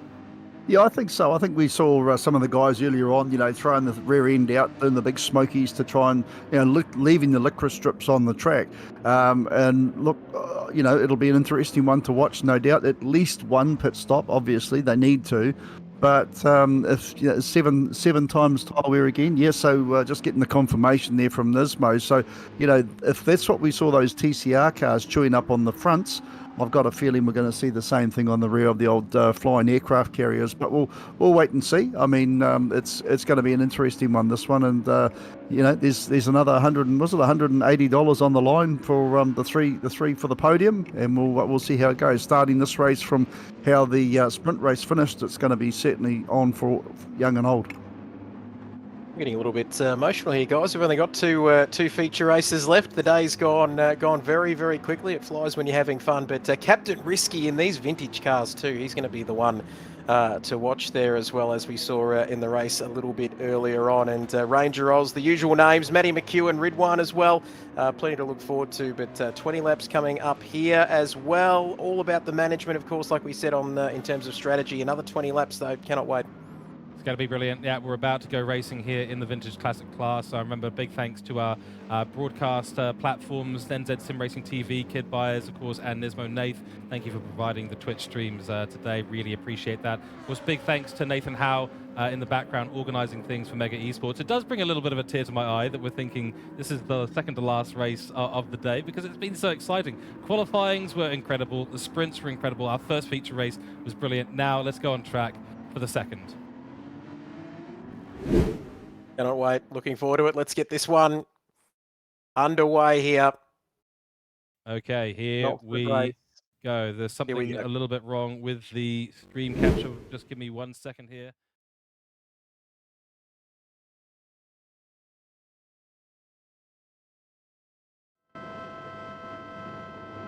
Let me jump back to this screen here.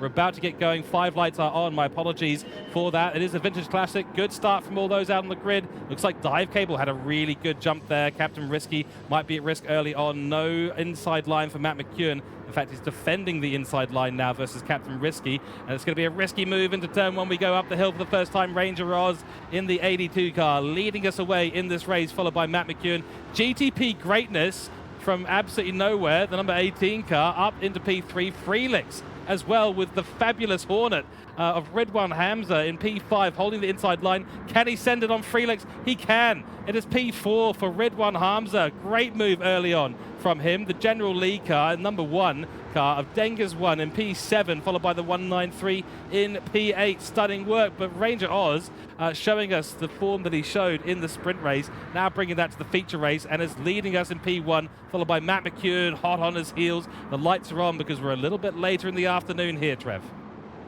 Absolutely, and the sun might be going down, but no sign of the action slowing up here. Lap 1, halfway through in this one. Ridwan there, P4, GTP Greatness alongside him. The famous Hornet is back. Boy, don't we love it as well. As you can see there, 3 wide almost coming through the middle part of the lap, turns 6 and 7. 117 there in that second sector. Just bumper to bumper there, if you don't mind. GTP Greatness slotting in behind Ridwan there in P3. But look at this pack of cars as we jump on board with Freelix here in P5. He's very, very close to GTP Greatness in front. But all very respectful there as GTP Greatness slightly getting out of shape there, but managing to keep it all pointing in the right direction through the final corner. Across the line to complete lap 1. Ranger Oz, Matty McEwen up there in P2 as GTP Greatness now in 4th. Looking for P3 there. Will he get it done now? Shadows across this Red Bull Ring here this afternoon, into this evening here, of course, on GT7. Mega Esports, what an event, what a day we're having here. Still plenty coming up as well. Keep an eye out for that, but it's all about racing here at the moment. You can see our top 2 off into the distance, approaching Remus at turn 3. As we take a look here, braking zone. Down the inside there, GTP Greatness just gets his nose in there side by side. Can't quite get it done though, Mike. But boy, oh boy, it's getting very spicy out there. Yeah, no, not from lack of trying. And the fabulous Hudson Hornet actually had a problem earlier on in turn 5. That's why Red One fell away from second place McEwen by such a huge amount and had a big old tank slapper, managed to pull it back and somehow stayed nose in front of GTP Greatness. That's why there's all a big bunch of cars lined up there, line astern, and about a 3.8 second gap back, nearly 4 second gap back to the leader. McEwen, in the meantime, he's trying everything he can, but is really fired up, guys. We've seen him really dirty with himself on the previous Group 3 race. Then he's just had an interesting TCR little battle. But you watch, bet your bottom dollar, this boy will be concentrating very, very well and hard. But the battle at the moment with GTP Greatness, here he comes again, currently in 4th place, having a go on Ridwan with Freelix further back in position number 5, just having a watch of a great view of a passing manoeuvre, and the headlights go out from both cars as Ridwan and now GTP Greatness there is gone through to 3rd place. Fastest lap by McEwen in that last lap there, 143.3. And just watching these other drivers in the 144 second bracket, so well and truly holding each other up. And you can see Freelix trying to just jump onto that little bandwagon there as well. Go back to Clan Fever, who's got a little bit of a battle going on themselves between Dive Cable and Machin, not too far behind, and so too the Flying Kiwis. So we'll wait and see if they can move themselves up through the ranks. But guys, at the front of this one, it's not academic yet. There's still plenty to come with McEwen 0.3 of a second back behind the race leader. So he really has put the bit between his teeth, and there's no way that he's going to let the Ranger Oz come. In fact, no, I get it wrong. McEwen's made the pass. McEwen is the new race leader, and Ranger Oz back in 2nd place now. Saw the end of that one. 2 similar black cars there. Bad eyesight for an old man, but great driving there from him. But look at Ridwan there back in 3rd place, and GTP Greatness and Freelix all having a great old squabble. Oh, George, I'll tell you what, mate, we are only into the 3rd lap, but you feel like it's going to be action stations on the checkered flag.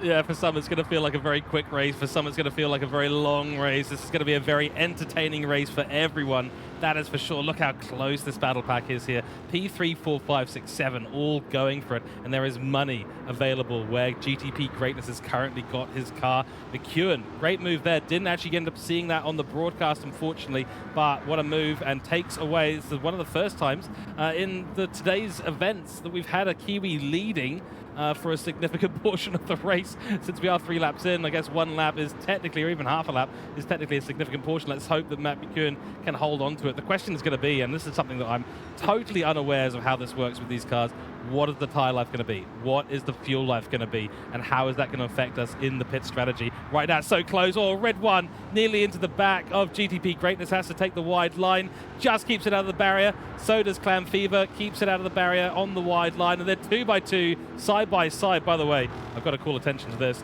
I may be slow, but I'm in front of you on the back of Clan Fever's car. Gotta love it. Dive Cable might be looking on the inside line. Doesn't have an opportunity to do so. What a battle pack this is, Trev.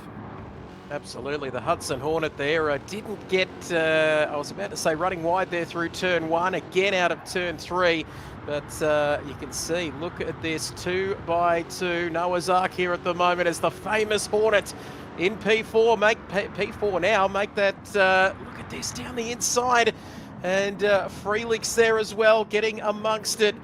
And you can see, oh, was there some contact there between Clan Fever and Dive Cable? This is incredible, isn't it? We're only on lap 4 out of 20. The clouds are gathering there, but no sign of rain at this stage of the race. Very, very crucial to get off the line, as you can see, and just the first 5 laps, especially of this race, very crucial in terms of strategy and tyre wear. Fuel, of course, burning down. We saw the telemetry late in that first feature race, but here we go. Here's an opportunity now for Dive Cable in the beautiful retro nostalgic Martini livery down into turn 9. He's got it done, but guess what? Freelix there, he's not quite done with yet as he looks to have a go here through turn 10. We're right on board with Freelix now. As you can see here through the final corner, riding inside the cockpit of these vintage classic cars. Beautiful view here from the cockpit of Freelix. Ridwan not too far behind him. And Mike, that Hudson Hornet is not going away, is it? No, it's not. And Ridwan, I'm surprised, down in 6th place at the moment, just hasn't featured in this one. And again, it's all these strategies coming into what they can do. I just watched some of these cars well and truly in their 4th gear on the rev limiter down to turn number 3. I think that's hilarious, to be honest. Just the old 4-speed, not too much there. Whatever the rev limiter is, these things are hitting them with an absolute regular course. But I've just been watching Ranger Oz, and I'm seeing what he's doing. And I'll tell you what, Ranger Oz again, in 2nd place behind McEwen. He's dropping just on a 2nd back from the race leader, Matt McEwen. But looking at the fuels, I can actually just jump on board there and have a look. And the fuels that those 2 cars have got significantly different. Guess who? Ranger Oz, looking very good for the fuel there at the moment. So, and trying to go through some of the other cars, look out the same thing.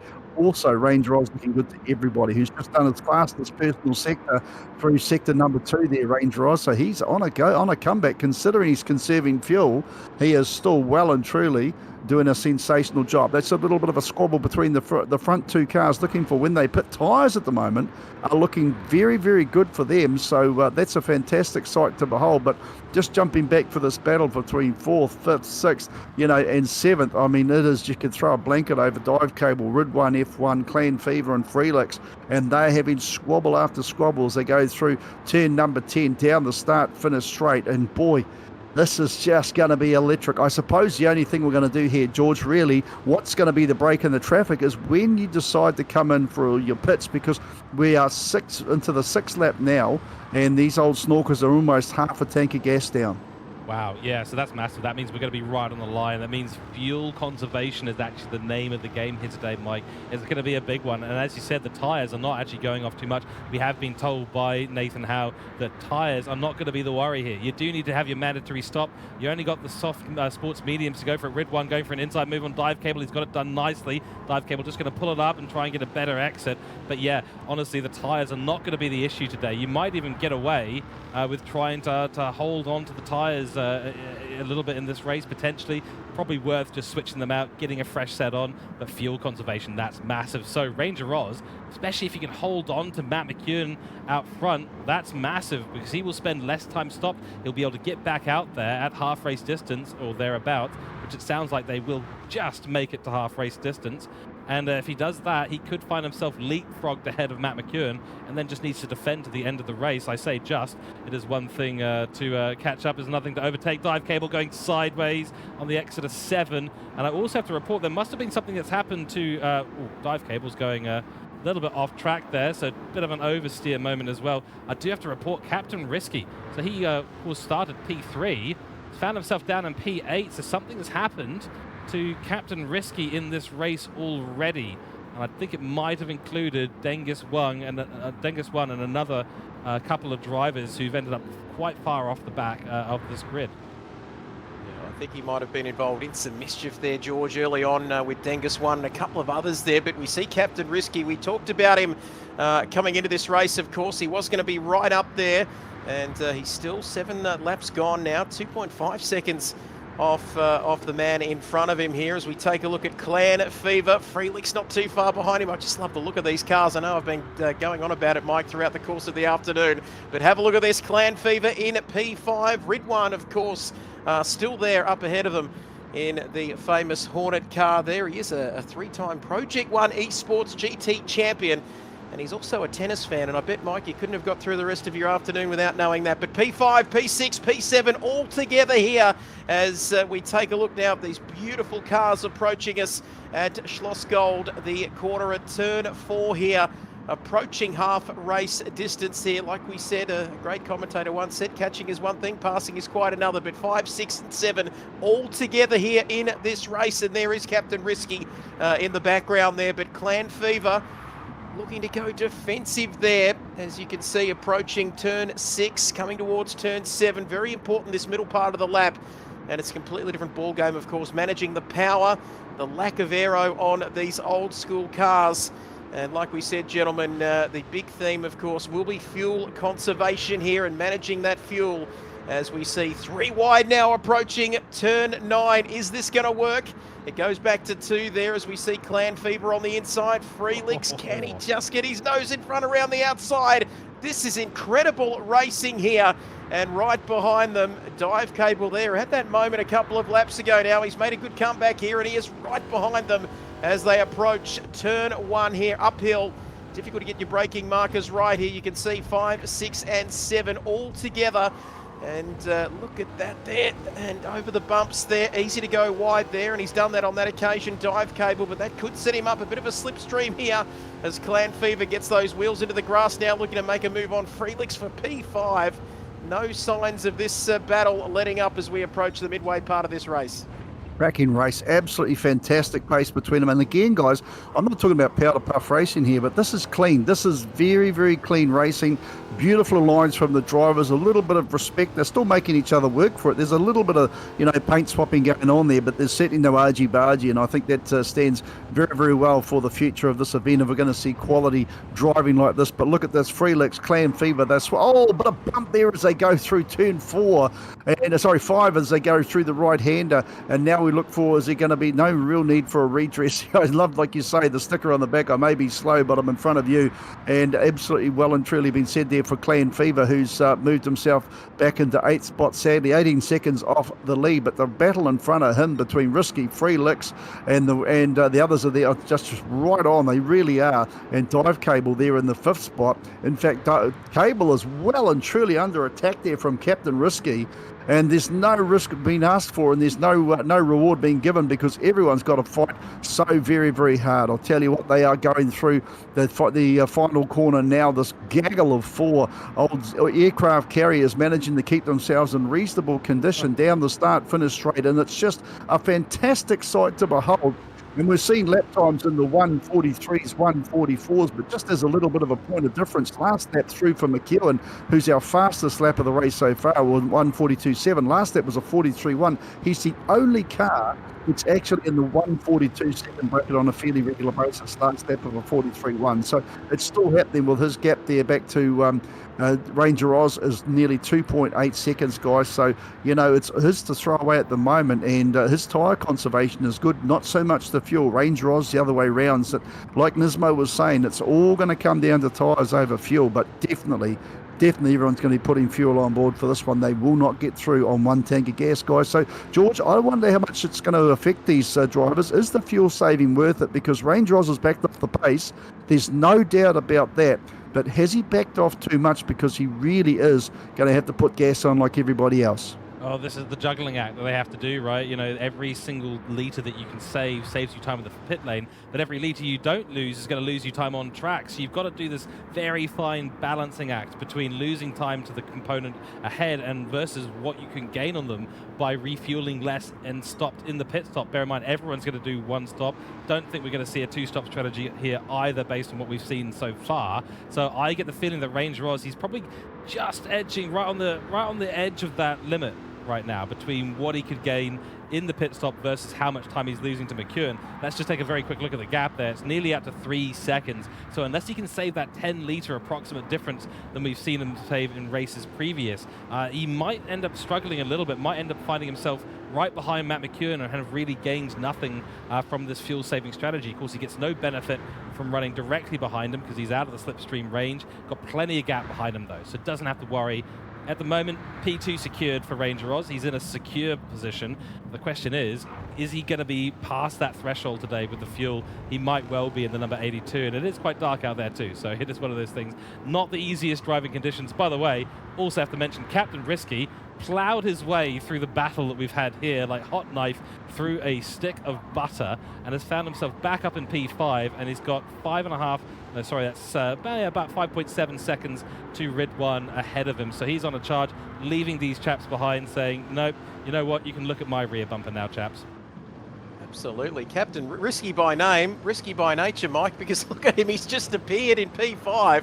This is an incredible drive there. We saw him down in P8 after getting involved in some mischief early on in the race, but half the race gone, half still to go. You know the drill for everyone watching at home. Great to have your company with us, but P5, P6, I'm just starting to think as we take a look at the flying Kiwi, as I was about to say, he's read my mind, Vert Wheeler. It's good to see he's got the Hot Wheels flames back on the side of that car. That was my next question to you, gentlemen. Pit stops, would it be worth one of these guys in that midfield pack just trying to take a bit of a risk here? And, well, speak of the devil, as soon as I say that, our race leader is in. Yep. And they've got that gap at the front, don't they, Matty McEwen and Ranger Oz, so they won't have to be vulnerable, will they, Mike, to any sort of undercut here, and they can really call the shots there in P1 and P2. Yeah, I think they're in a battle of their own there, Trev. I think really it's down to Ranger Oz and McEwen. McEwen's coming. It'll be interesting to see what he takes on board here as far as fuel. I mean, obviously he's on his 10th lap. He's literally got the red light on, so he's got it close to fill this car right up. Ranger Oz will have the benefit of a little bit of a gap there, but is there going to be an undercut? Has McEwen got enough in the tank here? Just watching his fuel gauge go 3/4 full, 3 3/4, and coming down. Is he going to fill it right up? Yes, he is. He's filling it right to the brim. So we heard earlier on there Noodles saying about, the best thing is just to keep that fuel up your sleeve, chuck an extra bit of gas. And McEwen, starting lap number 11, has filled it right to the top. So now we can actually sit back and watch Ranger Oz with interest. McEwen coming back out 40 or 39.8 seconds behind Ranger Oz. And I've got a in fact, he's actually still got gas in the tank, guys. So yeah, it's a little bit of, I'm not sure if I should be saying this inside information, but, and he's just done his best sector as well. So some stonking pace there coming from Ranger Oz. And now's the right time to shine. He's 14.9 seconds ahead of Captain Risky back in second spot. And the battle really, pardon me, there's two battles, and it really is down to him and McEwen, who's currently back in fourth place. We'll see how this one plays out. In fact, he's bypassed the pits, guys. He's doing another lap. He's going again. I do also notice that I saw Dive Cable. He didn't refuel in his pit stop, came out with 7 litres, and I think he has actually taken it back to the pits and said, that's it, my day's over, because I'm going to be dead last in the end of this race. I can't see him out on track right now, so it might be a bit of a commiseration there for Dive Cable. He only had 7 litres of fuel as he came out of the pits. Captain Risky now in the pits, 6 litres on board, and we still see Ranger Oz out there going hard. I mean, we should probably see if we can get some updates on the amount of fuel. How much fuel does he actually have on board right now? Sorry, who's this you're asking about? Oh, so that's Ranger Oz, because he's going out for a second lap after Matt McEwen. Ranger Oz's fuel light's not even come on. It's down. It's under. I say that it's just come on now. So I'm expecting he will come into the pits. But I mean, this is incredible. The gap that he's got to McEwen, who's now up to second place, Risky and Machin are in the pits coming in for their gas. And Machin's coming on 0. He's got no fuel in the tank. He's run it right down to the ragged edge. And Captain Risky, I think he had about 13 litres on board if we go litres. So that's incredible stuff. And Matt McEwen to Ranger Oz is thereabouts stagnant. Now, bear in mind, he's got brand new tyres on. Ranger Oz is holding the pace of McEwen. In fact, we've got a spinner just in front of Ranger Oz going through that sector. Just trying to pick up who that is. In fact, it's the General Lee, and Dingus One has had a bit of a moment there just in front of the race leader, who he has to come in for fuel this time, George, surely to eggs. And I've got another update here as well. Matchin has just told us in chat, he came into the into the pit lane with 0 litres of fuel on board, and he had to roll it into the pits. He's just saying, thank goodness it's downhill into the pits. That's fantastic. Well, our leader now in the pit stop, Ranger Oz in the pits. McEwen drifting sideways as he goes through turn 6 and 7. Will it be enough? This is the question. Big question. 8 laps to go. I love that for a match in there. Good thing it is downhill into the pit lane. Gravity working with him there, as you can see then. Lap 12 out of 20. Ranger Oz into the pit lane. You watch the track, and we'll keep an eye on the pit lane as well. Here we go now into first gear. Get that car ready to go. 50 litres, 60 litres. He likes to cut it fine, doesn't he? Our man Ranger Oz there. But as you can see, on the start-finish straight comes Matt McEwen. Here comes Ranger Oz. This is going to be interesting, but I think Ranger Oz might have him here, George. He's just got his nose in front, and we've still got Matty McEwen yet to get through turn 1. So Ranger Oz back out into the lead comfortably in this race, and a big moment there from Matt McEwen.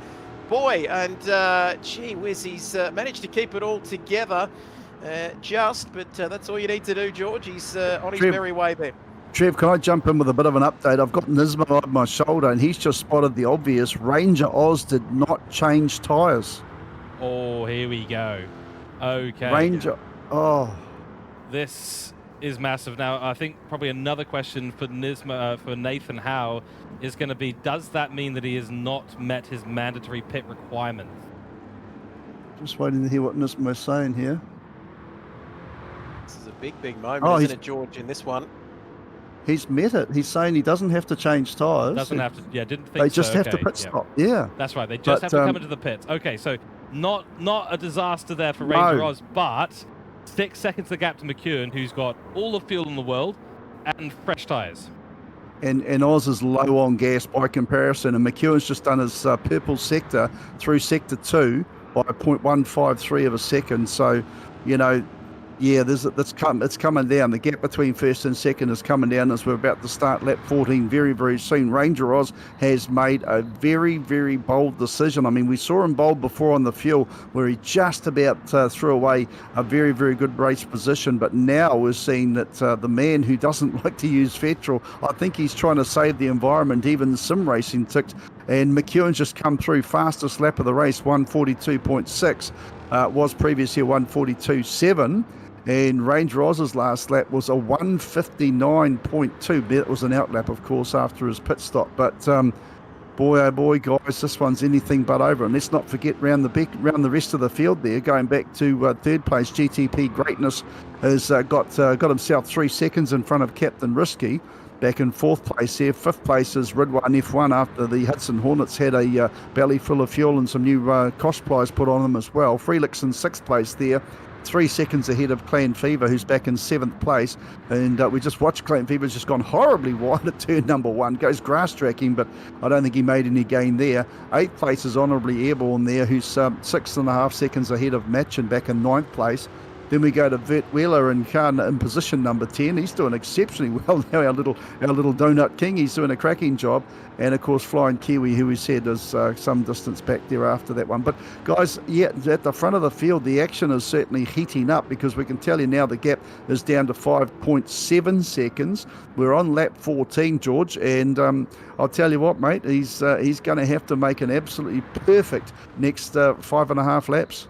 Yeah, one thing I have to say for Ranger Oz is that his driving has been very smooth. To save that amount of fuel, to go for the extra couple of laps, it is really impressive. The question is, can he keep that consistency going?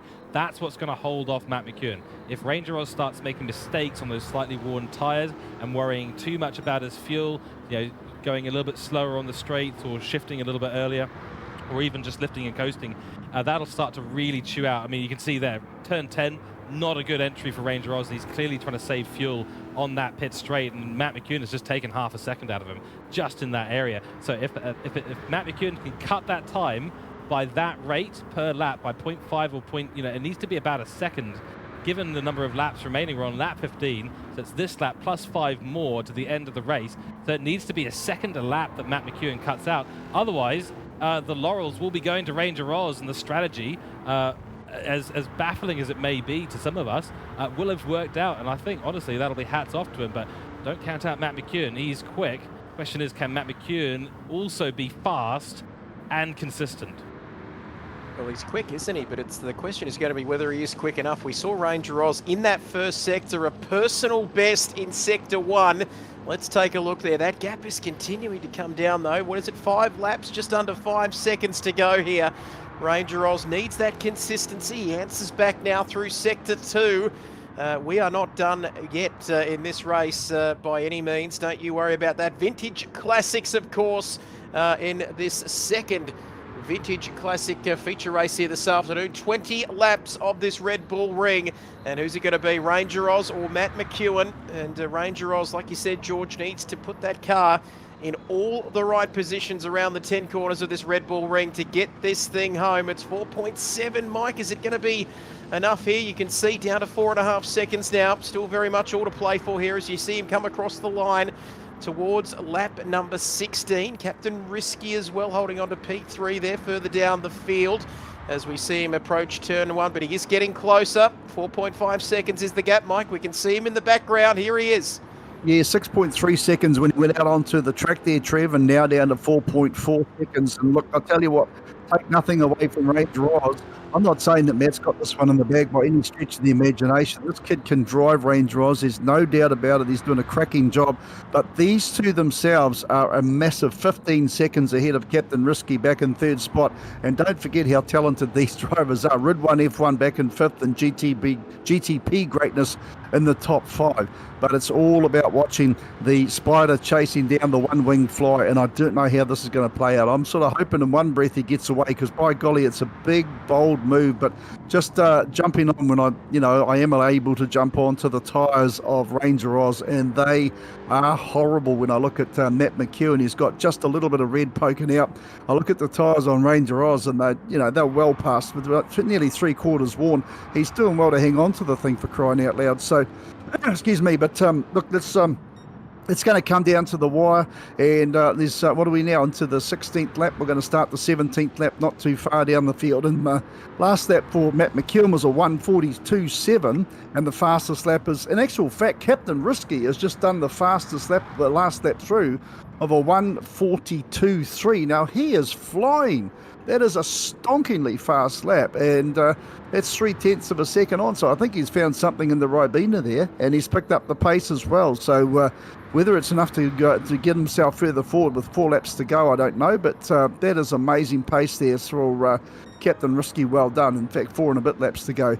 But getting back to McEwen, 3.4 seconds now. 3.3 there, Trev. I'm not saying it's inevitable, but it's looking like McEwen may have had to stick with his strategy, and well done, Ranger Oz. I'm just not quite sure it's enough in the bank. We're on the 17th lap now, mate. I think there's still plenty out to play out here, of course. Ranger Oz there still leading, Mike. Oh boy, 3.2 seconds is the gap. Do not go anywhere. This is going to be a grandstand finish, and we've seen a few of them so far this afternoon in this huge day on Gran Turismo 7, of course. The cars aren't real, but the racing has been well and truly real there, as we see Ranger Oz. 2.7 is the gap. Oh, I don't know about you, Mike. I reckon you can cue the Jaws music. Oh, there's a big moment there. Matt McEwen. Oh, how has he kept that on the road? Wow, that is a fantastic effort, George, to keep that all pointing in the right direction. But I think, is that going to give Ranger Oz the breathing space in the final laps? Oh, it might well do. I mean, we saw the gap starting to really come down quick, and this is it. As those tyres for Ranger Oz get worse and worse, and he continues to have to save fuel in this race. You just see Matt McEwen like a unleashed beast racing after him, putting everything into the steering, everything into the race car. I think Matt McEwen might have just evaporated his chances there a little bit too much. The gap's now just coming up back up to 4 seconds, so that means he's got to make a second and a bit now, 1.2, 1.3 seconds per lap to catch up to Ranger Oz. I think he's got the pace, but he's got to stop making those mistakes. That was incredible car control from Matt McEwen, though, taking nothing away from him, because that was incredible car control to keep it on the tarmac. If that was me in the car, I'd be doing 360s and scoring points in Tony Hawk Pro Skater 2 or something like that. I'd probably win that game, but I'd certainly lose this game, because that was just mighty, especially with the weight of these cars. The amount of counter-steering you have to do to keep the car on the track there, and throttle control. Wow, I'm really impressed with Matt McEwen to hold on to it. Gap down to 3.4 seconds. It's the 18th lap. The sun has properly set. We're into twilight here now at the Red Bull Ring. Risky making a bit of progress, but nothing to really report back there. Ridwan in P4, Greatness in P5, Clam Fever P6, Only Airborne in P7, and Mackin in P8 after using the gravity assist to get down into the pit lane. Does get back under his own power now. 3.2 seconds of gap, so we know McEwen's got the pace, guys, but the question is, can he bring it home? Will Ranger end up with so little pace at the end of this race? I'm fascinated by what we're seeing here. I'm still getting over that moment. I don't know about you, Mike, as he sets another personal best there. He's up by a 10th. Is it going to be enough, though, through Sector 2? I tell you what, George, if I had a moment like that, I'd be on the back of one of the marshals heading back to the pit lane, picking up the pieces off my car. But let's have a look here. You can see the view from the rear of this beautiful classic vintage car here on GT7 as we approach the couple of laps to go now. Penultimate lap coming up of this race. The gap is 2.8 seconds now. As you can see, slightly down there, 0.6 of a second down on that last tour for Ranger Oz as we come through turn 1. He's getting very, very close, but Mike, is it going to be enough? We'll wait and see. 2 laps to go in this one. Do not go anywhere. It's the Vintage Classic Feature Race here for Mega Esports. What a day we've had so far. And support, of course, from our partners as well. Always much appreciated, as well as everybody out there watching across all formats, both on Twitch and YouTube now. But riding on board with Matty McEwen through turn 3 here as the darkness descends on the Red Bull Ring. It's down to 2.4, but Ranger Oz, Mike, he's just managing to keep it in all the right parts of the track, and he's managing to maintain the gap so far.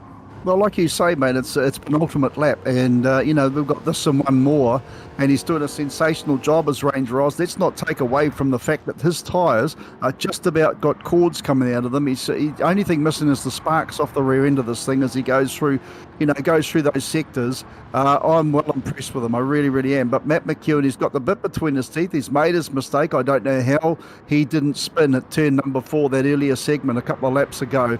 He's picked himself up. He's dusted himself off. And guys, we've got one more and a bit lap of an absolutely exciting racing to come. So don't go anywhere. We honestly, we couldn't script these races to be as good as they are at the moment. And like I say, I'm an endurance fan. The sprint format, there's something special as we're down to 1.7 seconds, and the last lap through there for Ranger Oz was a 1:43.7, and McEwen was a 1:42.6. We're 1.6. It's visual. I mean, they could just about do hand signals that are friendly and say good day to each other as Ranger Oz is driving the literal wheels, and he's got the red light on. The fuel light is on too for Ranger Oz. Go back to McEwen. He's still got plenty of gas in the tank, so it's all going to come down to the wire. George, I don't know, mate. We've got 1.5 seconds to go. It could be outdone by either driver. We've seen McEwen get a little bit loose. We know Ranger Oz has got nothing to work with. He's got no gas. He's got no tread. He should lose this one, but I'll tell you what, he's a gutsy little driver.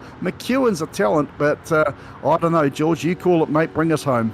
Here we go. Well, the infield section is going to tell the tale. This is where Matt McEwen has been faster than Ranger Oz for the most part. Down already, 10th cut out on the braking zone alone. Little bit of a mistake there from McEwen, so it does lose that 10th immediately. But yeah, we know this infield section is where he's fast. But if he can't catch up, there's no way he's going to overtake turn 9, turn 10. Just not an overtaking zone. We're coming up to those rapidly. Gap is nearly down under a second for Matt McEwen. He's on his red light too, and Ranger Oz is really on the line with fuel. I think he'll have just enough to get across the line. We're almost down. We're just down under a second now. I don't know if Ranger Oz is going to be able to make it. This could come down to the wire. This could be a photo finish at the end of this race. 0.8 is the gap, but this is not the overtaking area. Through turn 9 we go for the last time in this race, and it looks like it's game, set, match for Ranger Oz in this feature race for the Vintage Classic. Is there enough speed for Matt McEwen? He's trying everything on the line, but it's not going to be enough. And Ranger Oz will take victory here,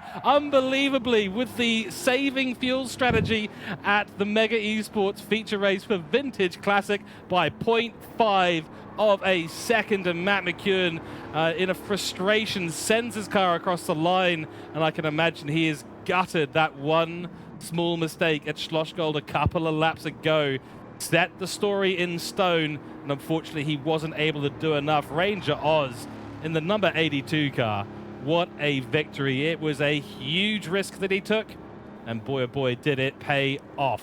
Wow, that was fantastic racing. A few others coming across the line now as well, and look at the amount of fuel on board Ranger Oz's car. He had nothing in the tank at all. The tires are gone, but I'm sure he is a very, very relieved man right now.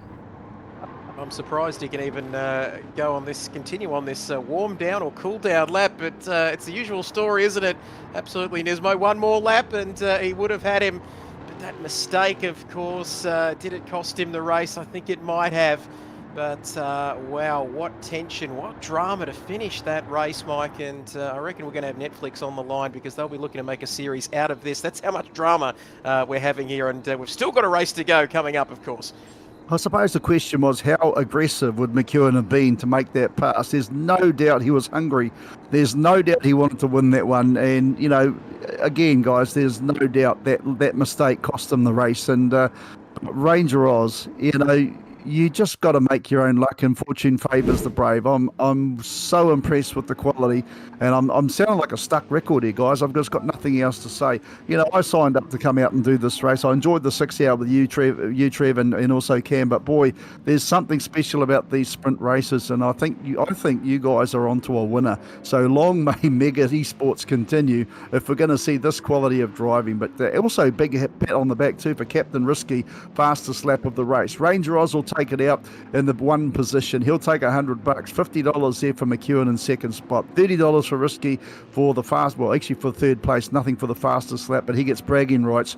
Fourth place for Ridwan F1 there. Fifth place is GTP Greatness. Sixth place is Clan Fever. Seventh place is Matchin 193. And Freelix, he gets a free start on another race in position number 8. Honorably airborne in position number 9. Flying Kiwi, he would have liked to have flown a little bit faster in that one. He's in the top 10. Vert Wheeler is really starting to keep on going. In fact, he's still racing at the moment, bless him. And Dive Cable will come through 12th place there, and obviously not finishing, as well as Dingus with some issues. And that's a crying shame there for them. Guys, look, what more descriptive words can we come up with? George, I think we've well and truly found ourselves here. Let's hope it's a cracker. You know that the commentators, and hopefully the viewers as well, have enjoyed it when the commentators start running out of superlatives to describe a race, and we certainly have reached that point. And we still have one feature race to go, and that is the Open Group 3 class coming to your screens very, very soon. Yeah, commiserations there for Dive Cable. Didn't refuel the car, came out with no fuel on board, and said, that's it, I'm not going to make it to the end of the race. I've got to put the car in the pit box and sit there for the remainder of the race. It's a real shame there. And of course, Dengus with the disconnect from the lobby in the middle of the race. Sad to see that happen. But yeah, we're going to have Ranger Oz in for an interview in a few moments' time. In fact, Trev, no, he's not in quite yet, so we will have him in the box very, very soon.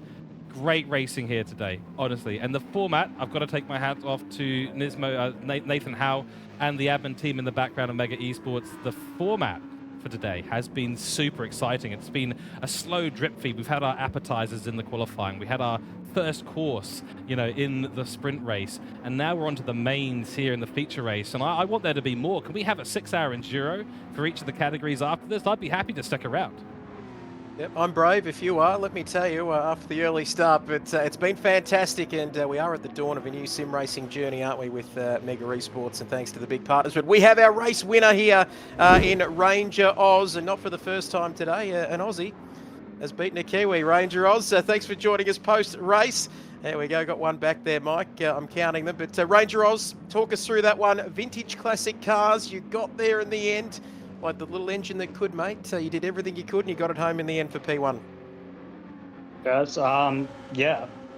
I honestly had no idea that that was actually the right strategy. I kind of figured that McEwen was just going as fast as he could, so yeah, I just tried to save some fuel, and I think the difference was that he must have taken tyres and I didn't take tyres at the stop. So yeah, that turned out to give me quite a big lead, and I was able to manage that till the end. Well done, mate. I mean, that was a superb drive. You know, watching in the rear vision mirror, it's so easy for us as commentators to sit there and commentate. What's it like for you in the hard seat there? $100 again in your pocket. Well done to you. But, you know, that aside, what's it like for you sitting there watching someone like McEwen? We know the caliber of that driver too. He's not a slouch. Slowly reeling you in. And how much do you reckon it would have helped you to put those tyres on if you had taken that time? Do you reckon you would have won if you had? Yeah, I'm not sure. Yeah. So I think it's about 4 seconds or so to change tyres, and I came out about 6 seconds in the lead. So yeah, that's why I wasn't sure if it was actually the right play, because I had no idea how much Matt was going to catch me lap on lap. So I'm not sure I would have won, but yeah, fortunately it turned out that way. What sort of car did you have at the end of the race? I mean, she looked like you was actually hanging on pretty well. The tyres disintegrated up till the pit stop, but they seem to actually be relatively stable and not drop away too much after the pit stop. So what sort of car was it like to drive? It was fine, I think. I think at that first stint I was just making a few mistakes, which were costing me about half a second or a second a lap. So yeah, I managed to cut those out for the second stint, and yeah, it was enough for me to hold on, because it was only about 6 tenths, I think, at the end. So if I'd made another one of those mistakes, it could have been a different story. So yeah. Well, and speaking of small mistakes, that's really what cost Matt McEwen in this race. It was just a small mistake on the exit of turn 4. He got on the gravel, he went sideways, he went left, right, had the car control to bring it back into a straight line, but he went from 2 seconds away from you, which we were thinking, okay, that's it. That's going to be game over. He'll get past, he's got the tyres, he's got the fuel, etc. And then all of a sudden, the gap was back out to 4 seconds, and it just wasn't enough. And we were across the line, 0.5 of a second there between you guys. So your strategy almost became not the right strategy there, and without that small mistake. But this is the difference between taking it easy and then pushing right at the end. So is that something that feeds into your strategy? You know that it's a less risky strategy to drive a bit slower, drive a bit more conservatively. Is that part of your thinking? Not really. I mean, I can only drive my own race. I actually had no idea what was happening behind me. So yeah, I was just checking the delta a couple of times a lap, but yeah, I had no idea what was actually happening. So yeah, I'm just happy that I was able to hold on until the end there. And hold on, you did very, very well. Ranger Oz, thank you so much for joining us in the commentary box. Good luck, of course, in the Group 3 category coming up in a few moments' time, but congratulations, you've been on the podium twice today. Sprint, and of course the feature race for Vintage Classic. So congratulations. You can safely say that you are the Vintage Classic champion today. Congratulations. Thanks very much, guys. Cheers. Righto. Well, not part of his strategy. Doesn't matter if he's driving slow, calm, or conservatively, but he got it home only just ahead of Matt McEwen. But well, I knew Vintage Classic was going to be good, but it's been really good. I'm not sure if that was the right strategy. I was making mistakes. I was losing half a second. Oh, come on. Don't talk rubbish to me. That boy was a genius. And I reckon he got it down to the wire. Look, if that's the caliber of what we're going to attract to these sort of events, you know, long may it continue. I like the humble approach, you know. I like there's no egos on the drivers. They're all sitting there going, oh yeah, I thought, you know, and it's just brilliant. I mean, I'm sick and tired of seeing the other echelon of racing in real time where they all walk around with a you know what up their bum. It's like I'm the best. You're lucky I'm here. Every drive we've had in so far, guys, has been completely the opposite. It's almost like, oh, you know, that was nice, and oh, I didn't think I was that good, and you know, I mean, we've seen some quality driving, and they're up against a quality field. Oh boy, yeah. Look, it's an Aussie 5 out of 5 so far. I got to say, but I don't care right now because I'm on the edge of my seat. How many races now, guys, have we been on the edge of our seat in the last lap, and how often do you see that? Every single one, Mike, and you have been beaten into submission by great racing today. That's great to see.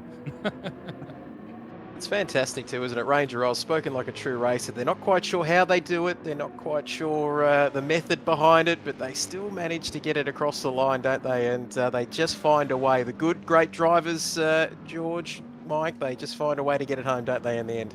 They do. Yeah, they really do. And the other thing too, guys, is that we are turning these races around quickly. We're not messing around, you know. And these drivers are ready. They're in the place. They know where they need to be. They put their day aside, and that's really cool. It's a Saturday, and everyone's here. And I don't think we've lost too many, if any, at all. So apart from the dropouts, so you know, thanks to everyone that has turned up. Thanks to all the supporters as well as the people that are tuning in around New Zealand and Aussie and around the world. Fantastic. In fact, I don't know if you've seen in the comments. I haven't seen the comments, guys. Is there anyone actually listening from other than New Zealand and Australia? I'd love to hear if this whereabouts we are being streamed. Well, let us know in chat. Where are you viewing the stream from today? Let us know. Of course, this broadcast box is in New Zealand, run by a British guy with an Australian and a New Zealand commentator. So we've got the full mix here at the moment, all the way around the world. But let us know where you're tuning in from. We'll be fascinated to find out. But of course, we are getting ready to head towards our Group 3 category. I do have some information, though. GTP Greatness, he is exhausted. He has decided that he can't make it through the Group 3 race today, so he's decided to pull out of this final race. So that's a shame that we won't see him out on track. But yeah, it has been 4.5 hours so far, this stream, and the races have been doing all this. We've been sitting in our comfortable chairs with our comfortable headsets on, getting glasses of water occasionally. These guys have been out on track, sweating it out. So big hats off to all the drivers. It's not a small amount of effort, especially when you take into account the switching to categories. So I'm really impressed by all the drivers. Well done. Just one more 20 lap to go, and that's the Group 3 category coming up shortly. Let's take a quick review, of course, of our prize information today. So third place obviously bags $30, $50 for a second place, and a first place will bag you $100 in prize money. Qualifying all wrapped up from earlier in the day, and now with only one category to go, the Group 3s, and it is getting dark out there, guys. Yeah, well and truly, McEwen will be upset about not taking that win. Ranger Oz a superb drive, but he can wipe his tears, McEwen, with his $10 notes that he got. He's got 5 of them to play with in that one there. And Trev, you know, it's really good to see the guys. I was a bit worried about this racing, mate. I'll be honest, in a little bit in the back of my mind, I was worried that, you know, a bit of money on the table, we're going to see argy-bargy, smashy-crashy. I'm not worried about that anymore. This has been an absolutely fantastic format, and it's neat at the end of it to reward these drivers in a practical way, isn't it? Absolutely, and it all comes down to this, doesn't it? Final race of the afternoon, the GR3 class, as you can see on your screen. 600 horsepower, 1,350 kgs. Not cheap either at 450 grand, top speed of 300 kilometres. It's going to be cracking to see, as we saw in qualifying. Very much a Toyota Supra show there, 1, 2 and 3, and you've got a feel for the 911s, the Porsche. We all know and love the great Porsche label in motor racing, but they weren't travelling too well there in qualifying. But I think we've got our man Matty McEwen right up there again, and guess who? Noodles. He's gone for a break, missing the Vintage Classic race, but he's going to be one to keep an eye on as well, and very, very important to get off to a good start. We've been going on about it all afternoon, and we're just about ready to get underway in the final race of the day here, George. Here we go once again for the last time, the last feature race of the day here at Mega Esports. The lights are going on. Noodles will lead us away from Simon Bishop, from McEwen, from Dive Cable back on the grid. Once again, it is Supras versus Mercedes. Mercedes gets a great launch, as it always does, to Simon Bishop immediately to P1 ahead of Noodles. Noodles doesn't get the launch that he wanted this time. The Alfa Romeo also getting a great launch. Ranger Oz up to P3 already in this race. Bit squiggly on the exit of turn 1 for Noodles. Not going to help his campaign at the moment. Matt Matt McEwen right on the back of Ranger Oz. A big scuffle going on for P4 at the moment. Dive Cable in the battle, and also Red 1 F1 coming into play. Both the Supras going out wide. The Alfa Romeo trying to defend the inside line as much as possible, but it's going to be a good run for Matt McEwen. This will put a lot of pressure on the P3 position that Ranger Oz holds right now, and down towards Slosh Gold we go for the first time. Lights are on, and the sun is solidly setting at this Red Bull Ring location here in Austria. 4.8 kilometers per lap or thereabouts, 20 laps to go, strategy involved, and we do have to tell you as well, 4 times fuel, 7 times tire wear, racing hard and racing medium tires required. So we are going to see a difference in initial choice of tires from around the grid. 1 pit stop required. And we've had a disaster early on. Red 1 Hamza has been disconnected from the lobby again. Oh, no. That is a disaster. Trev, over to you. It's been exciting so far, but that is just a real shame to see. Yeah, terrible for Red 1, of course, and it's the sim racing version of mechanical failures, as we see the gremlins creeping in there. Terrible for him, but continuing on through the opening lap of this final feature race of the afternoon in the Mega Esports Gran Turismo 7 racing day. The feature race, of course, GT3s. They're fast, they're furious, and you can see there Matty McEwen right on the ragged edge in the Toyota Supra coming through turn 1. It is still close though, but guess who? Simon Bishop is in P1, and that is not an unfamiliar position for Simon Bishop to be in. Of course, we jump on board with Noodles there in P2. He has dominated, of course, this afternoon, taking multiple victories here on Gran Turismo 7 this afternoon, but he is getting very, very close indeed as we head down towards turn 4. And we jump on to the bonnet of this car. You can see there the Mercedes with its nose in front, running slightly wide. And Mike, here's an opportunity for Noodles to take P1, but Simon Bishop is not giving anything to him here as the sun sets here in the Styrian Mountains. That's going to be the widest Mercedes-Benz in known history. And of course, Noodles will know at the moment he's got to play the strategy game in this one as well. Supra versus Mercedes. Now, great launch off the line there from Sidog, who got himself underway and slammed the doors shut on Noodles and straight away showed his intent, said, son, you're not going to get past me that easily this time, because I know that if you do, you'll probably run away from it. Let's not forget strategy, gas and tyres, who's doing what. Let's also, big pat on the back to Ranger Oz, who's actually dropped back to 5th place. I think he must be knackered after just doing a 20 lapper. We've had virtually no break. We're behind time. We're back into the grand scheme of things here, and Ranger Oz is still in the top 5. Hats off there to him. But look at this battle at the front of the field, and like you say, Trev, it's absolutely on for Young and Old. It's a brilliant drive there from Noodles, who's 0.0 right behind Sidog. McEwen up to 0.3 of a second in 3rd place as well, and not too far back. Dive Cable a further 1 second. Noodles, has he outbraked himself? Yes. Here comes McEwen. Oh, he jumps as well. He says, Noodles, you make a mistake. I'm going to jump on you and get out of the way, Sidog. I want your spot as well, son. They're friends, these guys. They're good rivals on the track, though. This could be what Noodles needs. This could slow these two down and give an opportunity for Noodles to get through. In fact, that's exactly what he's doing. There's a botched pass maneuver there on the Sidog Mercedes there by McEwen, has given Noodles an easy 2nd place, and now he's saying, I'll move my way up 1 more, thanks, child. Just jump out of the way, old fella. I want to show you how it's all done. Oh, this is great. This is just brilliant driving. And Matty McEwen, he'll be looking for an alternate now. Can he hope that Noodles catches Sidog and gets slowed down for another opportunistic chance? And guys, that's what they need to be doing. And let's not count out Dive Cable. Dive Cable is driving particularly well here, back in 4th place at the moment. He's right up on the ragged edge. He's trying his absolute best here as Sidog pulls out a turn 10 down the start, finish straight. Peels off another fast lap. Still the fastest lap is McEwen from his previous 1:29.8. That was a 1:30 there for most of the field, but that'll change through the course of this one. Make no bones about it. Hold on tight. We've got a cracking 15 and a half laps to go, guys. And George, I don't know about you, mate, but we both know we're not going to be saying anything at the moment to say yay or nay, because who knows what's going to happen on the line. That's exactly it. Oh, this racing is brilliant. This is what Group 3 class racing is all about. And with the graphics as well in game, look at that sunset.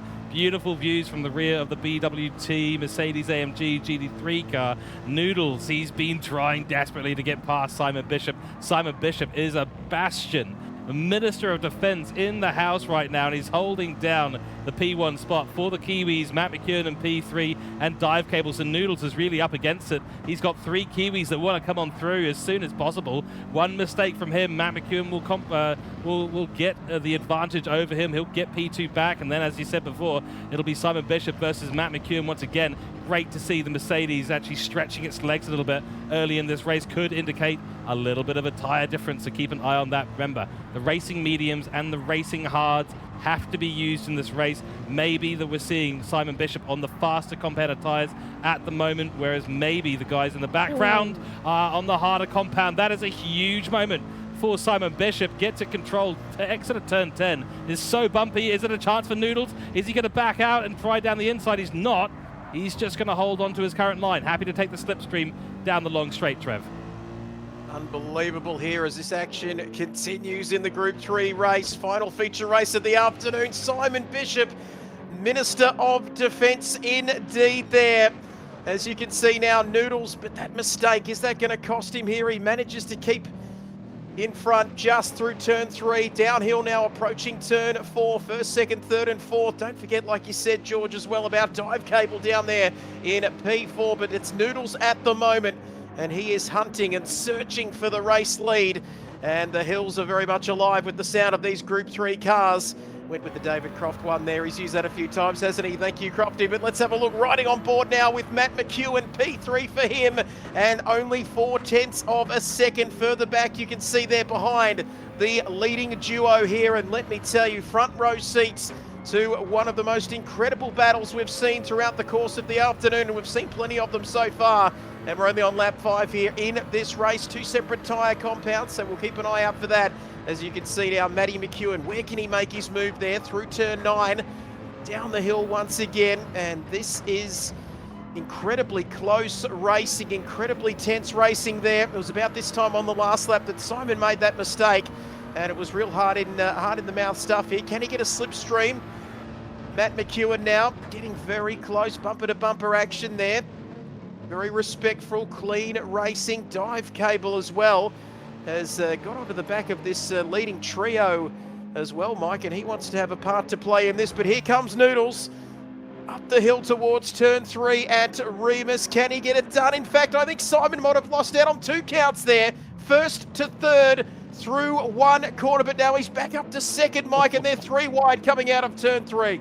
Everything changes, but nothing stays the same with this Group 3 racing at the moment there, Trev. And I'll tell you what, a great move there from Noodles, as we expected. The threesome there of the Toyota Supras well and truly attacking the Mercedes, and Sidog's just not going to be intimidated. He's already dropped 0.3 of a second there back behind Noodles. That section around 0.4 now in actual fact, and Noodles is just going to drive away. I'll tell you one thing, guys, I have snuck into the having a look to see who's on what tyres, and the top 7 cars are on the same compound of tyre, all on mediums, and I believe they have to run their hards as well. But to go back to 8th place and further down, they're on the hards. So Supra as well as Energy Tom and Vert Wheeler are on the hard tyres here. So it's going to be interesting to see how that one plays out. And these tyres are getting shredded.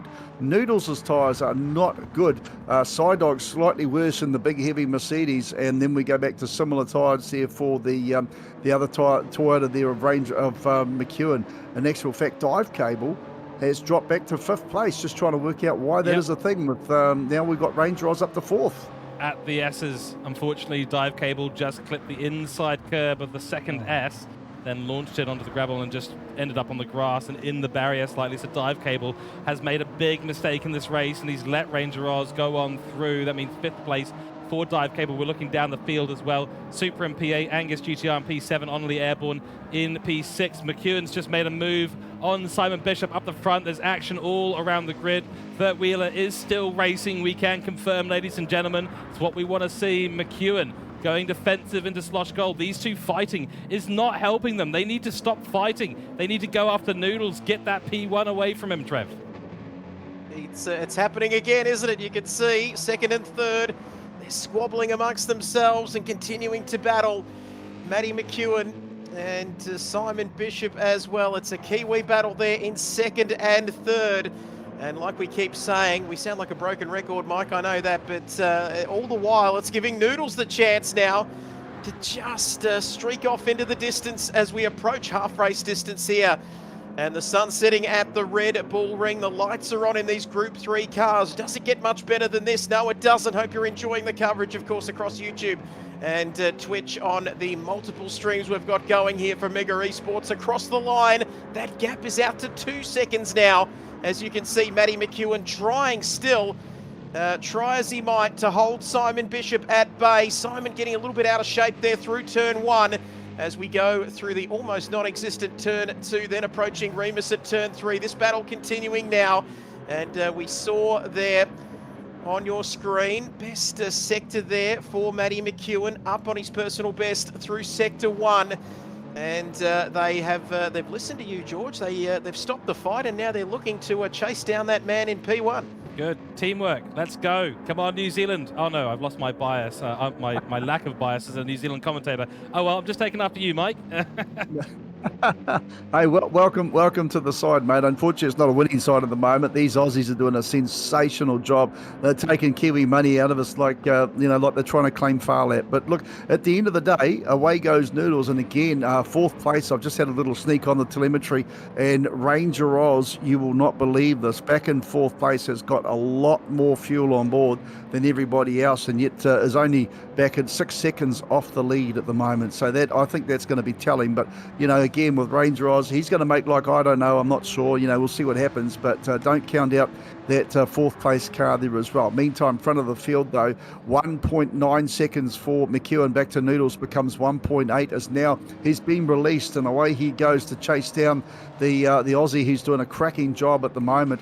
Still the fastest lap. In actual fact, the fastest lap was Noodles last time through with a 1:29.4, and that's a stonking pace. I see Airborne's gone into the pits there already, so with just 8 laps completed into lap number 9, Airborne's gone an interesting strategy, that one. Not quite sure. Coming in with quite a bit of gas on board. He was on the mediums. Now he's going to go and put on the hards and see how that one's going to play out for him there, guys. So yep, it's all on different strategies. They'll be doing what they best possibly can, and at the moment it's looking pretty good for Noodles, but we do have a long way to go. We've got a pit stop to get sorted out, and who knows how they work out on these hard tyres on all of these cars.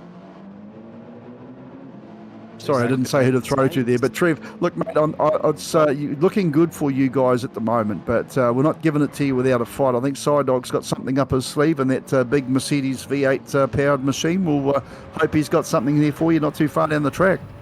I tell you what, I was just distracted there with the beautiful shot. That's what we love about Gran Turismo as well, and that Mercedes AMG car, George, there with the brakes lighting up there down into turn 4 with Simon Bishop. There it is again. What a fan! The visuals on this game are absolutely fantastic, and it doesn't get better right on dusk here at the Red Bull Ring in these Group 3 cars now. As we see that gap, Simon, he does this. We've seen him do this in many a race, Mike. He just sits back, doesn't he, and just maintains that gap of about a second or so. Tries to conserve the tyres and a bit of fuel as well, as we are right on half race distance now here at the Red Bull Ring. Final feature race of the afternoon. Don't forget, of course, stay tuned to all of our socials. Plenty of events coming up across GT7 and ACC on the PS5. And stay tuned for more information on that. But we've still got plenty of racing to play out.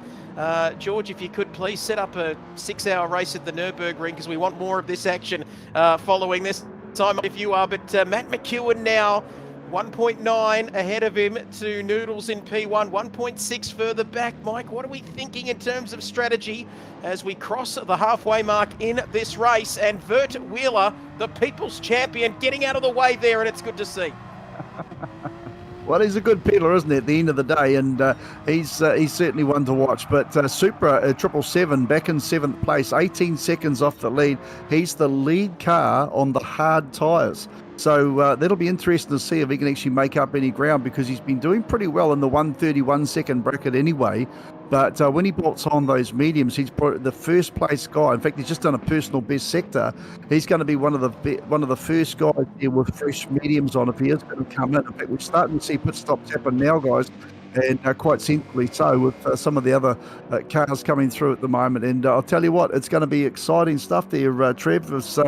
George, it's going to be interesting to see what the strategy is here. Who goes for what tyres and how does it all play out? Yeah, it is entirely possible to pit early like we saw with Supra, to throw off the medium tyres, use them a bit more, go onto the hard tyres. They'll last a lot longer. You'll have more grip towards the end. And actually, once they get a little bit worn, they start to act a little bit more like medium tyres. Of course, you just got to grapple with the lack of grip. We'll figure out words at some point. 4.5 hours through, we all start to lose our minds a little bit. Bert Wheeler in the pits now on the hard tyres. Noodle still leading. The question is, how late are they going to pit? How far can they take the medium tyre? Ideally, in an ideal world, you run those medium tyres for as long as you possibly can. They are the faster compound. Yes, you'll have a little less grip on them, and you might burn them right to the edge, but the less time you can spend on the hard tyre, the faster you will be in overall race time. So that's going to be the key determinator. And at the moment, for Matt McEwen, he's not running in dirty air, so he's not really getting affected by the car ahead. So the undercut strategy, not really going to be an option on his table at the moment. I think he needs to try and just make those mediums last for as long as possible, and then he does as few laps on the hard tyres as humanly possible. And as you can see, all three of our leaders still remaining out for this next lap, on to lap 12 now in this race.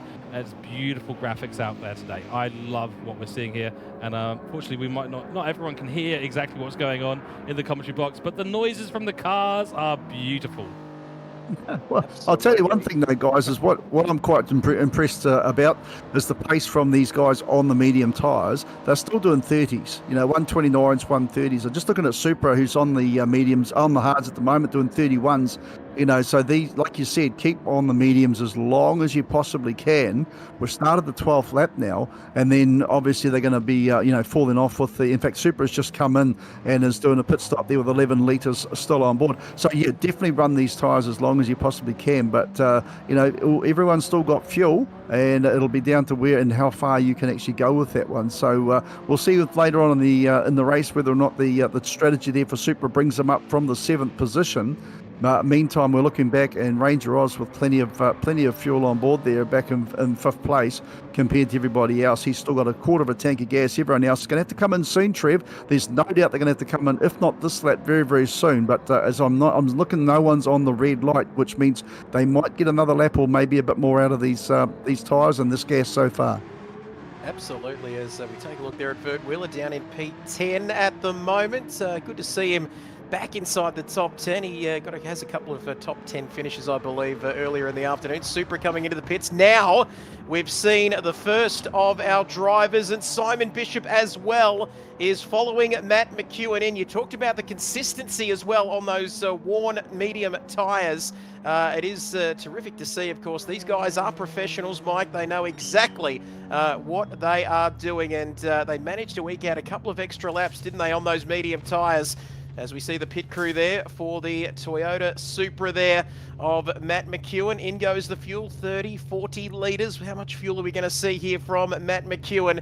As this is what takes up the time in the pit lane, as we flash across to Simon Bishop in the pits there in the beautiful BWT livery of the AMG Mercedes-Benz. Here comes Dive Cable now, stationary, into the pits and out of it again, back into the pit lane now. And you can see P6 as well. So the pit stops have begun, and there's a rush into the pit lane here at the moment as we see Matt McEwen back out onto the circuit. And Mike, there's one guy, one very important man who has not come into the pits and has elected to stay out, and we'll take a look at his lap times very, very shortly.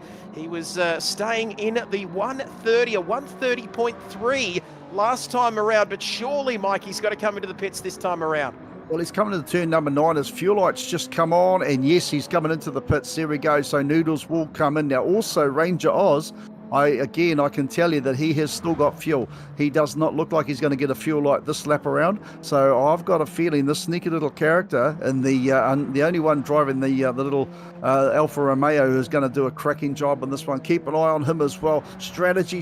Ranger Oz wants more money in his pocket, and we can't be upset with that mentality between Noodles and Ranger Oz. They've dominated pretty much the whole day here at Mega Esports, and well done there to them. May they continue to do so. Meantime, the Kiwis have got to get the bit between their teeth. They've got to get these strategies sorted out. But isn't it fantastic to watch the pace on board as we see now Noodles gets himself back out onto the track there. in second spot, and he is just taking a belly full of fuel. 58 litres on board to get him underway. 20 seconds behind Ranger Oz. So Ranger Oz has given himself a little bit of breathing room there, George, but he hasn't got it in the bag yet. He's going to still have to come in, take the pit, see what he can do, and he is currently he is currently on the right side of the ledger as far as the fuel goes here, George. So as we wrap it all up, we are in the final 5 or 6 laps now, as the cars are still circulating around the track there, and boy, it's there for Ranger Oz. I don't know if it's quite enough to get him through to the finish, but Noodles 21 seconds down on the hard tyres, just over half tank of gas, George, and 5 and a bit laps to go. Here we go. Matt McEwen is now on the rear wing of the Supra ahead of him. He's in a Supra as well. So equal machinery between these two cars. Question is, was the pit stop effective enough from either Noodles or Matt McEwen to keep one or the other ahead? Right now it's advantage Noodles in this race with 6 laps remaining after they finish this lap. This is going to be great racing to the end of the race. We know McEwen's on a charge. He's hungry for that win that has eluded him all day long in all of the categories he has raced. So the man is exhausted. He's probably a little bit frustrated, I imagine, with having a few victories essentially right in front of him, but just too far for him to grasp. Now the gap heading towards just being on 1 second. This could come down even further, and then it'll be slipstream. Once Matt McEwen is in that slipstream, it is on. The game is afoot, as the famous investigator would say, and Noodles is now going to be looking in that rear vision mirror and wondering what he can do to hold off the GT World Series driver in Matt McEwen, the Kiwi, trying to get his first win of the day. This is going to be absolutely brilliant. Ranger Oz still to pit. Simon Bishop 5.5 seconds down, and look at this gap. Trev, it's under a second by quite a lot. Slipstream advantage, Matt McEwen. It's well and truly under a second here as we approach turn 4. And the interesting thing, gentlemen, is we've seen Noodles dominate, haven't we, Mike, throughout the earlier races this afternoon, but he hasn't had to really deal with someone this close, in fact, in his rearview mirrors, as we see now coming through turn 6 and 7. Oh, the pressure is on. That gap out front there to Ranger Oz is 20 seconds now. And will he come into the pits? We'll wait and see. Yes, he does. Perfect timing there. He comes into the pits there, as you can see. Will this be a masterpiece of strategy from Ranger Oz? We'll wait and see. They do call him the master of race strategy over at Race on Oz, of course. But this is the battle we are looking at here at the moment. Slightly too much curb there for Noodles. Is that going to give Matt McEwen a chance? I don't think he's close enough here, Mike, as we come across the line now, looking ahead to our race leader. And like I said, he's dominated the earlier races, Mike, but he hasn't had to deal with someone quite this close to him with 4 laps to go. No, he hasn't. He really has almost had it with ease, and now we've seen McEwen's really starting to show, what his intentions well and truly are. I was just watching the Ranger Oz pit stop.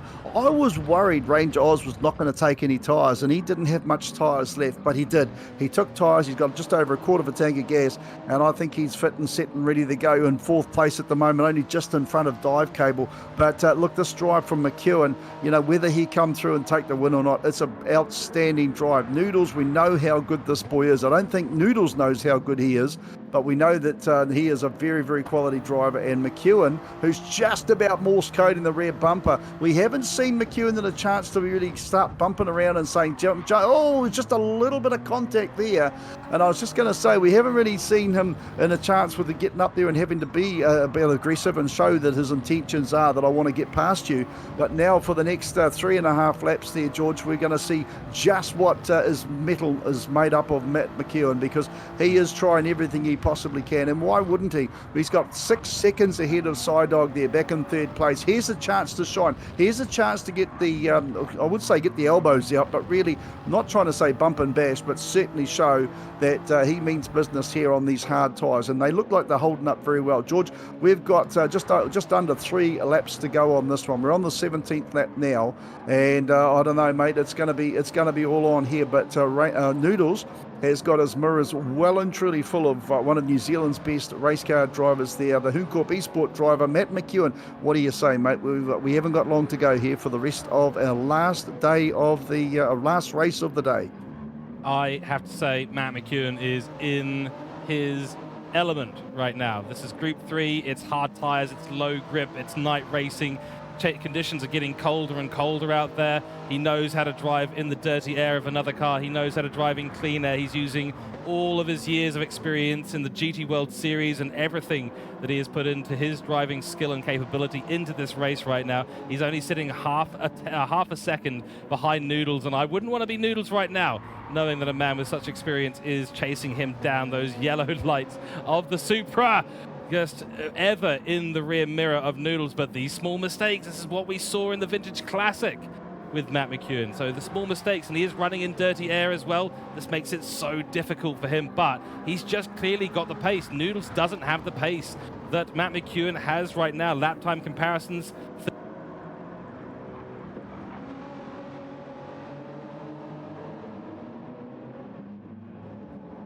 0.1 there. That was when Matt McEwen really made the charge, and he's got 3 more laps to do this now. Lap 18, lap 19, lap 20. I think it really is advantage Matt McEwen, but he's got to get up to the rear wing. He's got to get good exits down onto the straight, and that's where Noodles has had the advantage. He's really been focusing on those exits, making sure he can put his Supra with the maximum top speed to give as little slipstream to Matt McEwen as possible, and that's going to make it hard for Matt McEwen.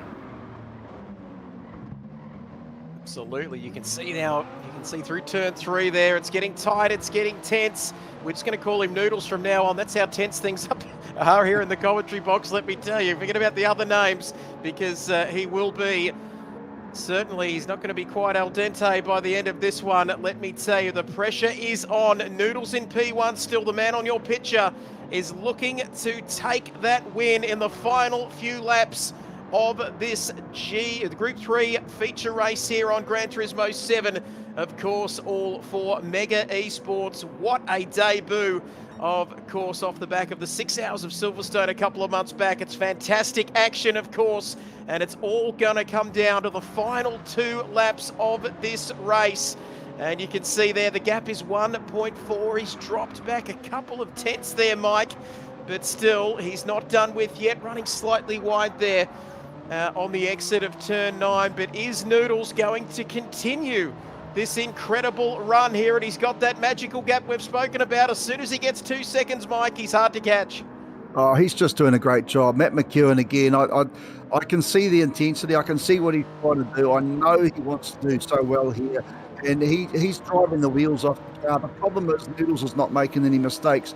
Matt McEwen is making a few. He won't be happy with himself. He'll wipe his tears with his $10 notes, and he'll get in second place for $50. But at the end of the day, and it's good to see Sidog in there as well in the top 3. But again, just thrown a little bit too wide there. There's just tiny little things that Noodles isn't doing. We've gone from 0.1 of a second 3 laps ago to 2.8 seconds, you know, further down the track. And as we are in the penultimate lap now, I mean, for goodness sake, if Noodles isn't doing Gran Turismo racing, he's got Simon Bishop behind Matt McEwen, who, you know, these guys are top drivers, and Noodles doesn't rate himself. Oh, I don't know what I'm, you know, it's just, I tell you what, someone needs to sign this kid up well and truly, and wherever he is, wherever he's come from, he deserves it. We can't do any fairer than that. It's going to be 6 race wins for Australia out of 6. I don't really care about that anymore. I'll have to be submissive, because I'll wave the Kiwi flag like any Kiwi, and Aussies will do the same. But mate, it's been a sensational day of racing, fast, high horsepower sprint racing here at Red Bull Ring. And I want to just do a shout out for my final word of the day. Well done to you guys. Thanks to George, thanks to Trev, mate. You guys have really put on a quality show. I hope everyone's enjoyed it, and I hope from around New Zealand, around Australia, around the world, you guys have enjoyed it as much as I've enjoyed being part of it. We're in the final lap now, George. I'll throw back to you and Trev to finish up, mate. It's been a cracker. Let's see if Noodles can do it again. Let's see if the Aussies can take out all 6. But in the meantime, I'm proud of the Kiwis. Good on them for trying. We just need to do better next time. Back to you, George. Absolutely right, yeah. And Mike Howe, a huge thanks to yourself. You've kept things exciting, interesting, and of course the analytics and knowledge from your side has been absolutely invaluable to the stream as well. We'll hear from you one more time, I think, before the end of this one. Nonetheless, we go back on board, because down into turn 4 for the last time as the sun sets in Austria at the Red Bull Ring. Noodles with the headlights at full beam has been a force to be reckoned with today. 0 mistakes, 0 effort, it looks like, from his side from his perspective at the very least. We know that's not true. I can't agree more with the fact that he should be very, very proud of his race drive today. He needs to be less modest, not something we usually find ourselves saying. It's usually the opposite. But Noodles, what a drive today. He's had victories all throughout today's racing at Mega Esports in the GT7 competition exhibition, and through the last couple of corners for the final time. Open GR3 category comes to a close with Noodle in the lead. It's Paul, it's Canva, we don't even know what to call him, but he's a legend and he's won it. Takes the checkered flag for P1, and that concludes our racing today at Mega Esports. Matt McEwen will take home P2, Simon Bishop in P3 as the checkered flag continues to wave. Ranger Oz comes in P4, Dive Cable P5, and then we'll wait for the remainder of the field to make it round. It's been a wonderful day of racing, Trev, and honestly, I thank so much the drivers for putting on such a good show.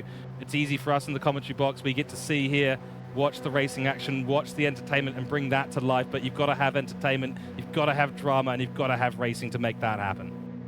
And it's all the key elements, isn't it, to a wonderful day, not just this race, but I tell you what, qualifying even set the tone, didn't it? How close it was in the lead up, of course, to the first sprint races and then the feature races this afternoon. The comments as well in the chat. We've even got a few esports teams there as well. Mike looking to sign Noodles, I think, as well. Might even get a call from Dr. Helmut Marko as well, who knows, or Christian Horner. There's a Red Bull seat going as well. But boy, for a man who is very modest, he's very modest, this man. You can see on your screen now, victory lap for him. And let me tell you, he's extremely modest, but he is a quality racer. A quality bloke as well, and we're going to hear from him once again as we take a look at the final results in the final feature race here this afternoon for Mega Esports Gran Turismo 7. Noodles taking the win, Death Texas, and guess what? That man in P1, I've been saying it all afternoon, he gets the job done again. 3.6 further back there in P2 for Matt McEwen. Simon there 6 seconds further back in P3, still picking up a podium there for Mercedes AMG. Ranger Oz in 4th, Dive Cable as well, P5 in the end for him. Angus in the 911 Porsche in 6th. Supra in the Supra, who would have thought, in 7th there. Honourably airborne in 8th. As we go across the page now to round out your top 10 from the final feature race in the Group 3 cars here on GT7. And the top 8 on your screen as we go along to Engie Tom in 9th. Vert Wheeler in his favourite position of the afternoon, P10. And unfortunately, early on in the race, gentlemen, we lost Ridwan there due to a disconnection. But, well, where do we begin, George, to unpack this 5 hours of racing action this afternoon? I think what we do is we start off with a huge thanks to 2 groups of people in this organisation at Mega Esports. First of all, Nathan Howe. What a schedule, what a lineup, and what effort has been put in behind the scenes to make this day of racing possible in Gran Turismo 7. Thanks to him and the team in the background at Mega Esports. They've all done such a great job. They've given us the tools that we need to do our job. They've given the drivers a platform to go and race their hearts out on the circuit. And then the second thank you I think we need to start off with is thank you to the drivers. Thank you for coming along. Thank you for showing up. Thank you for racing respectfully. Thank you for doing a great job out there, and congratulations to every single driver who's participated today. You've all been absolutely fantastic. I think that's where we start, Trev. I'll leave it to Mike to maybe figure out where we go next.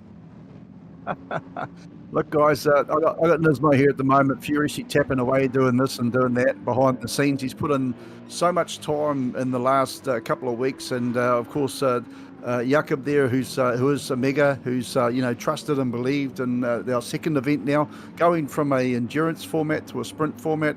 I'll let them decide whether we're going to do this again, but by crikey, I think it's been an absolute winner. And for you guys, like I said before, you've made a quality performance, you've made a quality show, and I think it's down to the people that have tuned in, the people that have given up their Saturdays, the drivers that have given up their time and their Saturdays as well, and the ones that haven't actually got the podiums. You know, thanks to every 4th and 5th and 6th place person, 7th, 8th, 9th, 10th and 11th and 12th. You know, every one of you that have turned up and gone through and seen the checkered flag. You know, you may not have got money in this particular time, but if you've driven clean and you've got our respect, and I think that's, you know, that's bodes well for you as well in the future. But on that last race, guys, the thing that surprised me, I really did think the Porsches would come through. I'm sad for the drivers concerned that they didn't, but, you know, just seeing the range of tactics, starting on the hards, starting on the mediums. I thought the Super in 7th place, I thought Super himself, I thought actually had a very good strategy, and he might have, you know, come through a bit better. But look, we've just run out of superlatives, like you said before, George, and you know, it's something that we need to be doing more of, well and truly, in the sprint format as well as the enduros. And Trev, I don't know that you do many sprints. I know you're heavily involved with a lot of enduros here, mate. But long may this sort of stuff continue, and it sounds like we might be playing again in the not too distant future.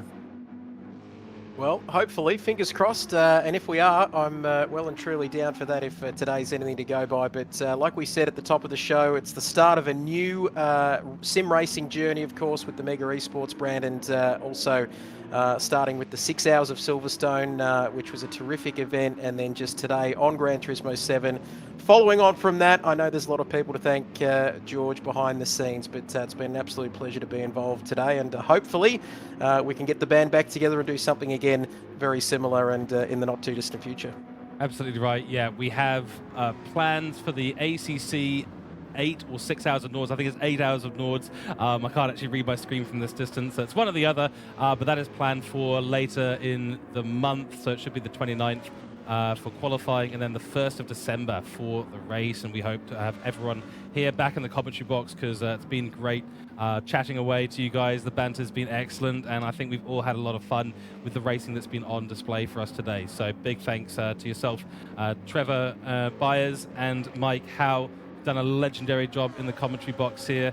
And yeah, we thank you both very, very much. And that, ladies and gentlemen, is going to conclude our broadcast tonight. My name is George Cook. It's been a pleasure being here in the commentary box alongside Trevor Byers and Mike Howe. It's been a stunning, stunning day of racing. Congratulations to those who have gotten their prizes today. There's been some big, big money winners out there. I don't know if we've got the our winner in Noodle. He's actually just arrived in the commentary box. So why don't we just quickly have a chat to this man who has taken home many, many victories today.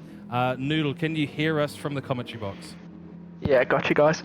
There we go. Fantastic. Well, let me be the first, I'm sure, of 3 people to congratulate you on yet another victory there. It was super close with Matt McEwen. That must have been a bit stressful, but looks like you had more in the fuel tank by the end.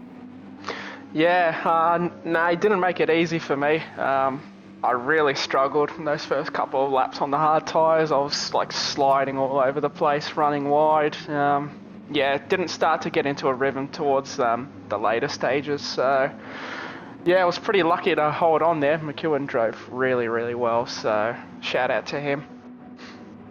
It all came down to not making mistakes, Noodles, and I mean, that's been the course of the whole day. You haven't really made any mistakes. I know you're going to criticise yourself and say, I could have done this better and I could have done that better, but your last 4 laps, you were the only guy on the 129s. You know, you set your fastest lap in the 18th lap out of 20. I mean, what more could you have done? I don't know what's in your Ribena, mate. I've got to stop saying that, but you've got to be pleased with yourself. It's a 100% performance today. Yeah, I'm really happy with the way I've driven all day. Especially that later stint, like I said, I was really struggling in the early parts of it, but I think once the tyres started to heat up and all that, felt much better to drive, and I wasn't sliding all over the place, so I actually had some confidence towards the end there. But no, I'm really happy with the way I've driven today, from the front wheel drive cars at the rear wheel drive. Yeah, pretty stoked. Well done, mate, because I'll tell you right now, the Kiwis threw everything at you. We've had Matt McEwen, one of our top drivers, Dog, one of our top drivers. You held them off, mate. You well and truly deserve another $100 in your pocket. And I'll leave it to Trev to say in Australian, his native lingo, your native lingo. He can congratulate you, probably something about didgeridoo and 4X. But congratulations, mate, from the Kiwis. And long may it continue. Let's hope we see you at another Mega Esport event. Thank you, mate. Right, I'm not sure whether George and Michael understand this, but yeah, nah, mate, she'll be right, mate. Fantastic day there, mate, and you got us home in the end. The Aussies got six from 6, mate, and I'm sure you'll be celebrating with a beer tonight. So I'm Well not a done. massive drinker myself, so probably just have a glass of water or something. Sign of a true sim racer right there. And yeah, big congratulations, mate. I know that there's been some sneaky chat in someone's Kid Buyer's Twitch channel about getting you signed to a racing team. Certainly going to be a few people chasing you up in Discord, so just a heads up on that. But yeah, congratulations to yourself. Stunning drive out there, and you've walked away with quite the kitty in the pocket. So well done. Congratulations. Go and get some rest, mate. Go and enjoy yourself and enjoy a well-deserved victory here at Mega Esports. Congratulations. Thank you. Just one more thing, if that's okay. Just want to shout out the Mega admin team for putting on a pretty awesome event. No, I've really enjoyed it. So huge shout out to them for organising everything, and yeah, that sort of stuff. It all ran pretty smoothly. So no, I'm looking forward to doing more of these events with Mega. That was really cool. So thank you. Couldn't agree more. We all second that exact opinion here. The admin team's done a great job. Thank you very much, Noodle. Paul, go and get your well-deserved rest. Enjoy your rest of your afternoon, and thank you once again. Thank you, guys. Have a good one. Cheers. Well, there we go, ladies and gentlemen. He's a winner, and he's humble, and I think he's starting to get an idea of where his future in sim racing might be taking him. But nonetheless, congratulations to all of our victors today. Had a whole lot of results across a whole lot of classes. Let's just do a quick recap of some of it. I've been putting screenshots into the Discord, so I've got to do a little bit of scrolling just to catch up with all this. So in the sprint race for TCR, it was Noodles taking the victory. Someone do a count here. That's 1 for Noodles. Then in the vintage sprint, it was Ranger Oz. That's 1 for Ranger Oz.